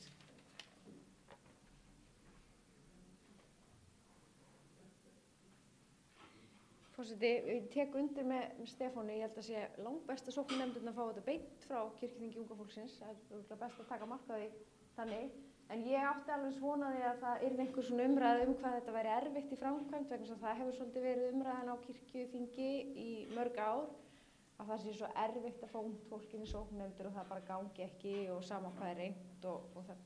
Því þekki þessu umræðu, hún hefur mjög oft farið fram. Mér langaði bara svona benda á að það geti verið bara góð byrjun til dæmis að horfa á þessa fulltrúa prófastsdæmanna sem að sita kirkjuþing unga fólksins og ná þeim inn í sóknarnefndir. Það getur verið ágætis byrjun. Ég veit að til dæmis fulltrúar okkar í Kjalarnesprófastsdæmi, þær eru því miður ekki í minni sókn, annars hefði ég búin að toga þær þangað inn. Það er til dæmis organisti og kórstjóri. Þetta eru ótrúlega flottir fulltrúar sem að sita þarna á kirkjuþingi unga fólksins. Við erum ekki með organista hérna. Það hefur oft verið talað um það að við þyrftum að hafa organista, þeir þyrftu að eiga fulltrúa innan kirkjuþingi. Þeir eru nú kirkjuþingi unga fólksins. Þannig að byrja þar, reyna að toga í þessa fulltrúa og koma þeim inn í sóknarnefndir. Mér langaði líka að bara fagna þessari tillögu þessu ungmennaráð. Mér finnst þetta ótrúlega skemmtileg hugmynd að undir sóknarnefndunum starfi ungmennaráð og að formaður þess sitji í sóknarnefnd. Ég get alveg séð fyrir mér að þetta hefði bara verið brilljant hugmynd og gengið vel til dæmis á Vopnafirði og örugglega mjög víðar. En bara fagna þessu og ég vona að það verði tekið jákvætt í þetta. Til máls tekur Anna Guðrún Sigurvinsdóttir og eftir henni talar Rúnar Vilhjálmsson.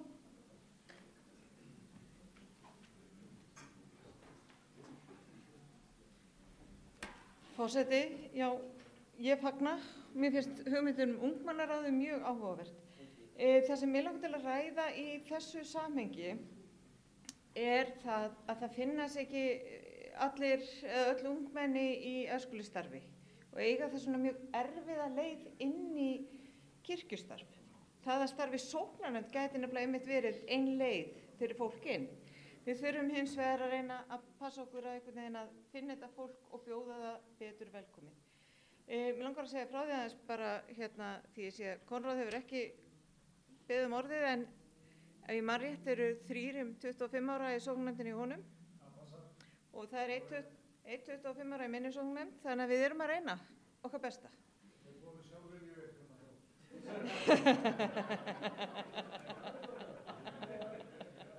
Það voru gott að vita voru ekki sænhægðin. En allavega það, ef ykkur veit hvernig við getum fundið þetta, eins og ég segi, það er fólk sem hefur áhuga á þjóðkirkjunni, hefur kannski ekki áhuga á æskulýðsfélögum, en það hefur nefnilega yfirleitt verið leiðinin. Við þurfum að finna þetta fólk og við þurfum að koma inn, en það var alveg það, já. Til máls tekur Rúnar Vilhjálmsson og eftir honum talar Stefán Már Gunnlaugsson. Já, forseti, gott mál. Ég hefði nú lagt til svolítið orðalagsbreytingu við tillöguna, svona í framhaldi af umræðunni hér á undan og þá væri þetta bara einfallega þannig: kirkjuþing hvetur sóknarnefndir þjóðkirkjunnar til að efla aðgengi ungs fólks í sóknarnefndir og önnur nefndarstörf á þeirra vegum. Punktur. Og ég held að það þyrfti nú eiginlega ekki 2 umræður málið en það verður þá að ráðast. Þá tekur til máls Stefán Már Gunnlaugsson og eftir honum Guðni Már Harðarson.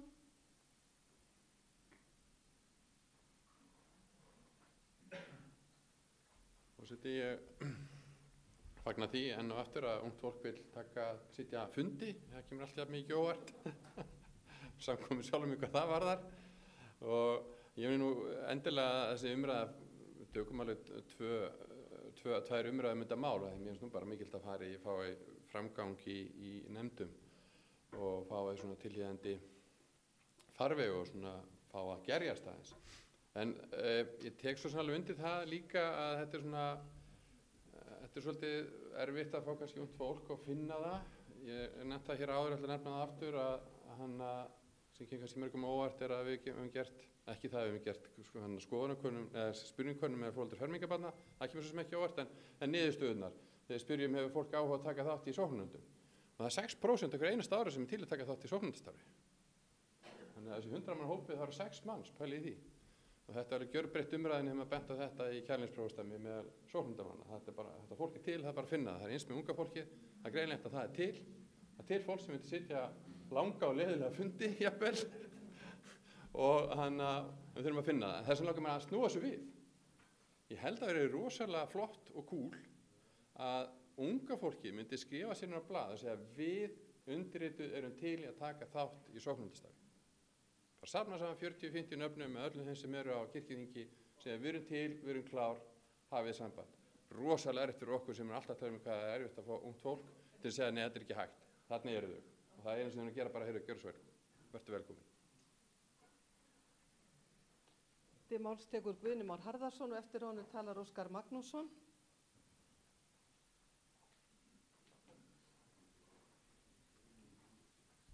Forseti, mér langar bara að fagna þessu máli og öllum þeim málum sem hafa verið að koma frá kirkjuþingi unga fólksins. Mér finnst bara svona mikill meðbyr og ferskur andblær sem hefur komið og ég hef líka heyrt að þetta hafi verið óvenju sterkt kirkjuþing unga fólksins.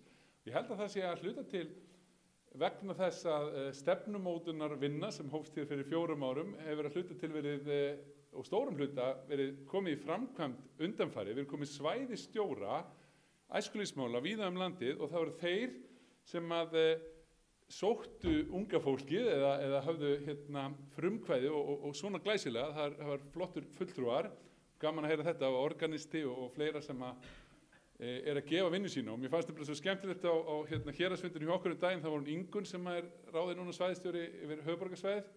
Hún sagði, Guðni, ég fékk þetta verkefni að halda utan um þetta og mitt verkefni var að fá 21 ungmenni til að koma í 2 daga og vinna frítt fyrir kirkjuna og tala um hana. Og hún sagði, þetta var svolítið mikið til að byrja með, en svo bara náði hún þessu og hún var svo peppuð af því hvað það var góð umræða og mikil degla í þessu öllu.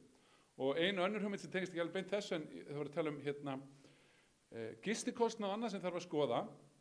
Ég velti fyrir mér hvort það væri bara hægt að hafa kirkjuþing unga fólksins einhvern tímann á Austfjörðum á okkar kirkjumiðstöð þar og bara flytja fólki þangað og þá er kannski auðveldara eða að horfa í einhverja sumarbúðunum það gæti verið svona einfalt að þetta eru bara 2 dagar og við vildum helgi. En bara vel gert, takk fyrir. Óskar Magnússon tekur til máls. Það er nú best að eyðileggja þetta partí fyrir ykkur. Það er hér stígur hver mannan föðran upp í ræðustól og smjadrar fyrir unga fólkinum. Meðalaldur kirkjuþingsmanna er 58,44 ár og leið og ég geng út þá lækkar hann inn í 50, þannig að ég get nú lagt mitt af mörgum. Ég ætla að taka þátt í þessum yfirboðum sem að hér fara fram núna og lengja umræðunar. Ég ætla að beina því til unga fólksins að það beini því til biskups, að biskup beini því til kirkjuþings að unga fólki fái 2 menn í stjórn þjóðkirkjunum.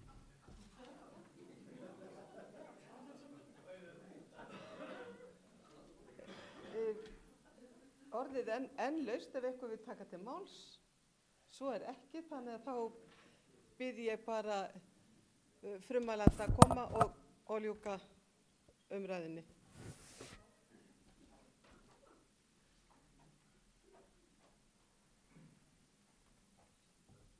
Forseti. Já, þetta aftur skemmtilegur umræður. Já, Stefán, við elskum að sitja langa fundi, sérstaklega við fáum konfekt eða vínabraut. Þá eru rosa til í það. En já, þetta bara skiptir miklu máli og við erum, ég held að það séu fleiri og fleiri að vera til að taka þátt. Þetta er ekki bara að sitja langa fundi, heldur að taka þátt og hafa ykkur áhrif, gera eitthvað gaman. Já, ég veit ekki, kannski beinum við til einhvers að beina til einhvers að beina til einhvers. Ég týndi aðeins þræðinum, þannig að þú kannski segir mér aftur. Þannig að já, ég hef ekkert mér að segja. Þá er fyrri umræðu lokið 27. mál. Þeir geta samþykkt það að máli fari til síðar umræðu. Gjör svo vel að gefa merki. Takk fyrir. Lagt til að máli fari til allsherjarnefndar sem geta samþykkt það. Gjör svo vel að gefa merki að samþykkt samhljóða. Og þá gerum við kaffihlé.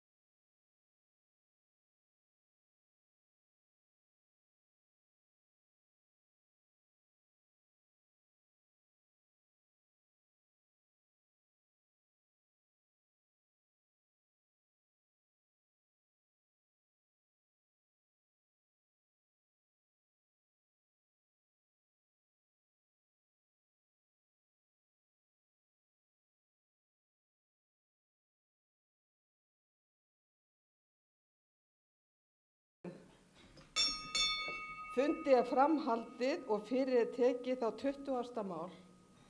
Tillaga til þingsályktunar um átak í Sunnudagsskóla fræðslu, flutningsmaður Guðni Már Harðarson, og tekur hann út til máls.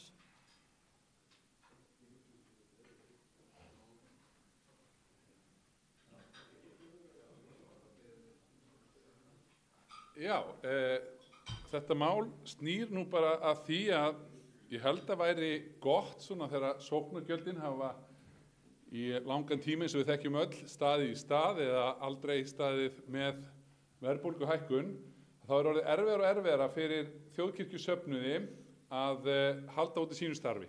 Og sunnudagsskólastarfið er fjörregg sem við megum aldrei hætta að sinna af kostgæfni og eins vel og hægt er. Fræðslusviðið er með þetta í forgangi og gerir afskaplega vel. Ég veit ekki hvað ég þekki til efnisins, en það er svona efnisveita sem að sunnudagsskólakennarar geta sótt í og nota myndbönd og sögur og annað, en með því á alltaf að fylgja þetta hér, sem að ef maður fer alla leið í sunnudagsskólaefninu, þá er öllum sem að koma í sunnudagsskólan þeim er gefin svona fallegu bæklingur. Og ég tók hann nú með, en því með getna skoðan en skilunum, því að Lindakirkja er búin að borga fyrir þetta.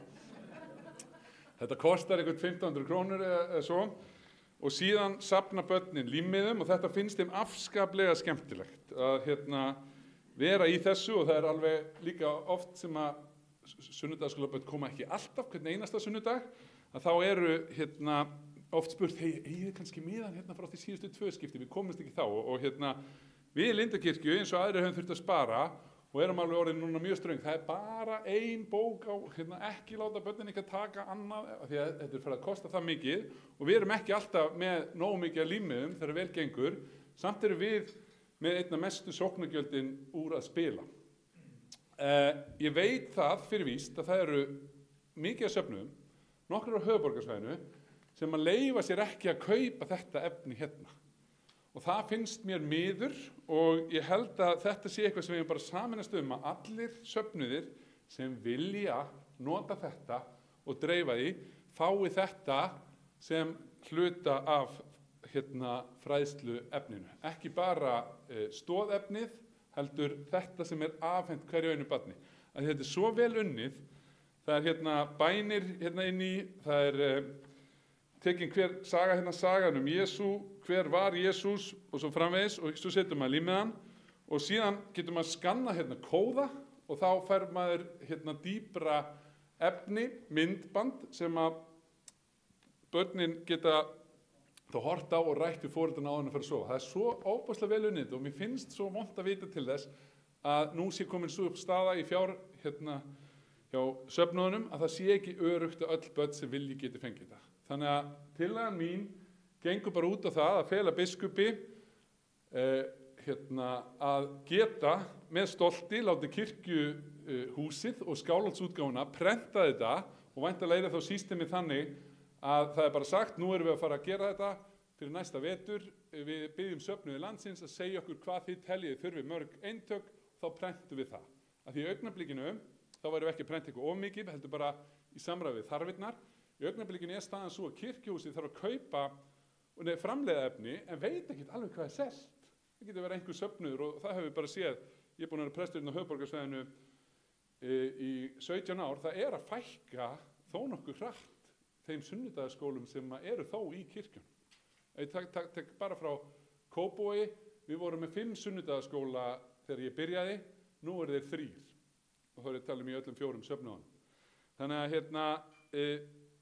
þetta er svona tækifæri, þetta kostar 6,9 milljónir en þetta er þá líka held ég gott fyrir kirkjuhúsið og ég hef verið í samráði við þær þetta að þær gæti þá haft það fyrirkomulega að vita bara hvað er að prenta mikið en ekki vera kannski rekstralegu óvissu að við útbjugum 3000 svona bækur en við seldum bara 2000 og sittum uppi með skiljið. Ég held að það sé margir kosti við þessu og þetta er mitt svona hjartansmál og þess vegna legg ég þetta fram og líkið þá framsögninni. Heyrðu, þetta myndi væntanlega fara í allsherjar, já, í þá nefnd sem að þið teljið skynsamlegast. Til máls tekur Anna Guðrún Sigurvinsdóttir, eftir henni talar Hildur Inga Rúnarsdóttir. Forseti, þetta er eitt af þeim málum sem ég hafði ekki myndað mér skoðun á fyrir þing. Eftir ræðu dómsmálaráðherra í gær þá hef ég ekki efni á því annað en að styðja þetta mál. Ég ætla að minna ykkur á að ég er formaður sóknarnefndar í Grafarvogskirkju, stærstu sókn landsins. Hinn, sá sem flytur þetta, Guðni Már, hann er hérna bara í sókn sem er sko með tærnar þar sem við erum að helina. Fjárhagslega. Ég get sagt þetta vegna þess að ég er í góðu sambandi við kollega minn í Lindakirkju og hefur mikið leitar á þar. En ef sóknargjöldin eru ekki að hækka, ef þau standa í stað, eða þau lækka eins og allt lítur út fyrir núna, þá er bara niðurskurður á næsta og ætla að fara að borga 1.500 krónur fyrir bók fyrir x mörg börn. Ég held að þetta sé bara eitt af því sem við bara verðum að horfa í. Og ef að þjóðkirkjan ætlar að halda áfram, þá verðum við að halda við barnastarfinu. Ég er ekki að lofa því að ég fara að skera niður barnastarf hjá mér. En þetta er eitt af því sem við þurfum að skoða. Að þá þurfum við hér á kirkjuþingi að axla bara það ábyrgð, að við berum ábyrgð á barnastarfi í landinu. Við berum ábyrgð á því að búa til næstu kynslóð þjóðkirkjufólks. Og það er bara það sem þetta mál snýr í mínum huga. Þannig að þið getið þakkað dómsmálaráðherra fyrir mitt atkvæði, bara styðja þetta bara fyrir samþykkt núna. Til máls tekur Hildur Inga Rúnarsdóttir, eftir henni talar Sigurður Grétar Sigurðsson og síðan Benjamín Hrafn Böðvarsson. Frú forseti, það er þá ágætt að koma einhver sem nær ekki með tærnar eða hælana eða hárið þó hún legðist endurlöng að hinum þeir sem töluðu á undan. Ætli ég sé þá ekki fulltrúi þeirra sem að lítið hafa milli handana. Ég hef ekki keypt sunnudagaskóla efni fyrir þá söfnuði sem ég er með sunnudagaskóla í núna í allnokkur ár. Það þarf ekki nema smá framkvæmd til þess að gera það verkum að maður kaupir það ekki. Ég hef reynt frekar að nýta afganga sem verður til frá fyrri árum og ég held ég sé að verða búin að nýta upp lagerinn frá því 1987. Og ef ég kem í kirkjur einhvers staðar og rekst á afganga þá er ég eins og minkur í hænsnakofa og ætlið að nota þetta. Má ég hirða þetta? Því það er hægt að endurnota efnið sko. Ef það er ekki til fjármuni til að greiða það fullu og styðja við þetta mikilvæga starf, þetta ofboðslega mikilvæga starf, að þá minnstakosti að greiða niður hluta, að koma einhvern veginn til móts, því það eru, hugsa ég, margfalt fleiri söfnuður en við gerum okkur grein fyrir sem hafa ekki efni á að kaupa barnastarfsefni. Og ég sá það mjög eftir sameiningarna þegar ég fór að fara í fleiri kirkjur í því sem er núna það prestakall sem ég þjóna, að það sko ástandið á efni, barnaefni, tækjum og tólum, þá er ég að meina dúkkur og flettimyndabiblíur og allt þetta, það er mjög misjafnt hvað söfnuðir eiga til og eiga mikið. Og það ræður fjárhagur fyrst og fremst miklu og það hversu dýrt efnið er, af því það er keypt á hverju ári líka. Sko. Það er þungur baggi fyrir litla sókn sem vil halda vel utan um barnastarfið og leggja mikið í það, að það verður mjög dýrt þegar að kaupa sífellt efni á hverju ári. Þannig að ég styð þessa tillögu sko, með 2 atkvæðum ef ég mætti.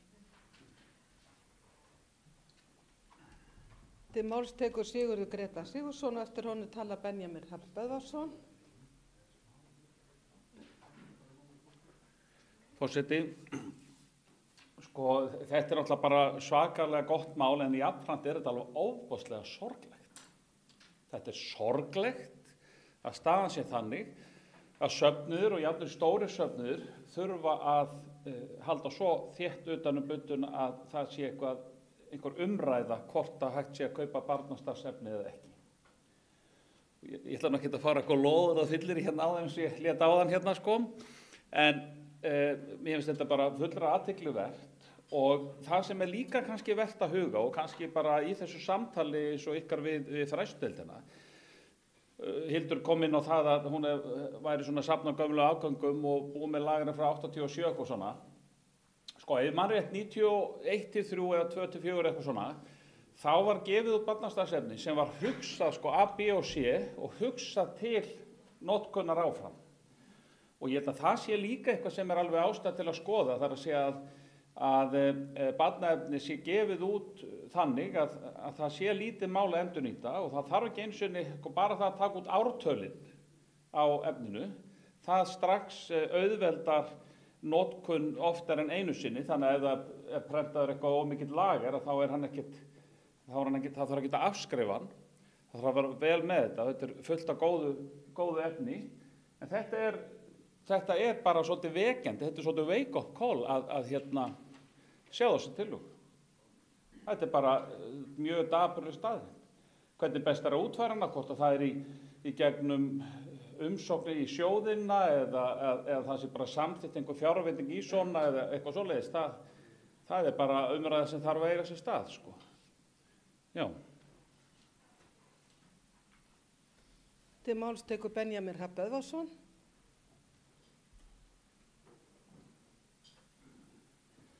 Forseti, ég tek undir allt sem hefur verið sagt hérna og stið kollega minn á Vestfjörðum. Við erum á sama stað, við erum að endurnýta efni. Ég er með góða fréttir og slæma fréttir. Góðu fréttirnar er að það er að fjölga mikið í barnastarfinu okkar. Slæmu fréttirnar eru það að ég hef verið alltaf að panta efni fyrir 20 en nú eru að mæta það bil 40 helmingi meira og það er eitthvað sem bara sóknin á ekki efni á þegar að kaupa sundarskólaefni. Svo að þetta er bara bænasvar ef við samþykjum þessa tillögu. Svo bara, já. Til máls tekur Konráð Gylfason.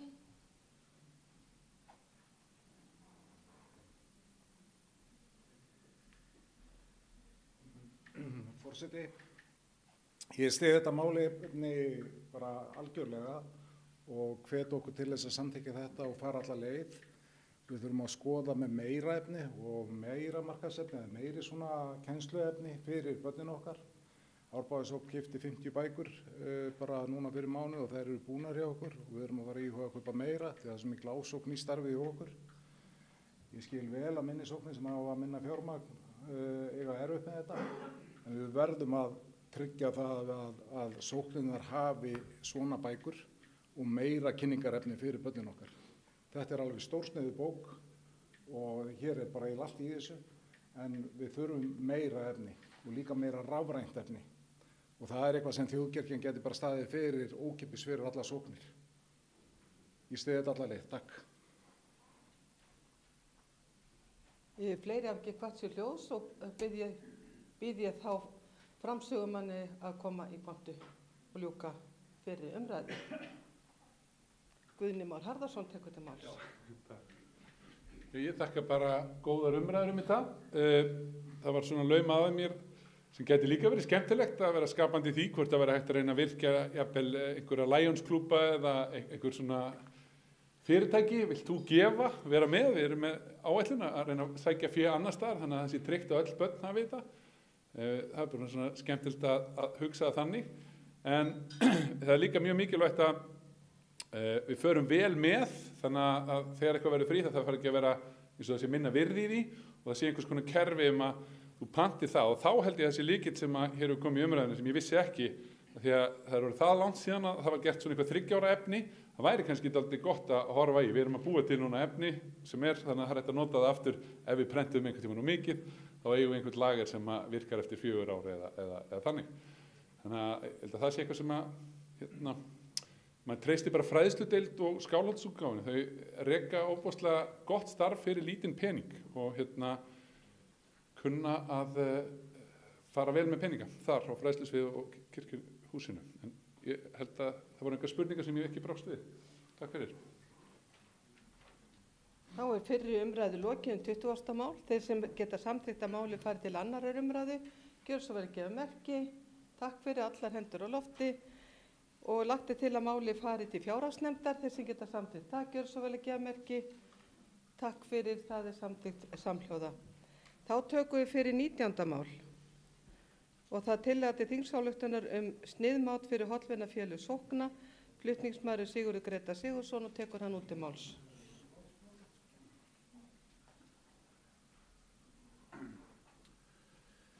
Já, forseti, ég ætla nú að byrja að fá hrósa honum Eiríki, lögfræðingi, vegna þess að efst á þessari síðu þá búið að gera tillögu að sniðmáti, þannig ég held að þetta sé einhver skilvirkasta afgreiðsla máls kirkjuþing sem að hugsast getur, að það nánast búið að búa þetta til áður en að málið samþykkt, en þetta gengur sem sagt bara út á það. Kirkjuþing felur biskupi Íslands / þjónustumiðstöð þjóðkirkjunnar láta útbúa lögmætt sniðmát fyrir hollvinafélög sem allar sóknir gætu nýtt sér hafi þær áhuga á að stofna slíkt félag. Einhvers staðar hefur svona verið gert, mér allavega kunnugt hollvinafélag Hallgrímskirkju í Saurbæ og þetta svolítið svona umleikis, þetta þarf að gera rétt, það eru svona ákveðin lög og reglur sem að fylgja þessu og Eiríkur var nú búinn að safna ýmsu saman og gera þetta, þannig að þetta kannski þarfnast ekkert mikið frekari umræði. Ég held að þetta gæti verið mjög gott fyrir söfnuði hér og þar, kannski markhópur svona félaga ekki síst brottfluttir úr fámennum sóknum, brottfluttir sem hafa taugar, eru til í kannski að vera að borga félagsgjöld fast og svona félag geta haft svona jafnvel mismunandi markmið eftir því hvert hugurinn stefnir á hverjum stað og hvar þörfin liggur helst. Þú þurfi ekkert að segja meira um þetta? Orðið laustu 19. mál. Stefán Magnússon tekur til máls.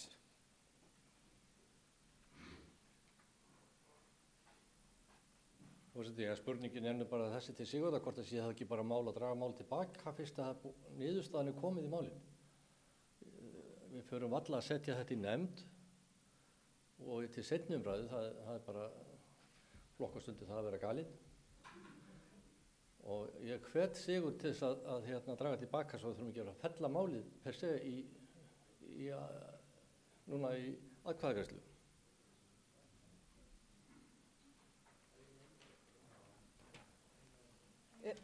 Eru fleiri sem að vilja taka til máls? Þá býð ég bara framsögumann að taka til máls.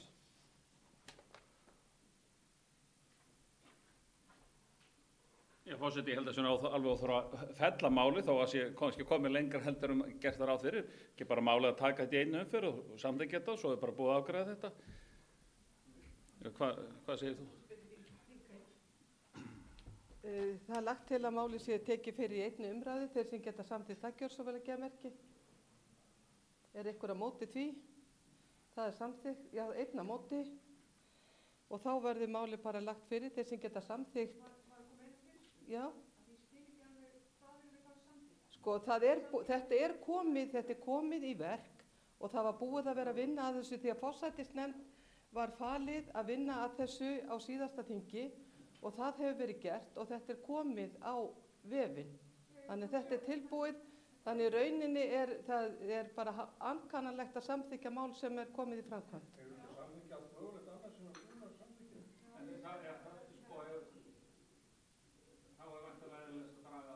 Já, lagt er til að máli verið dregið tilbaka.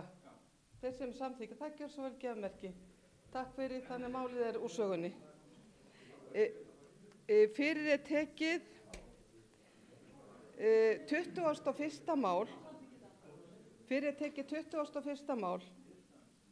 Tillaga til þingsályktunar mat á verkferlum, innri endurskoðun og innri eftirliti þjóðkirkjunnar. Flutningsmaður Guðni Már Harðarson og tekur hann út til máls.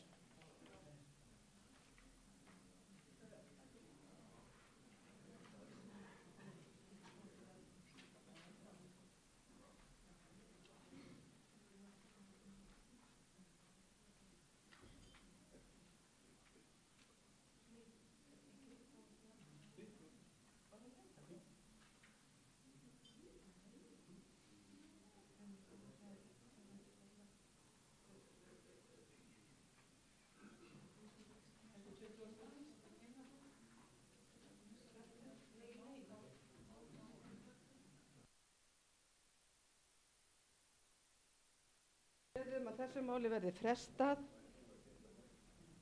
Ég ætla að taka fyrir 22. málið sem að Guðni Már er með. Þannig ég fór bara línuvilt.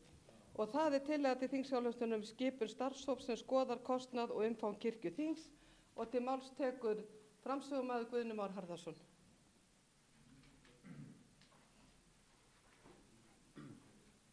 Já, ég legg fram mál þar sem að ég hvet til þess að kirkjuþing samþykki að setja á laggirnar nefnd sem skoðar þá kostnað og umfang kirkjuþings með það fyrir augum að horfa til þess hvort hægt sé að lækka kostnað og auka skilvirkni kirkjuþings. Þetta svona bara mál sem ég tel skynsamlegt fyrir nokkra sakir. Ég held að það sé alltaf reglulega gott að velta fyrir sér skilvirkni og kostnaði við alla hluti og það höfum við sannarlega verið að gera sem kirkjuþing. Við höfum fækkað heilmikið vígðum þjónum eftir að við höfum verið neyðbúið til þess. Við höfum búin að vera að selja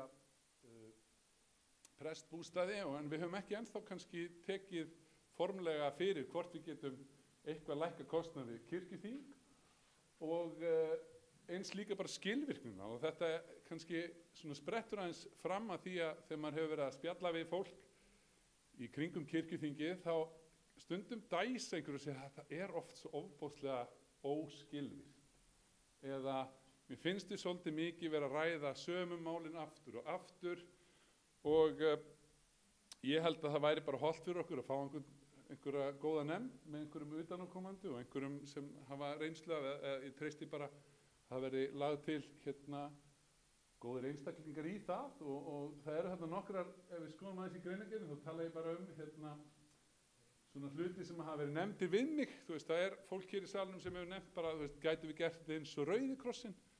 Rauði krossin bara með sína stjórn, það allir sjálfboðaliðar í stjórninni, svo ertu með minni ársþing og fundi, þú veist, sem eru sambærilegur einhvern hátt í héras módeli okkar og svo aðildarfélögin sem eru sóknirnar, gætu við hort til, og það hef ég sagt sjálfur, gætu við einhvern tímann hort til KSÍ sem er með sitt ársþing, þar sem að allir, sama hvað félagið lítið, þá færðu fulltrúa sem þú getur sendt á ársþingið, þeir eru ekki með ársþingin jafn stór og mikil og kirkjuþingið og ég myndi segja að fyrir mér skiptir alltaf samt mestu máli að það sé samt gott lýðræði, það sé það sem við viljum standa fyrir sem þjóðkirkja og það sé jafnræði að því að geta sendt fulltrúa og þetta væri bara nefnd sem að myndi skoða það og en ég held bara að sé ýmsu að vinna kirkju og kannski getum við meira svo hort til kirkjuþing unga fólksins sem að allavega með tölu sem við fengum einhvern tímann hefur svona það byrjum 100 sinnum minna úr að spila heldur en okkar kirkjuþing.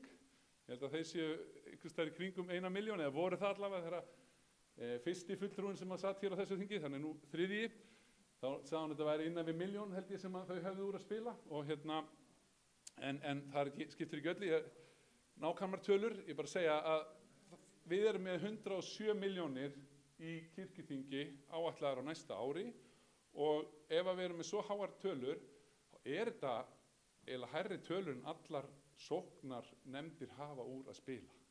Og ef við horfum til dæmis bara á jafnvel trúfélagi eins og systurkirkju okkar í Fríkirkjunni í Hafnarfirði, þeirra heildar tala sem þeir reka sína kirkju og viðhalda á henni, sína 3 vígðu þjóna, organist og allt, aðeins lægri heldur en það sem kirkjuþing þjóðkirkjunnar rekur sig á. Og kannski ekki hægt að auka skilvirknina, kannski ekki hægt að minnka kostnaðinn og þá það bara nefndin sem kemst að þeirri niðurstöðu, kannski hægt að spara og ég segi það, þó ekki nema 10% sparnaður, þá væri það 100 milljónir á næstu 10 árum sem við gætum nýtt í eitthvað annað en kirkjuþing. Þannig að þetta svona, og mér langaði bara að fá umræðu þetta og sjá hvort að það sé vilji þingsins til að stofna svona nefnd. Takk fyrir. Til máls tekur Konráð Gylfason og eftir honum Steindór Haraldsson og síðan Stefán Magnússon.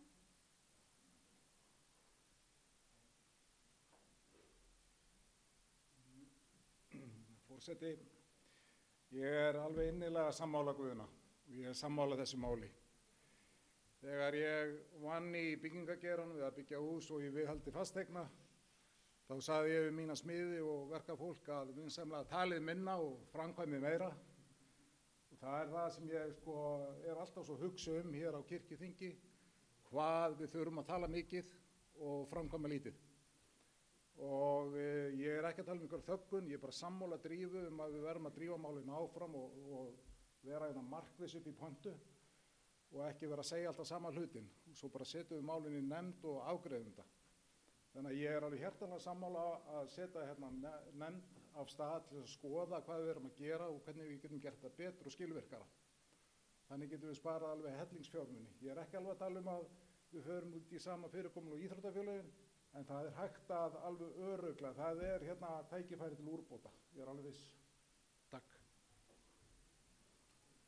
Til máls tekur Steindór Haraldsson og eftir honum talar Stefán Magnússon.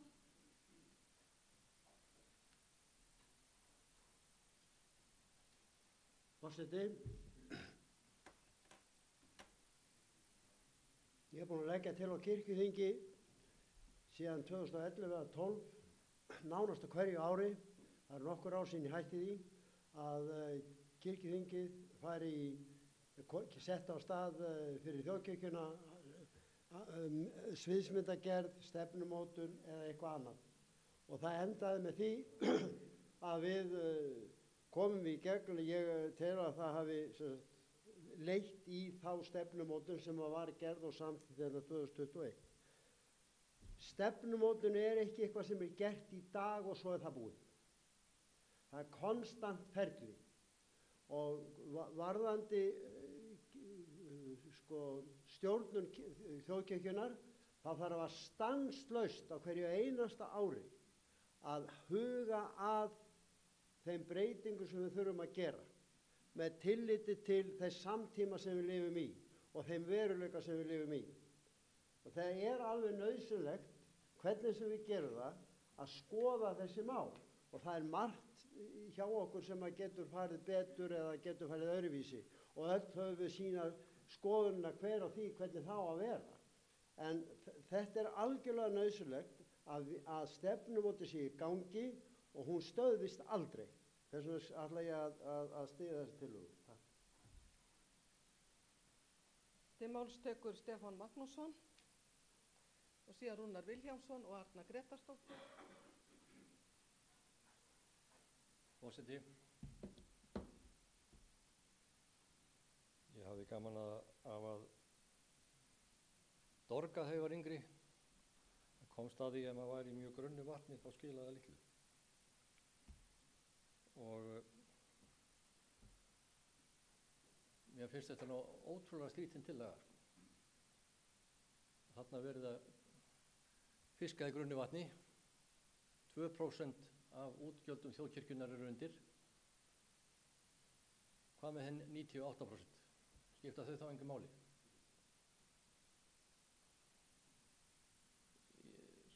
Erum við ekki með framkvæmdastjóra hérna hjá okkur? Erum við ekki með stjórn hérna líka? Er þetta alveg vita gagnslaust lið? Mér finnst það ekki. Mér finnst það bara að vera að gera ágætisluti og ég legg nú til að þessi tillaga bara verið felld.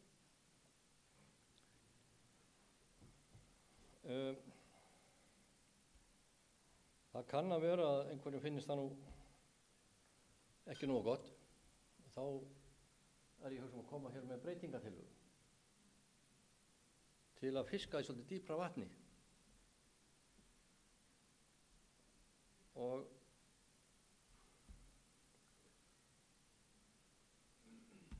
leiðenda fyrirbæri þessar tölvurnar.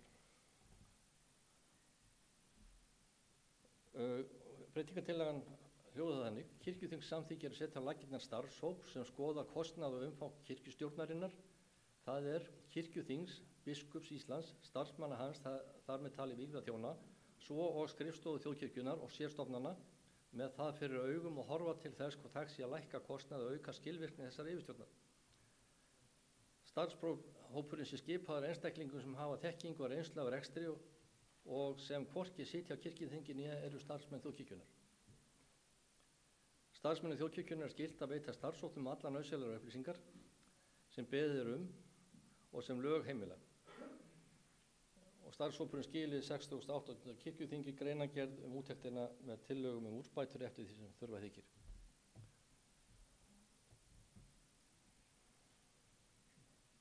Flutningsmaður á 22. máli talaði 10% sparnað. Ef hann næðist, þá var það 100 milljónir á 10 árum. En ef þessi tillaga næði 10% sparnaði, þá það ansi rosalega mikið hærri tala.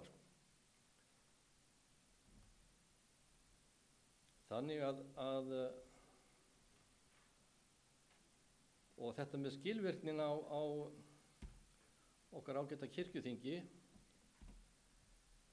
það felst nú meðal annars í því að við komum ekki hér upp hver á fætur öðrum til að segja nákvæmlega sömu hluti. Það er ekki umræða mál. Það er eitthvað annað. Og við séum ekki að, svo beinir þín til forseta þingsins, hleypa inn á kirkjuþingi mál sem algjörlega tilgangslaust og sem búið að afgreiða. Og við hljótum að geta gert betur á þess að vera með einhverjar að reyna að fiska í grunnapollinum. Og þetta eiginlega nánast óþingtækt, vil ég halda fram með við 13. grein starfsreglum þingsköp, en það kunni nú vera skipta skoðanir það.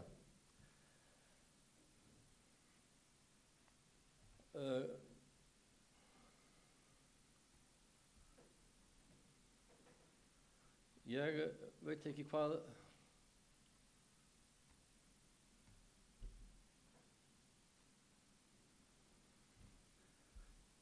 mér finnst þetta einhvern veginn skjóta svolítið skökku við svo til að bæta nú gráuna svart, þá flutningsmaður í fjárhagsnefnd sem hefur nú ágætt innsýn í fjármál eða einhver nefnd hefur það, þá er það fjárhagsnefndin. En þannig að í mínum huga eru tveiri valkostir. Annarkvort að samþykkja hér breytingatillöguna og fara í alvöru endurskoðun á öllu byggðinu, eða sleppa þessu bara og treysta því að stjórn og framkvæmdastjóri sé að vinna vinnuna sína. Til máls tekur Rúnar Vilhjálmsson, eftir hann talar Arna Gretarsdóttir og síðan Óskar Magnússon. Já, forseti. Ég hef verulega efasemdir þetta þingmál. Kostnaðurinn við þingið ekki nema 2%, eins og hér hefur komið fram. Nú, kjaranefnd, hún fór yfir ýmis mál, þar á meðal umbun fyrir embætti og störf í nefndum, og fór yfir það þannig að umbun fyrir nefndir var lækkuð. Það gilti bæði stjórn og nefndir og forseta. Í sparnaðarskyni var þetta gert, enda þótt verkefnin væru ekki að minnka, ef eitthvað að aukast. Svo það er þá allavega búið að gera. Nú síðan búið að setja fót stjórn sem á að hafa nákvæmlega þetta verkefni sem hér verið að leggja til að sé farið í góðri samvinnu við framkvæmdastjóra. Og það er sífellt verið að fara yfir þessi mál í stjórninni. Sífellt verið að gera það. Nú, ég sammála því sem að hér kemur fram hjá fyrir ræðumanni. Hér er verið að fiska í litlum polli. Og það er gert aftur og aftur. Og mjög vandséð að út úr þessu komi eitthvað sem að við getum talið til mikils árangurs í starfi eða rekstri þingsins í þessu tilfelli. Það er auðvitað hægt að fækka þingdögum með bara einni ákvörðun. Það er hægt að skera niður ferðarkostnað þingmanna sem kom utan á landi, dvalarkostnað þeirra til dæmis. Það er hægt að grípa til alls konar aðstafana til þess að ná þinginu niður eða kostnaðinu við það.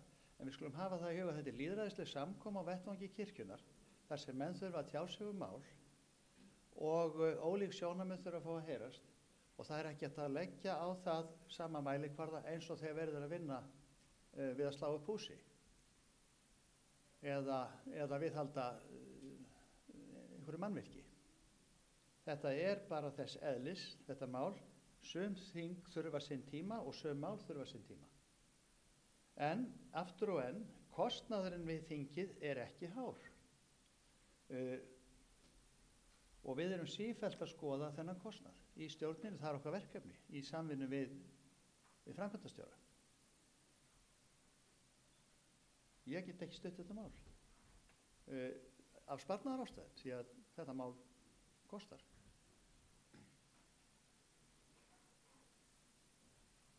Til máls tekur Arna Grétarsdóttir og eftir henni talar Óskar Magnússon, síðan Auður Torberg og svo Jónína Rós Guðmundsdóttir.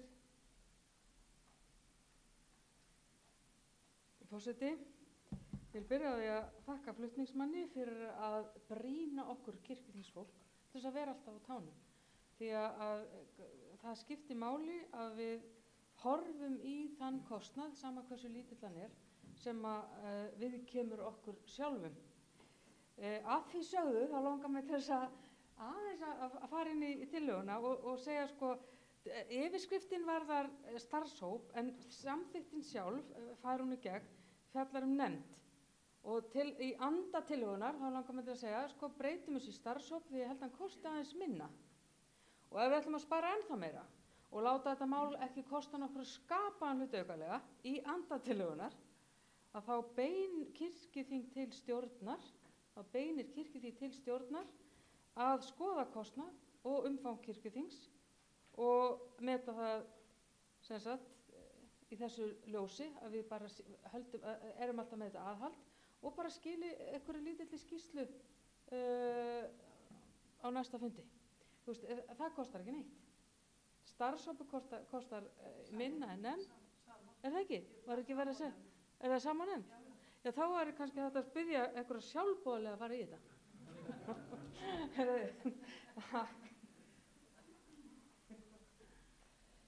Til máls tekur Óskar Magnússon og eftir honum Auður Torberg og síðan Jónína Rós. Forseti, það er nú ekki mjög langt síðan að við vorum á þessum þingum. Það var 600 milljón krónar tap, 400 miljón krónar tap og alls konar tap. Ég kann ekki þessi tölur utan á og vil helst ekki muna þær. Það var minnst að kosti bullandi tap og það var okkar helsta áhyggjuefni að kirkjan var ekki með bullandi tap og við vorum að selja eignir og drullum alla og færa á milli sjóða sem við ekki einu sinni máttum og gera alls konar æfingar. Síðan urðu breytingar. Það var ráðinn hér framkvæmdastjóri sem að mjög fljótt tók til hendi. Ég minni ykkur á það. Það var mjög fljótt sem að fékkst góð úrlausn á fasteignamálum. Það er að segja mikill sparnaðar þegar við fórum úr mjög dýrri eign niður í Katrínatúni og spöruðum á því 20 milljóna og þá var þessi nýji framkvæmdastjóri búinn að vera í 3-4 mánuði við störf hjá okkur. Í framhaldi af þessu þá, eins og við vitum, hefur farið fram mikil skipulagsvinna innan þjóðkirkjunnar og hún tók 2 ár kannski og var erfið en til þess voru valdir hæfir menn og við fengum liðsinni sérfróðra líka til þess og á endanum náðið saman hér skipulag sem að þjóðkirkjan nú vinnur eftir. Í því, grundvallaratriði í því skipulagi er gjörbreytt fjárstjórn. Þar sem að fjárstjórninni er alveg skýr og það er ekki gripið fram fyrir hendurnar á neinum og það eru gerðar fjárhagsáætlanir og það er gerð mánaðarleg uppgjör og allt þetta sem við erum búin að vera að hlusta á. Ég vona að við hefum heyrt þetta, við hefum séð þetta, við skiljum þetta, við munum þetta. Þetta er ekki nýtt. Þetta er bara síðustu 2, 3, 4 ári sem þetta er að gerast. Og smátt hefur þetta orðið betra og betra. Vegna þess að það er komið á skýrt og skipulagt stjórnkerfi innan þjóðkirkjunnar. Það er framkvæmdastjóri með sína nánustu samstarfsmenn, það er stjórn sem gegnir eðlilegu og réttu hlutverki og það eru mál lögð fyrir og það er eins og ég segi gerð mánaðarleg uppgjör. Og þið sjáu það hér á tölunum sem við erum að fást við, okkur til mikillar ánægju, að reksturinn er alltaf betri og betri og betri.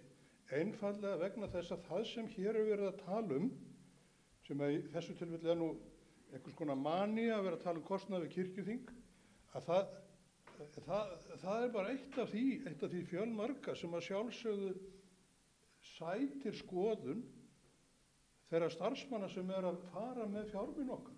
Og í þessu tilfelli búið að koma fram hjá formanni að þetta er ekki nema 2% og það ég tek undir það með Stefáni Magnússyni að ef það á annað borð að gera eitthvað, þá þarf að fara í allsherjar uppskurð á kirkjunni og það er nákvæmlega það sem er búið að gera. Það er nýtt fólk, það eru nýjir menn, það er ný stjórn sem er að vinna í nákvæmlega þessu og það er að sýna ykkur þennan árangur. Það er búið að sýna ykkur hann með áætlunum og uppgjörum undanfarin ár. Og svo er búið að samþykkja hér tillögu innri endurskoðun ef að menn hafa ykkur áhyggjur af því að það sé eitthvað að vera að fara í felur með eitthvað. Þannig að ég segi bara þessi tillaga sérstaklega þetta eina þing, eða kirkjuþing og tillaga almennt einhvern ægilegan uppskurð á rekstri þjóðkirkjunnar, hún er algjörlega ómálefnalega á þessu stigi vegna þess að það er nákvæmlega það sem er í gangi innan þjóðkirkjunnar. Til máls tekur Auður Torberg og eftir henni talar Jónína Rós Guðmundsdóttir.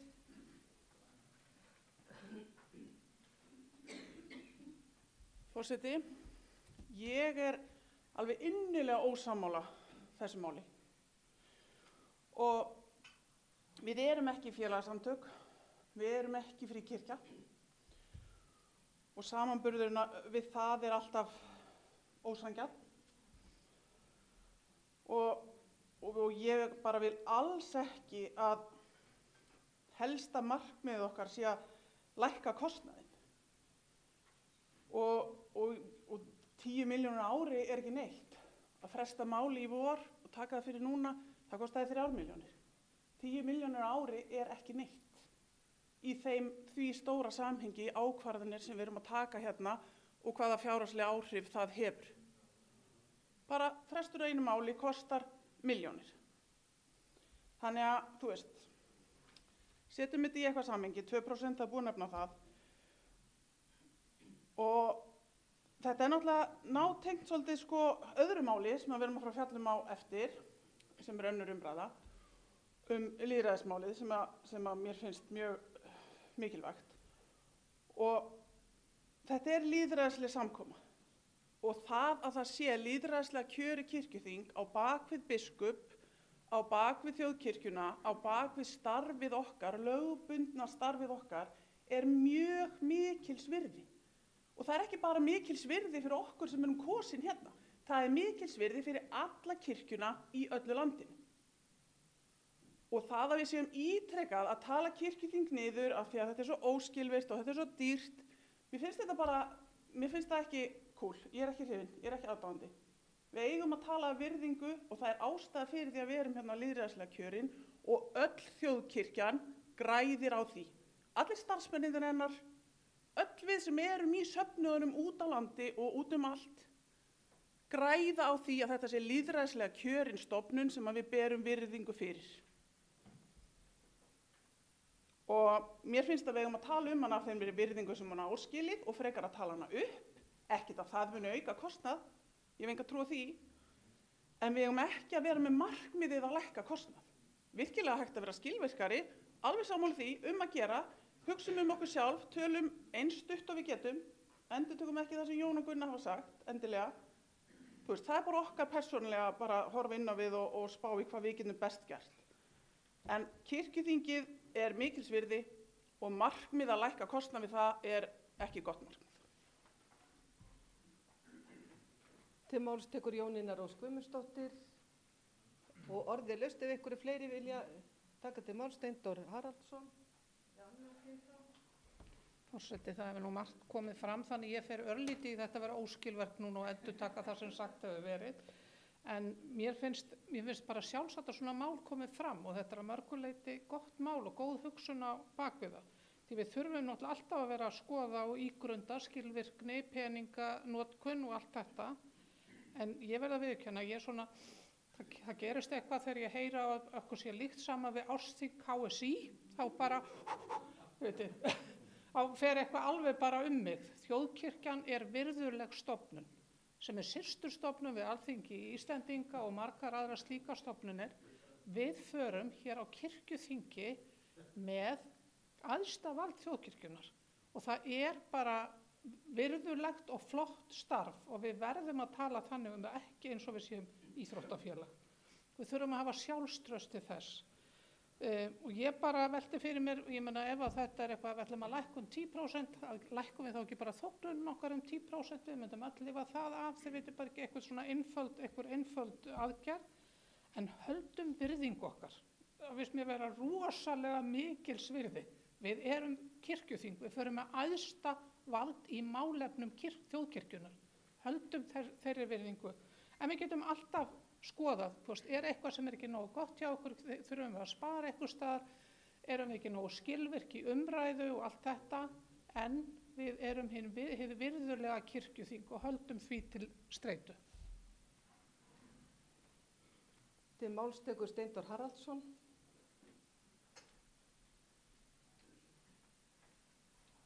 Já, forseti, vissulega er það nú svo að ég er algjörlega á bakvið það og stend með því sem forsætisnefnd þingsins er að gera. Vissulega. Ég sit þar sjálfur. Og vissulega er það svo að það er gott samstarf á milli mín stjórnar og framkvæmdastjóra. Ég ber fulla virðingu fyrir þessu fólki og það er að gera mjög góða hluti.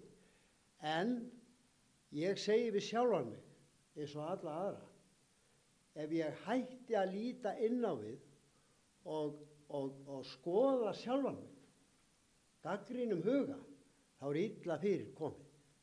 Þess vegna er ég alltaf sammála því að fara í skoðun og það er bara, við erum í fínum málum, við þurfum ekkert að kjósa nefnd, við getum falið stjórnin að gera þetta, hún á að gera þetta. Við þurfum ekkert að eyða nokkur krónu í þetta, en þetta er þörf umræða, engu að síður. Þetta er þörf umræða, ekki endilega að spara peninga. Við erum að gera eins vel og við getum í því, en við getum spurt svo margra annara spurninga, varðandi til dæmis kirkjuþingi. Við getum spurt okkur því, eigum við að hafa þetta mörg mál, hvernig eiga málin að koma fram, hvernig eiga að vera unnin og svo fram. Það er svo margt sem við getum gert og við þurfum að vera að gagnrýna okkur sjálf, fyrst og fremst. Takk fyrir. Til máls tekur Einar Már Sigurðarsson.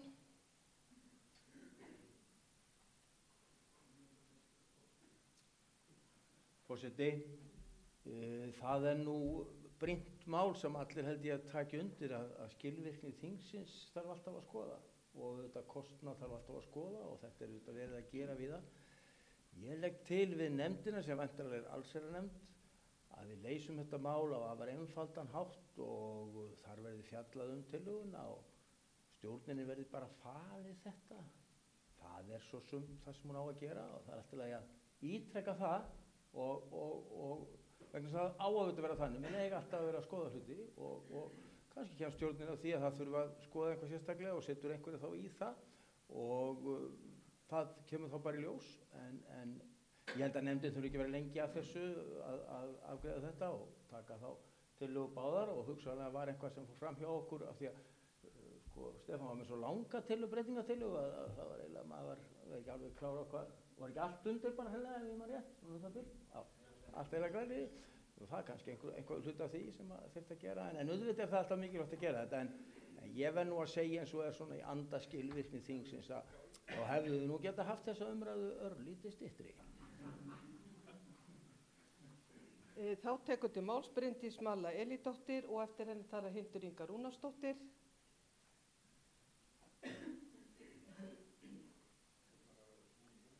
Forseti, ég skal vera mjög stuttorð því í ljósi þess sem Einar Már var að brýna okkur að vera ekki að tegja lópan, en mér langaði að nefna að í tengslu við að þurfum að tala svo mikið skilvirkni þingsins, minna á umræðuna sem við vorum hér með fyrir í dag þingsköp kirkjuþings. Það kannski einhver hlutur sem við getum bætt til þess að efla skilvirkni. Hins vegar finnst mér svolítið erfitt að ætla að beina málum til stjórnar, af því þetta hlutverk stjórnar í dag, eins og hér hefur nú þegar komið fram. Hlutverk stjórnar og framkvæmdastjóra að vera alltaf á tánum hvað þetta varðar og gera þá þinginu viðvart ef það er verið að fara fram úr einhverjum áætlunum. Þannig svolítið skrítið að beina því til stjórnar, en að sjálfsögðu skoðum við þetta alltaf en ég tek líka undir það. Það mikilvægt að við tölum kirkjuþing upp og við höldum þeirri virðingu sem það áskilið. Til máls tekur Hildur Inga Rúnarsdóttir. Frú forseti, ég tek undir margt og flest af því sem sagt hefur verið. Það eru góðar umræður. Það er alltaf gott að líta inn á við. Mér finnst þið of peningalegi hugsun. Íslenska orðið kostnaður fjallar ekki eingöngu peninga. Kirkjuþing getur haft kostnað í för með sér sem ekki fjármálalegs eðlis. Fleiri hafa ekki hvatt sér hljóðs og tekur þá, Stefán Magnússon tekur til máls.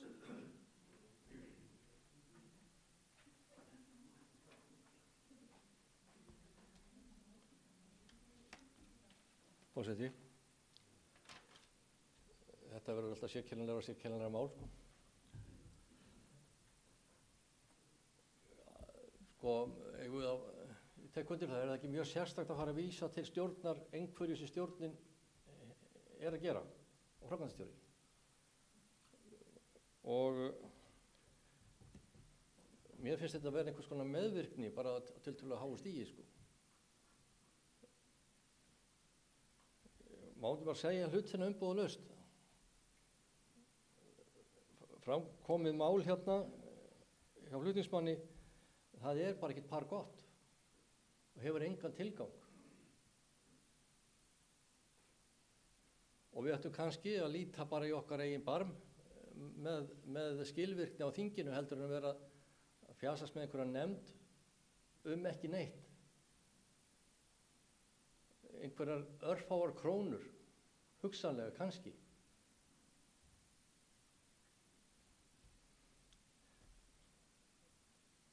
Ég legg nú til að þessi bæði mál verða felld, bæði breytingatillagan og frummálið. Breytingatillagan var nú bara sett fram svona til mótvægis við vitleysurnar, sko. En ef menn hins vegar ætla að fara að taka framkomna tillögu og fara að setja hann í nefnd og einhverja sérstaka skoðun, einhverja sérstaka afgreiðslu, þá gerir ég kröfur það hitt fari líka.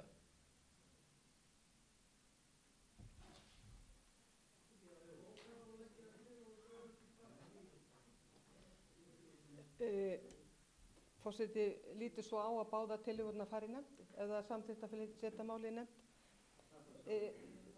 Ég á eftir að gera það, ég bara stýri þessum fundi, svo þið viti það. En þá er það bara framsögumaður sem tekur til máls núna, Guðni Már Harðarson.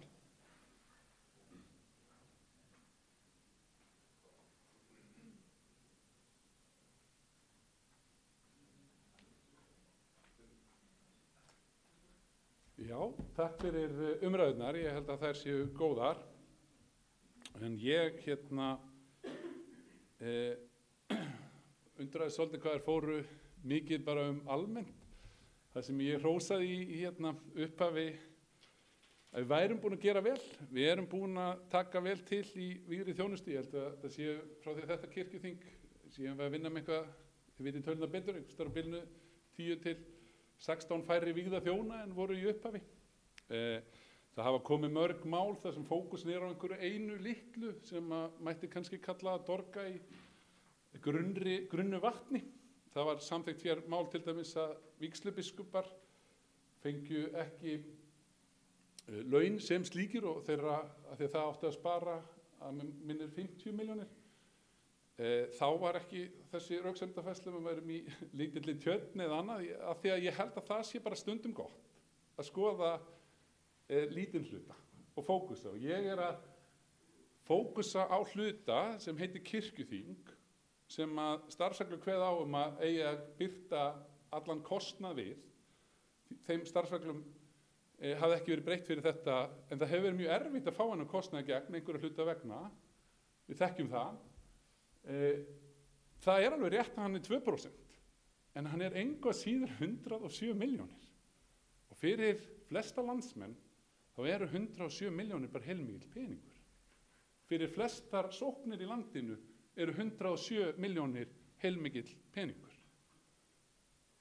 Þess vegna langar mig að athuga að við setjum fókusinn á það. Ég skal styðja þína tillögu. Mér finnst hún frábær að við setjum einhverju skoðun, en það er bara allt tillaga.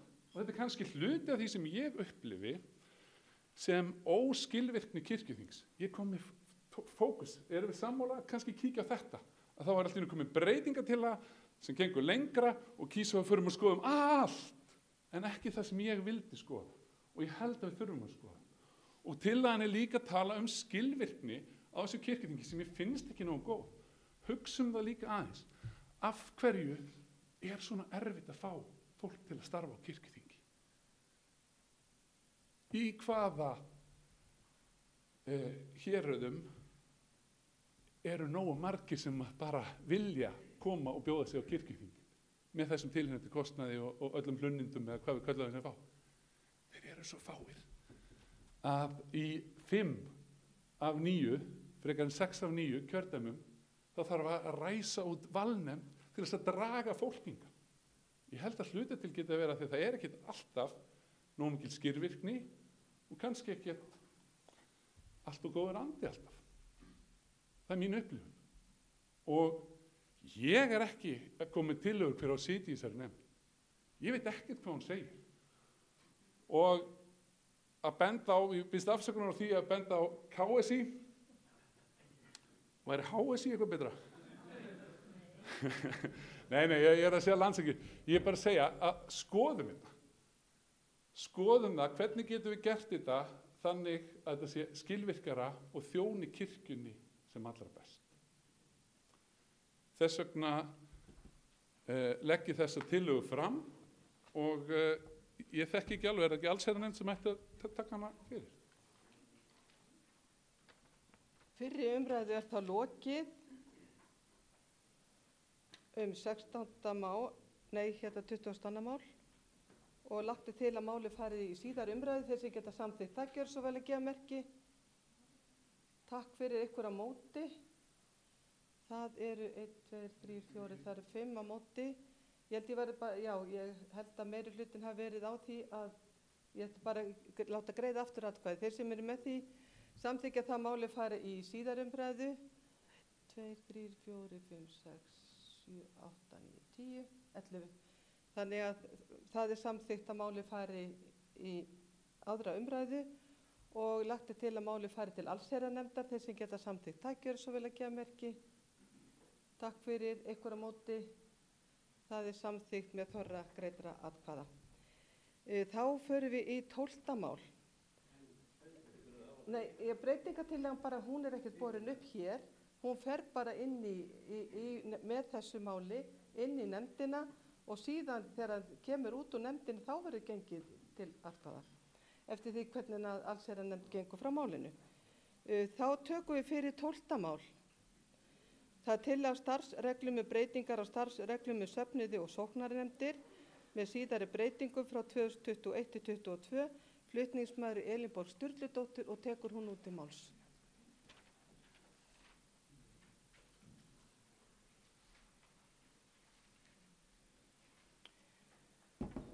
Forseti, eins og kirkjuþing ef til vill kunnugt þá hef ég ásamt 2 ágætum doktorum staðið í skoðanaskiptum, sumir myndu kalla ritdeilu við kirkjuþingsmanninn Stefán Magnússon og doktor Hjalta Hugason, prófessor emeritus á vettvangi Kirkjublaðsins. Og ég get þakkað þessum 2 heiðursmönnum fyrir það að benda á það í einni af greinunum sem þeir rituðu að það væri misræmi í því að gera það skilyrði í kjörgengi til kirkjuþings að vera skýrður en sú krafa væri ekki fyrir hendi gagnvart því að setjast í sóknarnefnd í dag. Þetta er vitaskuld stórkostlegur galli á starfsreglum þjóðkirkjunnar og við hljótum að velta því fyrir okkur hverju þetta sæti. Ég hygg að fyrr hafi þjóðkirkjuaðild verið svo sjálfgefin hjá flestum landsmönnum þar sem langflestir foreldrar voru skírðir og létu skíra börnin sín og voru sjálfkrafa skráð í þjóðkirkjuna.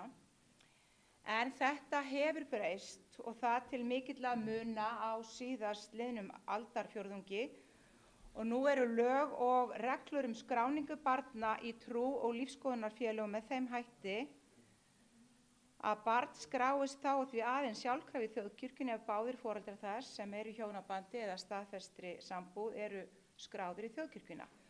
Og því mæli ég hér fyrir tillögu að breytingu að starfsreglum breytingu á söfnuði og sóknarnefndir númer 16 frá 2021 til 2022 með síðari breytingum. Og ég legg til að í 1. grein þessara starfsregluna standi sóknarnefnd skal skipuð leikmönnum sem skírðir eru og skráðir eru í þjóðkirkjuna. Sannleikurinn er nú sá, ef þið nennið að hlusta á þetta,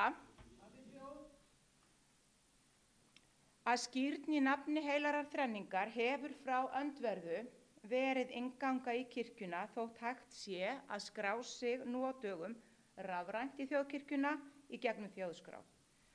Jesús mælti sjálfur fyrir að lærisveinar hans skyldu leggja land undir fót og boða trú og skíra fólk.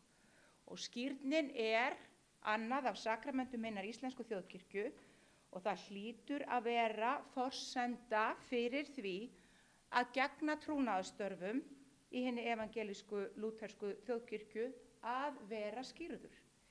Flutningsmaður sem hér stendur hyggur að allt til þessa hafi menn gengið út frá því sem vísu að þau sem starfa á vettvangi þjóðkirkjunar séu ekki einvörðungu skráð í þjóðkirkjuna, heldur hafi það jafnframt þótt svo sjálfsagt að það hefur ekki einu sinni þótt ástæða til þess að taka það fram að þau skyldu vera skírð. Væri það ekki svo, væri það sambærilegt við það að einstaklingur sem ekki hefði íslenskan ríkisborgararétt væri kjörgengur til Alþingis. Ég ætla ekki að hafa þessu orð fleiri. Takk fyrir. Gott hljóð. Orðið er laust. Auður Torberg hefur beðið um orðið og tekur hún nú til máls.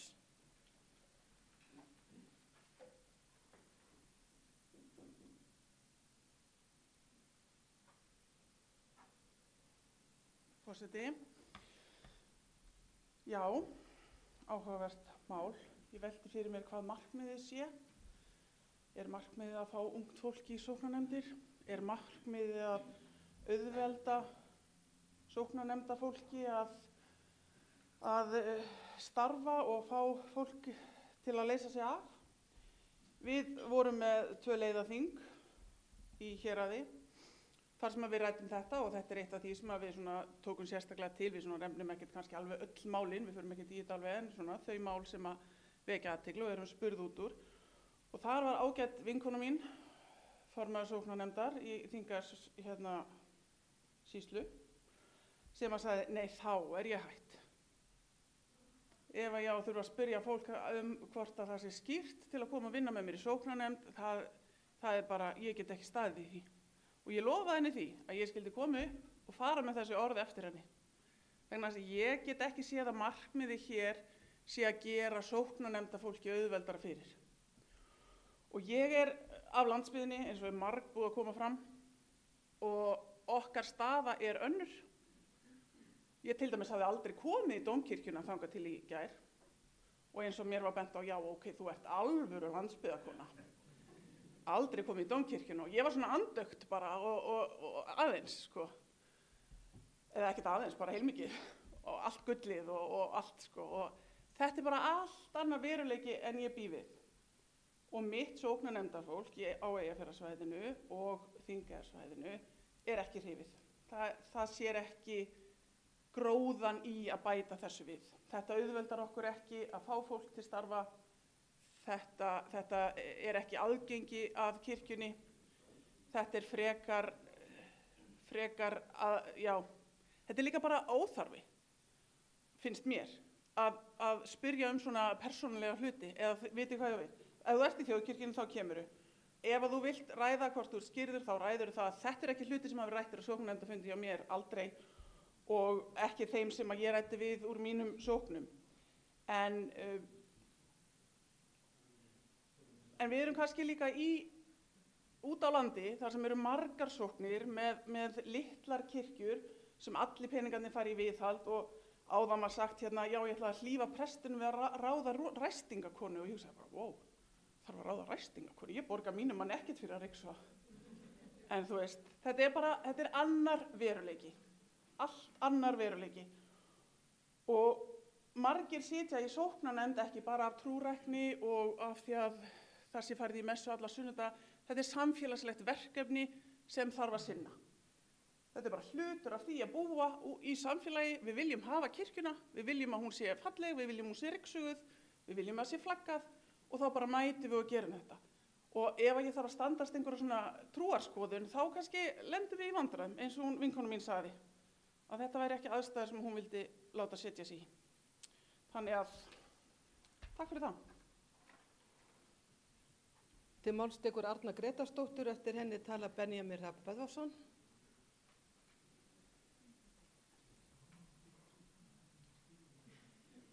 Forseti, ég er að hlusta og læra. Takk. Ég er að átta mig á því, eftir þína ræðu, Auður, að skírnin er í raun og veru næstu því eins og að spyrja trúir og hvernig lítur þessi trúðin út, hvernig samband þitt við Guð. Og þetta er svo prívat. Trúin er svo prívat til fólki að við prestar erum alltaf að stíga varlega til jarðar. En einhvern veginn, þá hef ég aldrei litið á skírnina með eitthvað svona bara opinber, annað sakramenti og sem evangelísk-lútersk kirkja, að þá var ég búin að segja bara við getum ekki annað en samþykkt þetta mál, því við getum ekki hafna því að við viljum að fólk sé skýrt í kirkjunni okkar. En á sama tíma að þá erum við að tala um eitthvað sem skiptir svo miklu máli.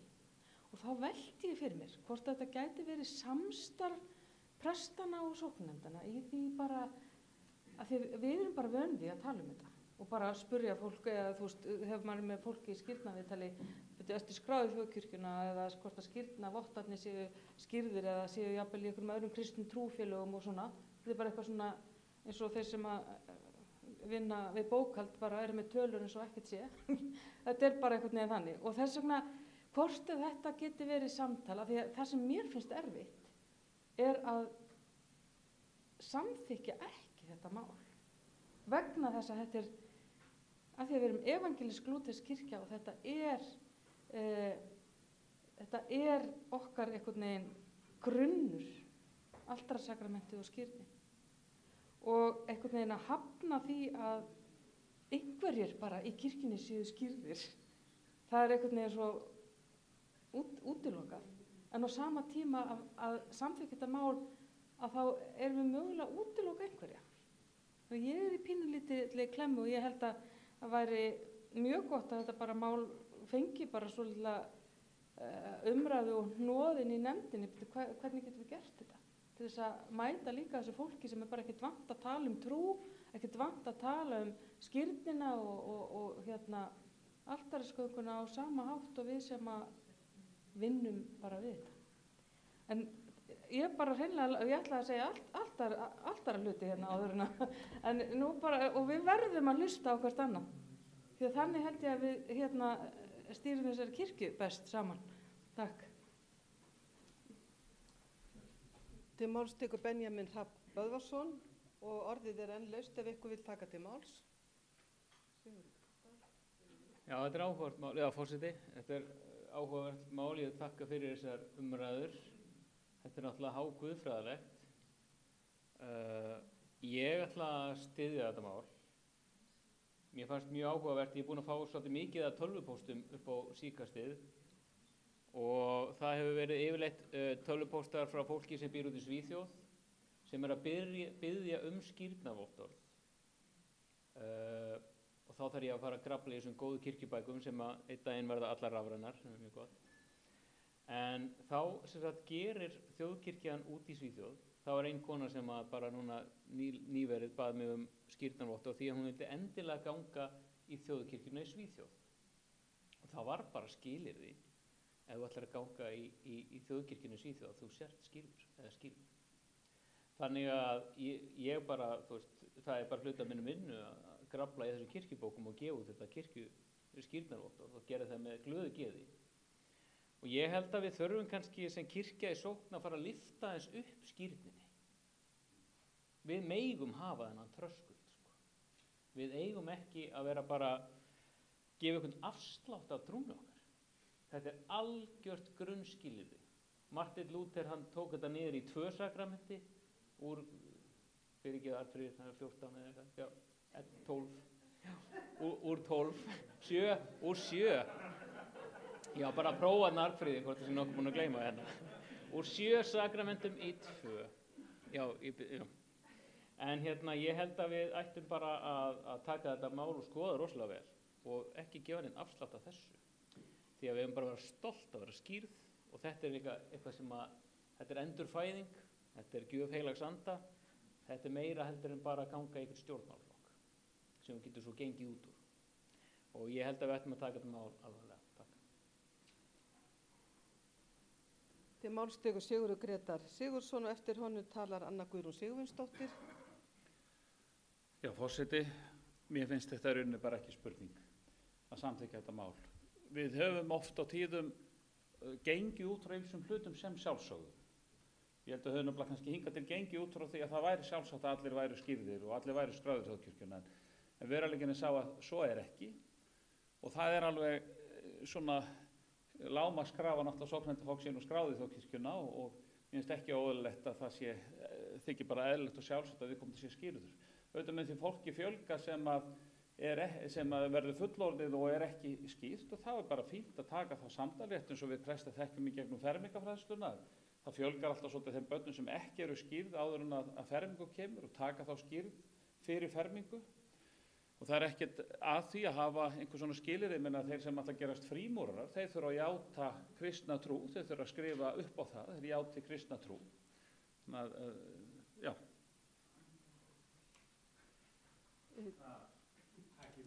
Til máls tekur Anna Guðrún Sigurvinsdóttir. Forseti, já, ég hugsa ég verði svolítið Ragnar Reykjás núna, ég ætla að tala í hringi.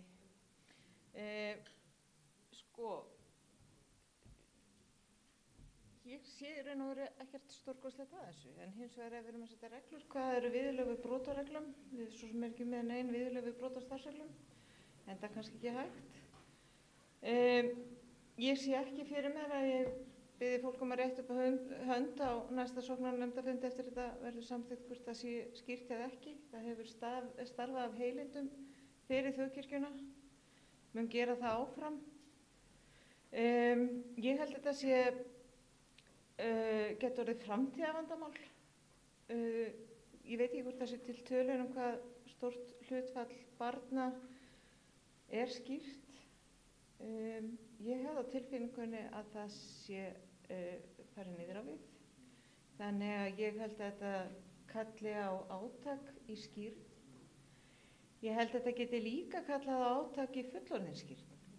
Og það er eitthvað sem við ættum að ræða kannski líka hérna á þinginu eða annar staðar og kynna fyrir fólki. Þú þarft ekki að vera nýfæddur hvítvóðungur. Og það að skýrast er ekki hlut af því að fá nafn. Þetta er sitthvort, nafngjöf og skýrn er ekki sami hluturinn, þó þetta fylgist að og sé voða gaman að segja nafn barnsins út af því fyrsta skipti skýrn.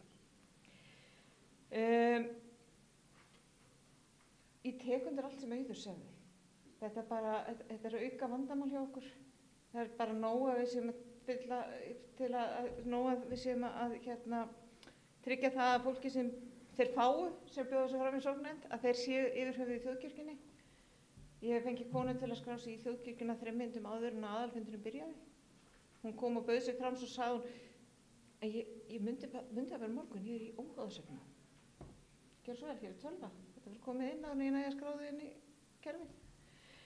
Þannig að svona, já, við getum kannski verið byrjað aðalfundin á skýrn, fullorðna skýrn. Það væri æðislegt, það væri svolítið gaman. En þannig ég segi, sko, við þurfum að fara í skýrnarátak, ekki bara hjá börnum, heldur við fullorðna líka. Það er gaman. Hér stendur konan sem var skýrð 18.3.1984. Ég fætt 1971. Það var rosa gaman að muna eftir skýrninni sem ég var ekki skýrnarkjól og pabbi hélt ekki að muna eftir skýrninni. En síðan, nú er ég farin að tala í hring, sko, þegar við buðum okkur fram, vegna sem ég var eina af þeim fyrstu sem skilaði örugglega framboði, að kjörnefndin óskaði til að byrja með eftir skýrnarvottorði. Þannig að ég fékk hjá Hagstofunni fæðingarvottorð, því að þau þurftu að senda það að ég var í fædd, og á fæðingarvottorðinu óskaði ég eftir því að fá staðfestingu á skýrninni, og á fæðingarvottorðinu mínu stendur dagsetningin 18. mars 1984.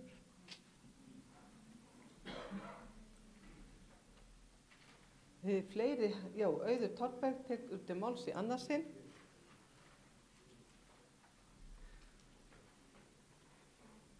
Forseti, bara taka rosa skýrt fram að sko ég öll fyrir skýrnina. Alveg bara endilega, skýrum alla og fullorðin skýrn og mjög mikilvægt, og ég gerir ráð fyrir að lang flestir í sóknarnefndum séu skýrnir. Tökum átakið skýrninni, kynnum hana, setjum þetta ekki sem íþyngjandi starfsreglur að sunnan bara ekki, sleppum því. Við erum ekki að leysa neitt vandamál með því. En það er flutningsmaður búin að útskýra hvaðan þessi tillaga kemur. En bara skýrum og skýrumst og skýrum fleiri og höfum hópskýrn fyrir, skilurðu, endilega. En ekki þarna. Fleiri hafa ekki hvatt sér hljóðs og tekur þá framsögumaður til máls, Elínborg Sturludóttir.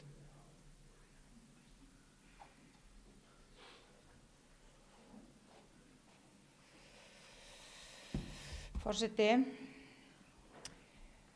mér langar til þess að segja við Auði Torberg, þú ert ekki eina landsbyggðarmanneskjan hér í þessum þingsal.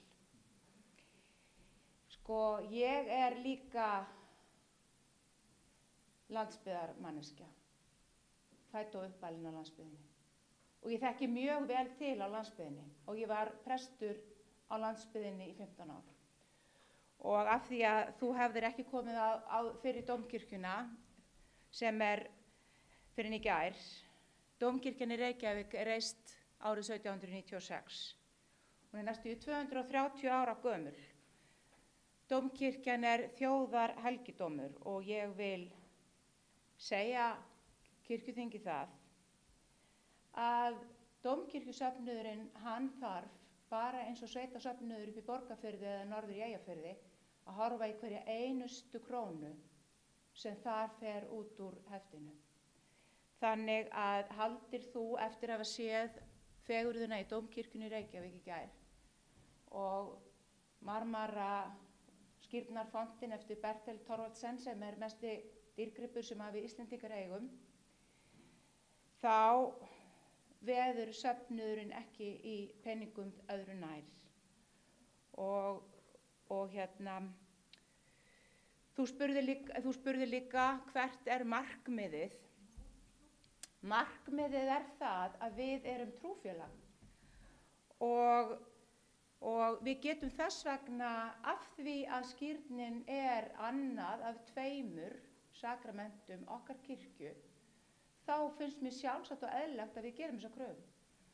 Og ég get líka sagt ykkur það að við þurfum líka að vera hér í ákveðnu svona samhengi við systurkirkjur okkar, bæði á Norðurlöndum og annars staðar.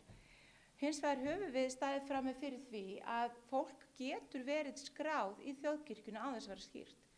Og ég á mjög góðan vin sem er skráður í þjóðkirkjuna en er ekki skýrður. Og hann hefur valið að vera skráður í þjóðkirkjuna vegna þess að hann hefur gert sér grein fyrir því hversu mikilvægu hlutverki þjóðkirkjan hefur að gegna í íslensku samfélagi. Það stendur ekki til hjá honum að láta skýrast, en hann honum dettur hins vegar heldur ekki í hug að reyna að eða að bjóðast til að sitja í sóknarnefnd eða láta kjósa sig til kirkjuþings.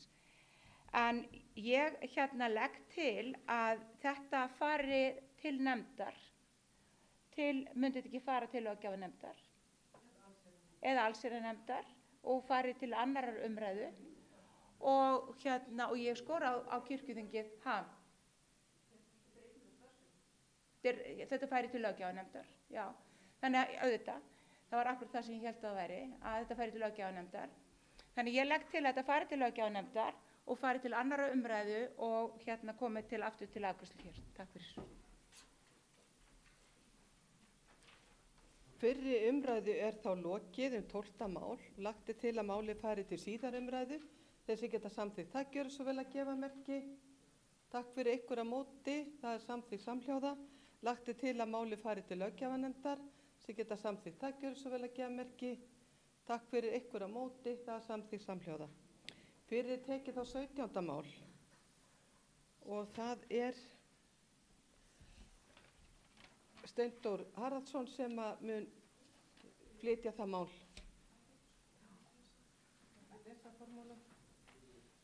Það er tillaga til þingsályktunar skipun starfshóps mótun skipulagsþjónustu vígslubiskupa og það er forsætisnefnd sem leggur þetta mál fram og það er Steindór Haraldsson sem er framsögumaður.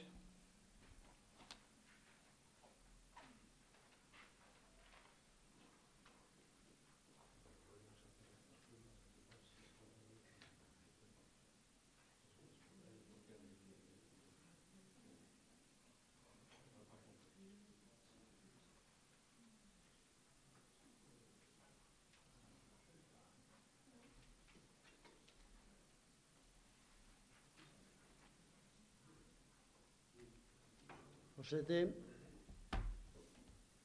ég flyt hér mál ef að tölvan leyfir. Það er þetta gleraugun upp.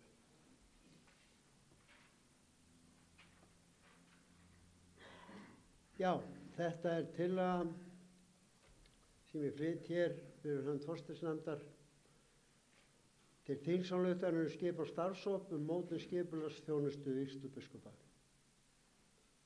Tillagan er svohljóðandi, þetta er þingsályktun. Kirkjuþing 2025 til 2026 samþykkir að skipa starfshóp 3 manna sem móti nánari útfærslu þjónustu vígslubiskupa á grundvelli nýrra starfsreglna vígslubiskupa nr. 8 frá 2024 til 2025. Starfshópurinn undirbúi leiðbeiningu og framkvæmd starfsreglnanna. Starfshópurinn skili forsætisnefnd greinargerð vegna verkefnisins fyrir 1. febrúar 2026. Nú, ég ætla ekki að lesa langa greinargerð sem þessu fylgir, hún er hér, þið lesið hana, en ég vil að gefnu tilefni að því ég hef heyrt að eftir að þetta mál kom fram á vefnum að þegar að forsætisnefnd tekur svona ákvörðun að leggja fram svona tillögu þá gerir hún það á faglegum grundvelli, ekki með tilliti til eigin skoðan á málinu. Ég ætla bara að taka þetta skýrt fram. Það sem að forsætisnefnd taldi að þyrfti að gera var að skýra þessar tillögur nánar út sem voru samþykktar núna fyrir á þessu ári. Þess vegna, og það er búið að samþykkja þær tillögur, þær eru orðnar að starfsreglum, en við teljum að þurfa að laga til. Þess vegna er þetta lagt fram á okkur hér og að fá starfshóp leyfi til þess að skipa starfshóp eða nefnd til þess að vinna að þessu máli. Ég legg svo máli hér fram. Takk fyrir. Orðið er laust. Já, fyrst er það biskupinn á Hólum, Gísli Gunnarsson og síðan Stefán Már Gunnlaugsson. Og ég gef Gísla Gunnarssyni orðið.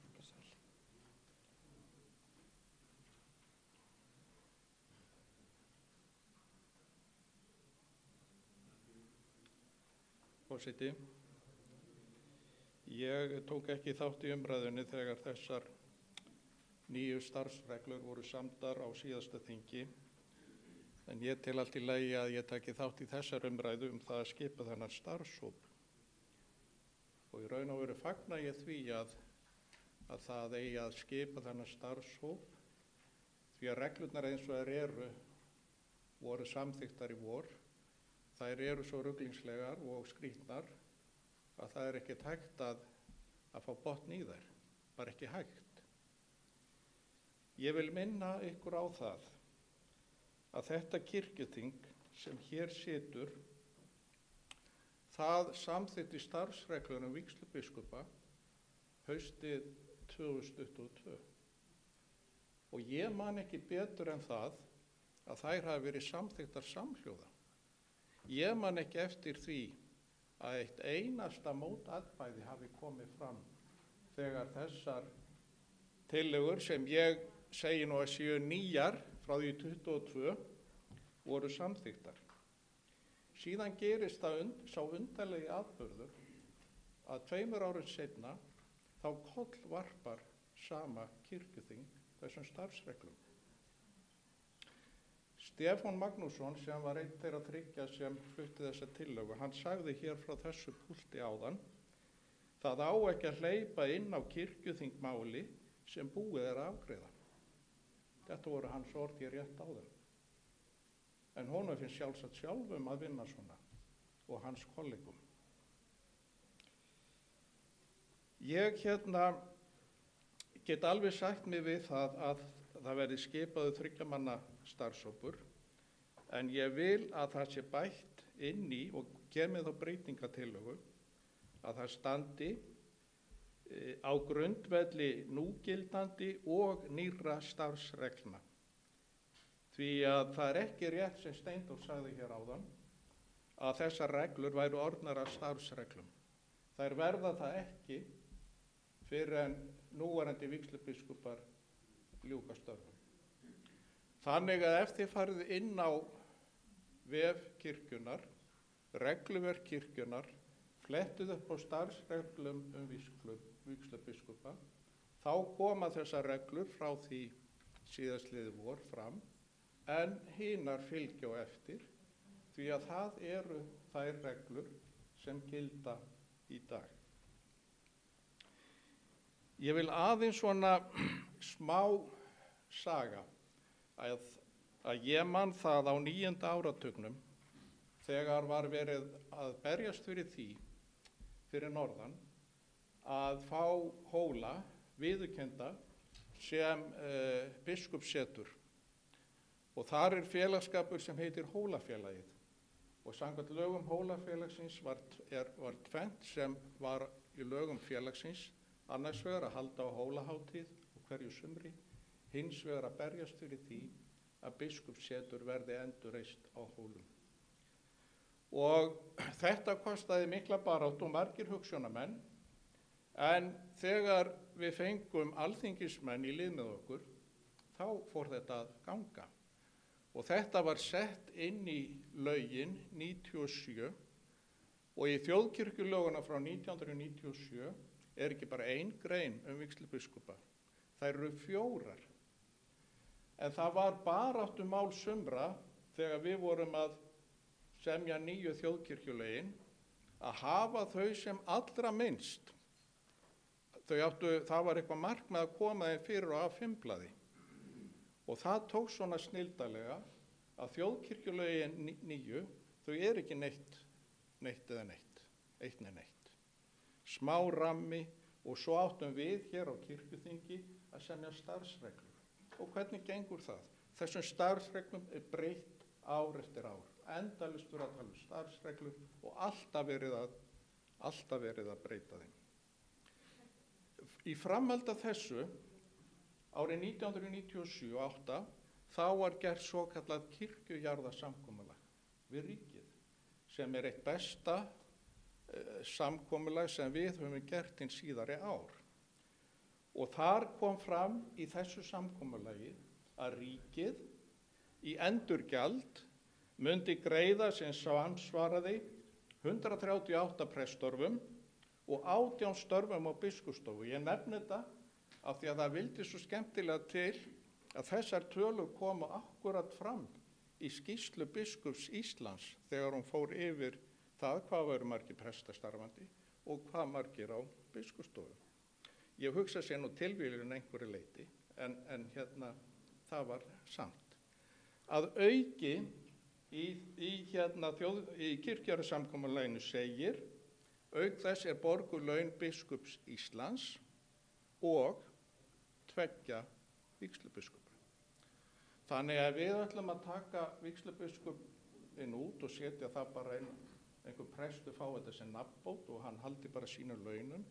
Þá verður náttúrulega þegar kirkjusamkomulagið verður endurskoðað, það nú bara nokkur ár í það, þá hlýtur ríkið að benda á það, býtu þið eru hætti með vígslubiskupana sem embætti og við drögum þetta frá sem sumir segja einhverja 50 milljónir.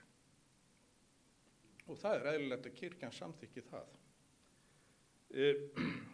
Þetta var svona aðeins til að svona fara í þessu sögu og þetta var svona pínu landsbyggðar baráttumál að fá þessi vígslubiskupa og setja þá á biskupssetrin. Og það dálítið sérkennilegt að þessi tillaga, breytingartillagan þetta kemur frá 3 landsbyggðarfulltrúum. Mér þótti þetta sérkennilegt. Og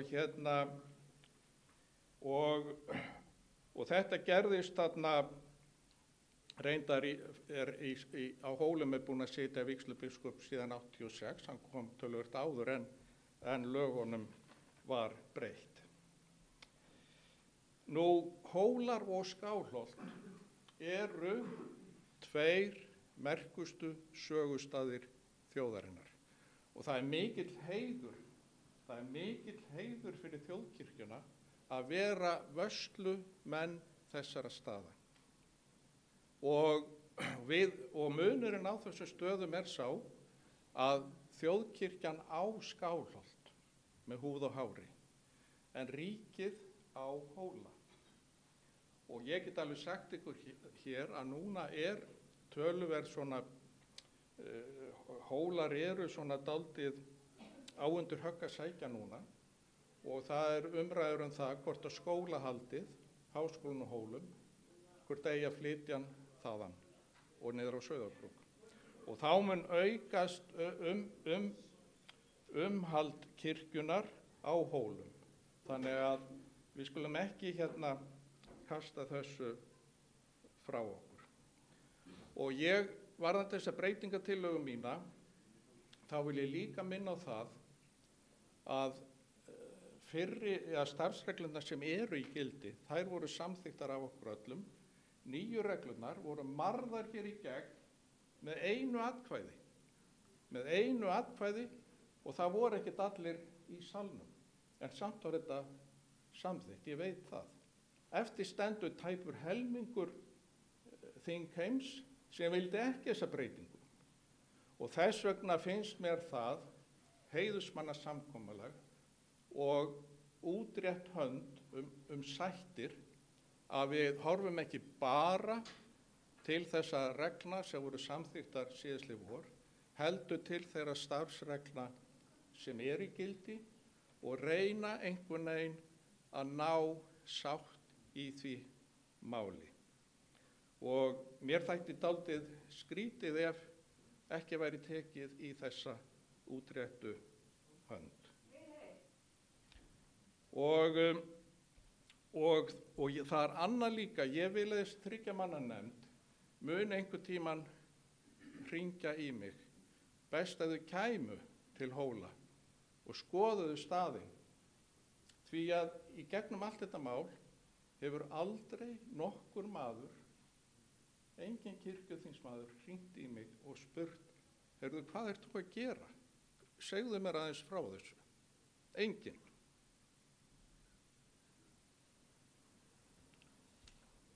Þannig að ég ætla ekki að segja meira í þessu sambandi, en hér breytingartillagan ef hún verður sett með inn í nefndina. Takk fyrir. Til máls tekur Stefán Már Gunnlaugsson og orðið er laust. Stefán Magnússon, svo.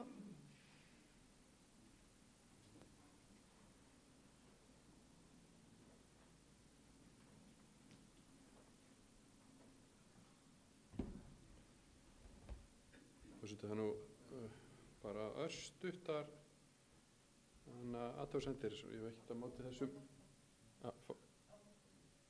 Ég sagði forseti. Já, fyrir ekki. Ég sagði það örugglega. Ég held ég byrja alltaf að því.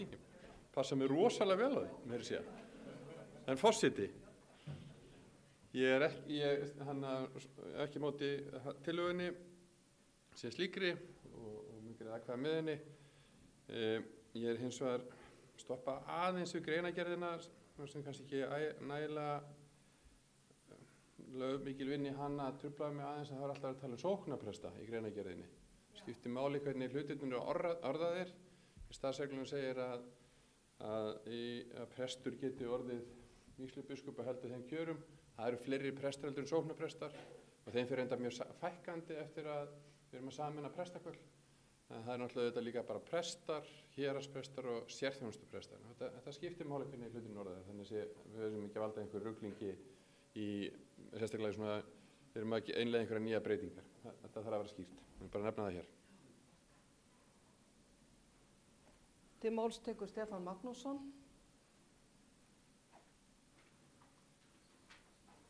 Forseti, Gísli vinur minn fer dálítið með himinskautum í þessu máli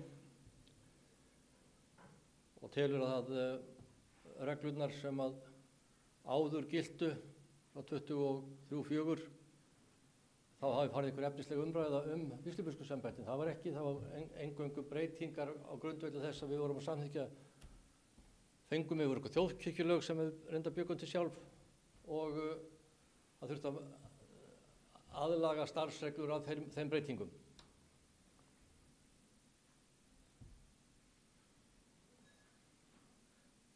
Það er ekki þannig að það sé verið að breyta sömu starfsreglum hér ár eftir ár. Það er bara einhver mýta sem menn eru með hérna. Og Dr. Hjalti Hugason lagði fram mál sem að hér í lok síðasta kjörtímabils sem var síðan dregið tilbaka með þeirri yfirlýsingu að það þyrfti að koma fram aftur sem það á gerði og málið var samþykkt á kirkjuþingi. Þetta er ekki flóknara en það. Og það er náttúrulega frálegt að fara að horfa á einhverja gamlar starfsreglur. Þær eru gamlar, þrátt hvort sem að hefur verið sett gildið á það eða ekki, kirkjuþingi búið að samþykkja þetta. Og þá höldum við okkur auðvitað við nýju reglunar og miðum út frá því. Og það að hafi verið einhver stórkostleg hneis að 3 landsbyggðar fulltrúar hafi lagt fram þessa tillögu, þá kannski líka segir það þá einhverja sögu. Er það ekki? En það er reyndar ekki það sem skiptir máli, heldur hitt að það var meiri hluti kirkjuþings sem samþykkti þetta. Lýðræði getur við stundum verið svolítið erfitt. Og ég get alveg sætt mig við þessar tillögu, þingsályktun, eins og hún er lögð fram hér, en ekki með breytingatillögu.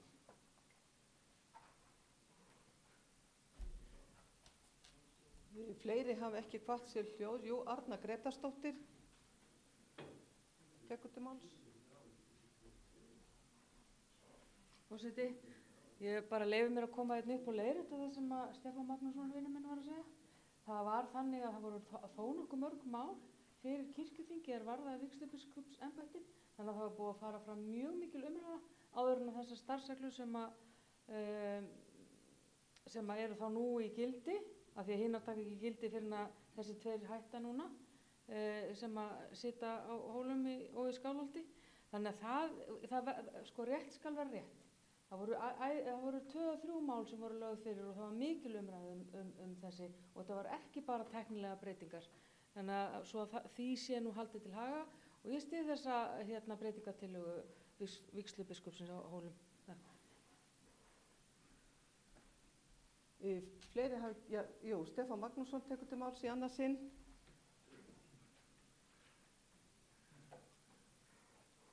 Forseti, það er mjög skrítin latín ef að menn halda fram að sé hægt að hafa starfsreglur sem er búið að leggja af í gildi.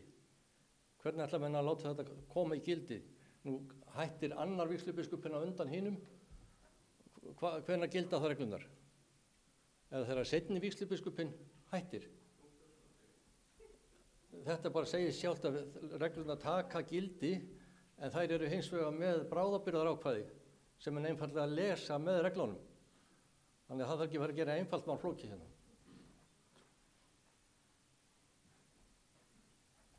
Gísli Gunnarsson tekur til máls.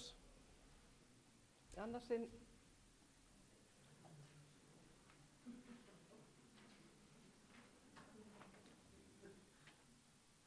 Forseti, það er greinilegt að það á ekki að taka í útrétta sáttarhönd í þessu máli. Það á að halda stríðun áfram. Og Stefán Már, hann nefndi hérna greinagerðina sem er afar sérstök. Og ég hef reynd að fá það upp hjá forsætisnefnd hver samt þessa greinagerð. Og ég hef ekki enn fengið svar við því. Kannski Steindór geti sagt okkur það hér á eftir hversu höfundur af þessari greinagerð. Já, ég er gott að vita það. Ég vil nefna bara ég ætla ekki að lengja þetta mikið, ég vil nefna aðeins örfá atriði úr hérna þessari greinagerð sem horfir bara til þess að það verði að þessi starfshópur, hann verði bara að negla sig við tillöguna frá því í vor. Mér þætti þetta, þarna höfum við tækifæri til þess að velta upp ýmsum hlutum og skoða þetta heildstætt. Eigum við bara að leggja þessi embætti algjörlega niður? Eigum við að efla þau? Eigum við að breyta þeim eitthvað?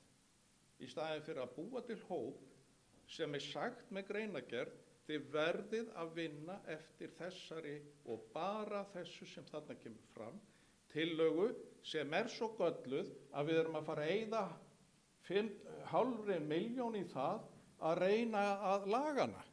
Nokkrum mánuðum eftir hún var samþykkt. Þetta er fyrir neðan bara virðingu kirkjuþings að láta svona efni frá sér.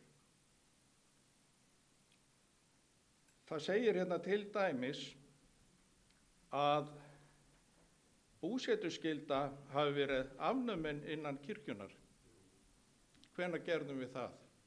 Það er ekki sagt í nýju lögunum að það sé búsetuskylda. Ég man ekki eftir því að kirkjuþing hafi aflegt búsetuskyldu þar sem eru pressetur. Og kemur því ekki til álita að vígslubiskupar verði skyldaði til að búa hinnum fornu biskupsstólum. Þetta er bara, þið megið ekki hugsa það að biskupurnir eigi að búa þarna, að þið eru í búsetuskylda. Hvað eigum við að gera við þann húsakost sem er þarna? Fína embættisbústaði sem eru notaðir til þess að taka á móti alls konar hópum og fólki sem kemur á staðina til þess að fá leiðsögn og rifja upp sögu, trúar og þjóðar á þessum helgu stöðum. Hvað eigum að gera við þetta? Leigja bara einhverjum sem vantar húsnæði. Þetta er svo mikið lágkúra.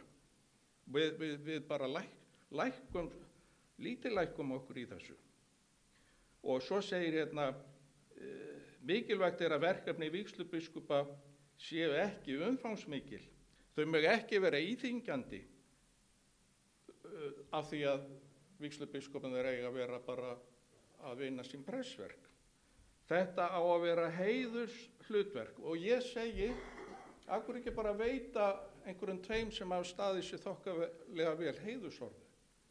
Það er miklu einfaldara heldur en að þvælast með einhver titil sem segir ekki neitt og er ekki að biðja neitt. Einhvern monttitil eða eitthvað sem einhver að sækjast eftir. Heiðursorða er miklu betra. Ef þið viljið hafið eitthvað svoleiðis. Tryggja verður fullnægjandi aflýsingaþjónustu fyrir þessa presta sem fá þennan titil. Við erum búin að heyra það frá Vestfjörðum að prestarnir hafa nóg að gera þar. Einn þeirra gæti verið kosinn vígslubiskup í Skálholti. Og þá þarf hann þarf aflýsingu þegar hann þarf að fara vígja eða fara í kirkjamæli eða eitthvað. Hjálpar þetta þjónustunni? vígslubiskuparnir í dag eru að messa svipað og bara aðrir prestar. Dómkirkjurnar á stöðunum eru nánast þeirra sóknarkirkja fyrir utan allt annað sem þær eru. Og tilsjón með stöðunum á bara að skilja staðina eftir í reiðileysi. Þetta er bara svo vanhugsað að það er alveg dæmalust. Og ég vildi bara, af því að það var nefnt greinargerðin, þá vildi ég aðeins bara hnykkja á því að það er ekki bara þetta með hvort það er sóknarprestar eða prestar, það er margt annað í þessari greinargerð sem er stórfurðulegt. Takk fyrir. Forseti vil bara óska þess að löggjafarnefnd taki tillit til þeirra umræðu sem hefur farið hér fram. En Steindór Haraldsson, vilt þú bregðast við sem framsögumaður?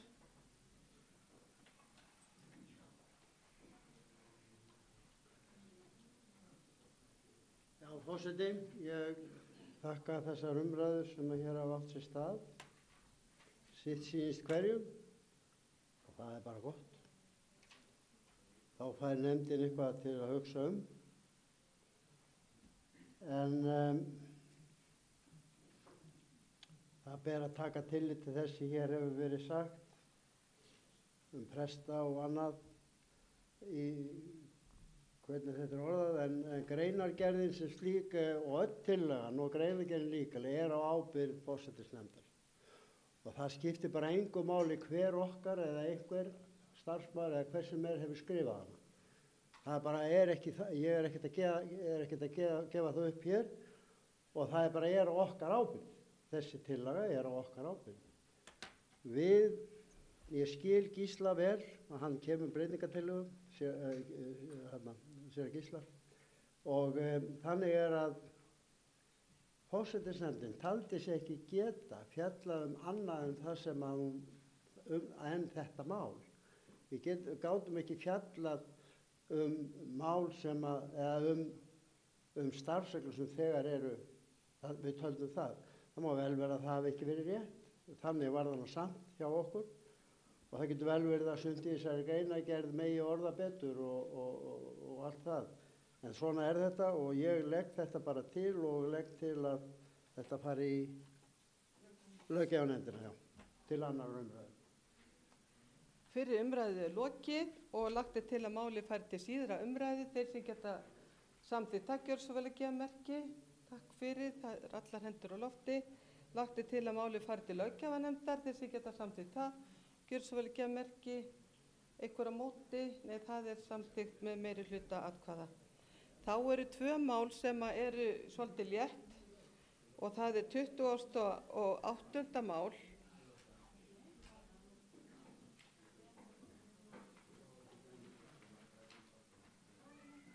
Það er 28. mál, það er tillaga starfsreglum breytingu á starfsreglum prófasta og flutningsmaður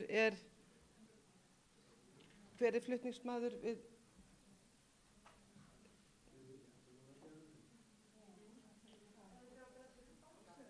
Jú, ég þarf að fá bara flutningsmann til þess að koma og gera það formlega. Er það Elínborg Sturludóttir? Ert þú með? Já, gerðu svo vel. Þú ert að draga þetta mál. Já, forseti, eftir ígrundaða umhugsun og miklar umræður, þá höfum við Þuríður Björg Árnadóttir Víum og Guðni Már Harðarson tekið þá ákvörðun að draga þetta mál okkar tilbaka. Ég geri ráð fyrir því að kirkjuþingi sé stórlétt.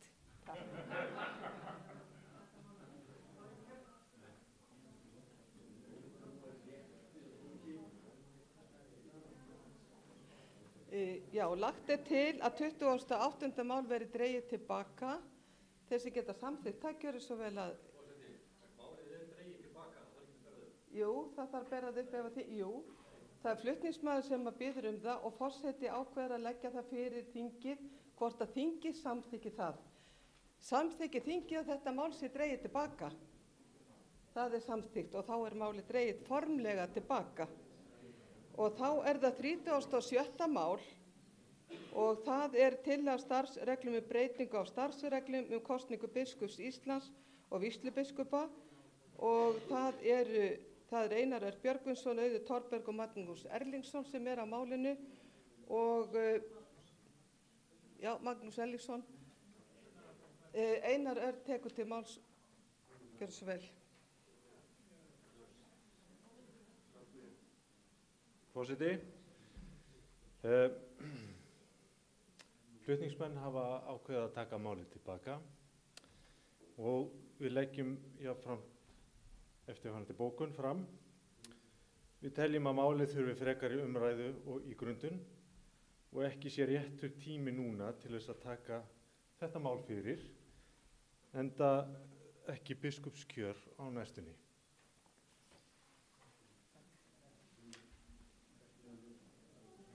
Lagt er til að 37. mál verði dregið tilbaka. Þeir sem samþykkja það gjörðu svo vel að gefa merki. Takk fyrir, einhver á móti, það er samþykkt samhljóða að það verði dregið tilbaka. Þá held ég að það er eitt mál hér, það er 37. mál, það er frá löggjafarnefnd og framsögumaður er skráður Óskar Magnússon. Er eitthvað sem getur tekið að sér að flytja það mál? Þá tekur til máls Bryndís Malla Elídóttir 37. mál.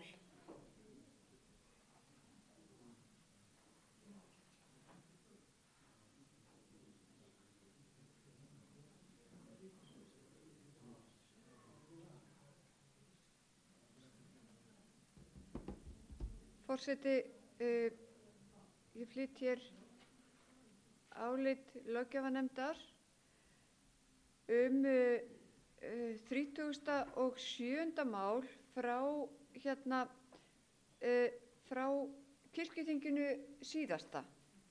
Þannig að þetta er unni síðari umræð. Það var aðeins vangavelta hérna í kringum mig hvert við værum komin í dagskráni, en við erum komin í síðari umræðu mál sem voru á síðasta kirkjuþingi. Og hérna flyt ég nefndarálit við tillögu að starfsreglum breytingum á starfsreglum kirkjutónlist. Löggjafarnefnd hefur fjallað málið. Formaður gerði grein fyrir því að fulltrúi kirkjutónlistarráðs hefði komið á fund löggjafarnefndar á fyrri stigum málsins. Löggjafarnefnd leggur til að málið á þingskjali 37a fái ekki framgang. Og undir þetta ritar öll löggjafarnefndin en Jóhanna Gísladóttir var fjarverandi við afgreiðslu málsins. Þetta mál er í annarri umræðu. Er eitthvað sem vil taka til máls? Orðið er laust. Ef enginn kveður sér hljóðs þá ber ég þetta upp. Þeir sem geta samþykkt álit frá löggjafarnefnd, gjörðu svo vel að gefa merki. Takk fyrir, einhver á móti. Það er samþykkt samhljóða og er þannig afgreitt frá kirkjuþingi. Þá er nú komið að lokum þessa dags. Í fyrramáli þá tökum við fyrir 4 mál til síðari umræðu. Það er 27., 29. og 35. mál og síðan hefjast þá nefndarstörf í kjölfarið á því. 4. mál og 4. máli líka. Og nú hittust við bara á eftir í biskupsgarði í boði biskups. Það er 4, 27, 29 og 35. Það eru mál sem eru til síðari umræðu og svo geta nefndirnar þá farið að starfa. Við byrjum klukkan 9 og það verður byrjað með helgistund og vona bara að við eigum bara gott kvöld, en þá er þessum þingfundi slitið.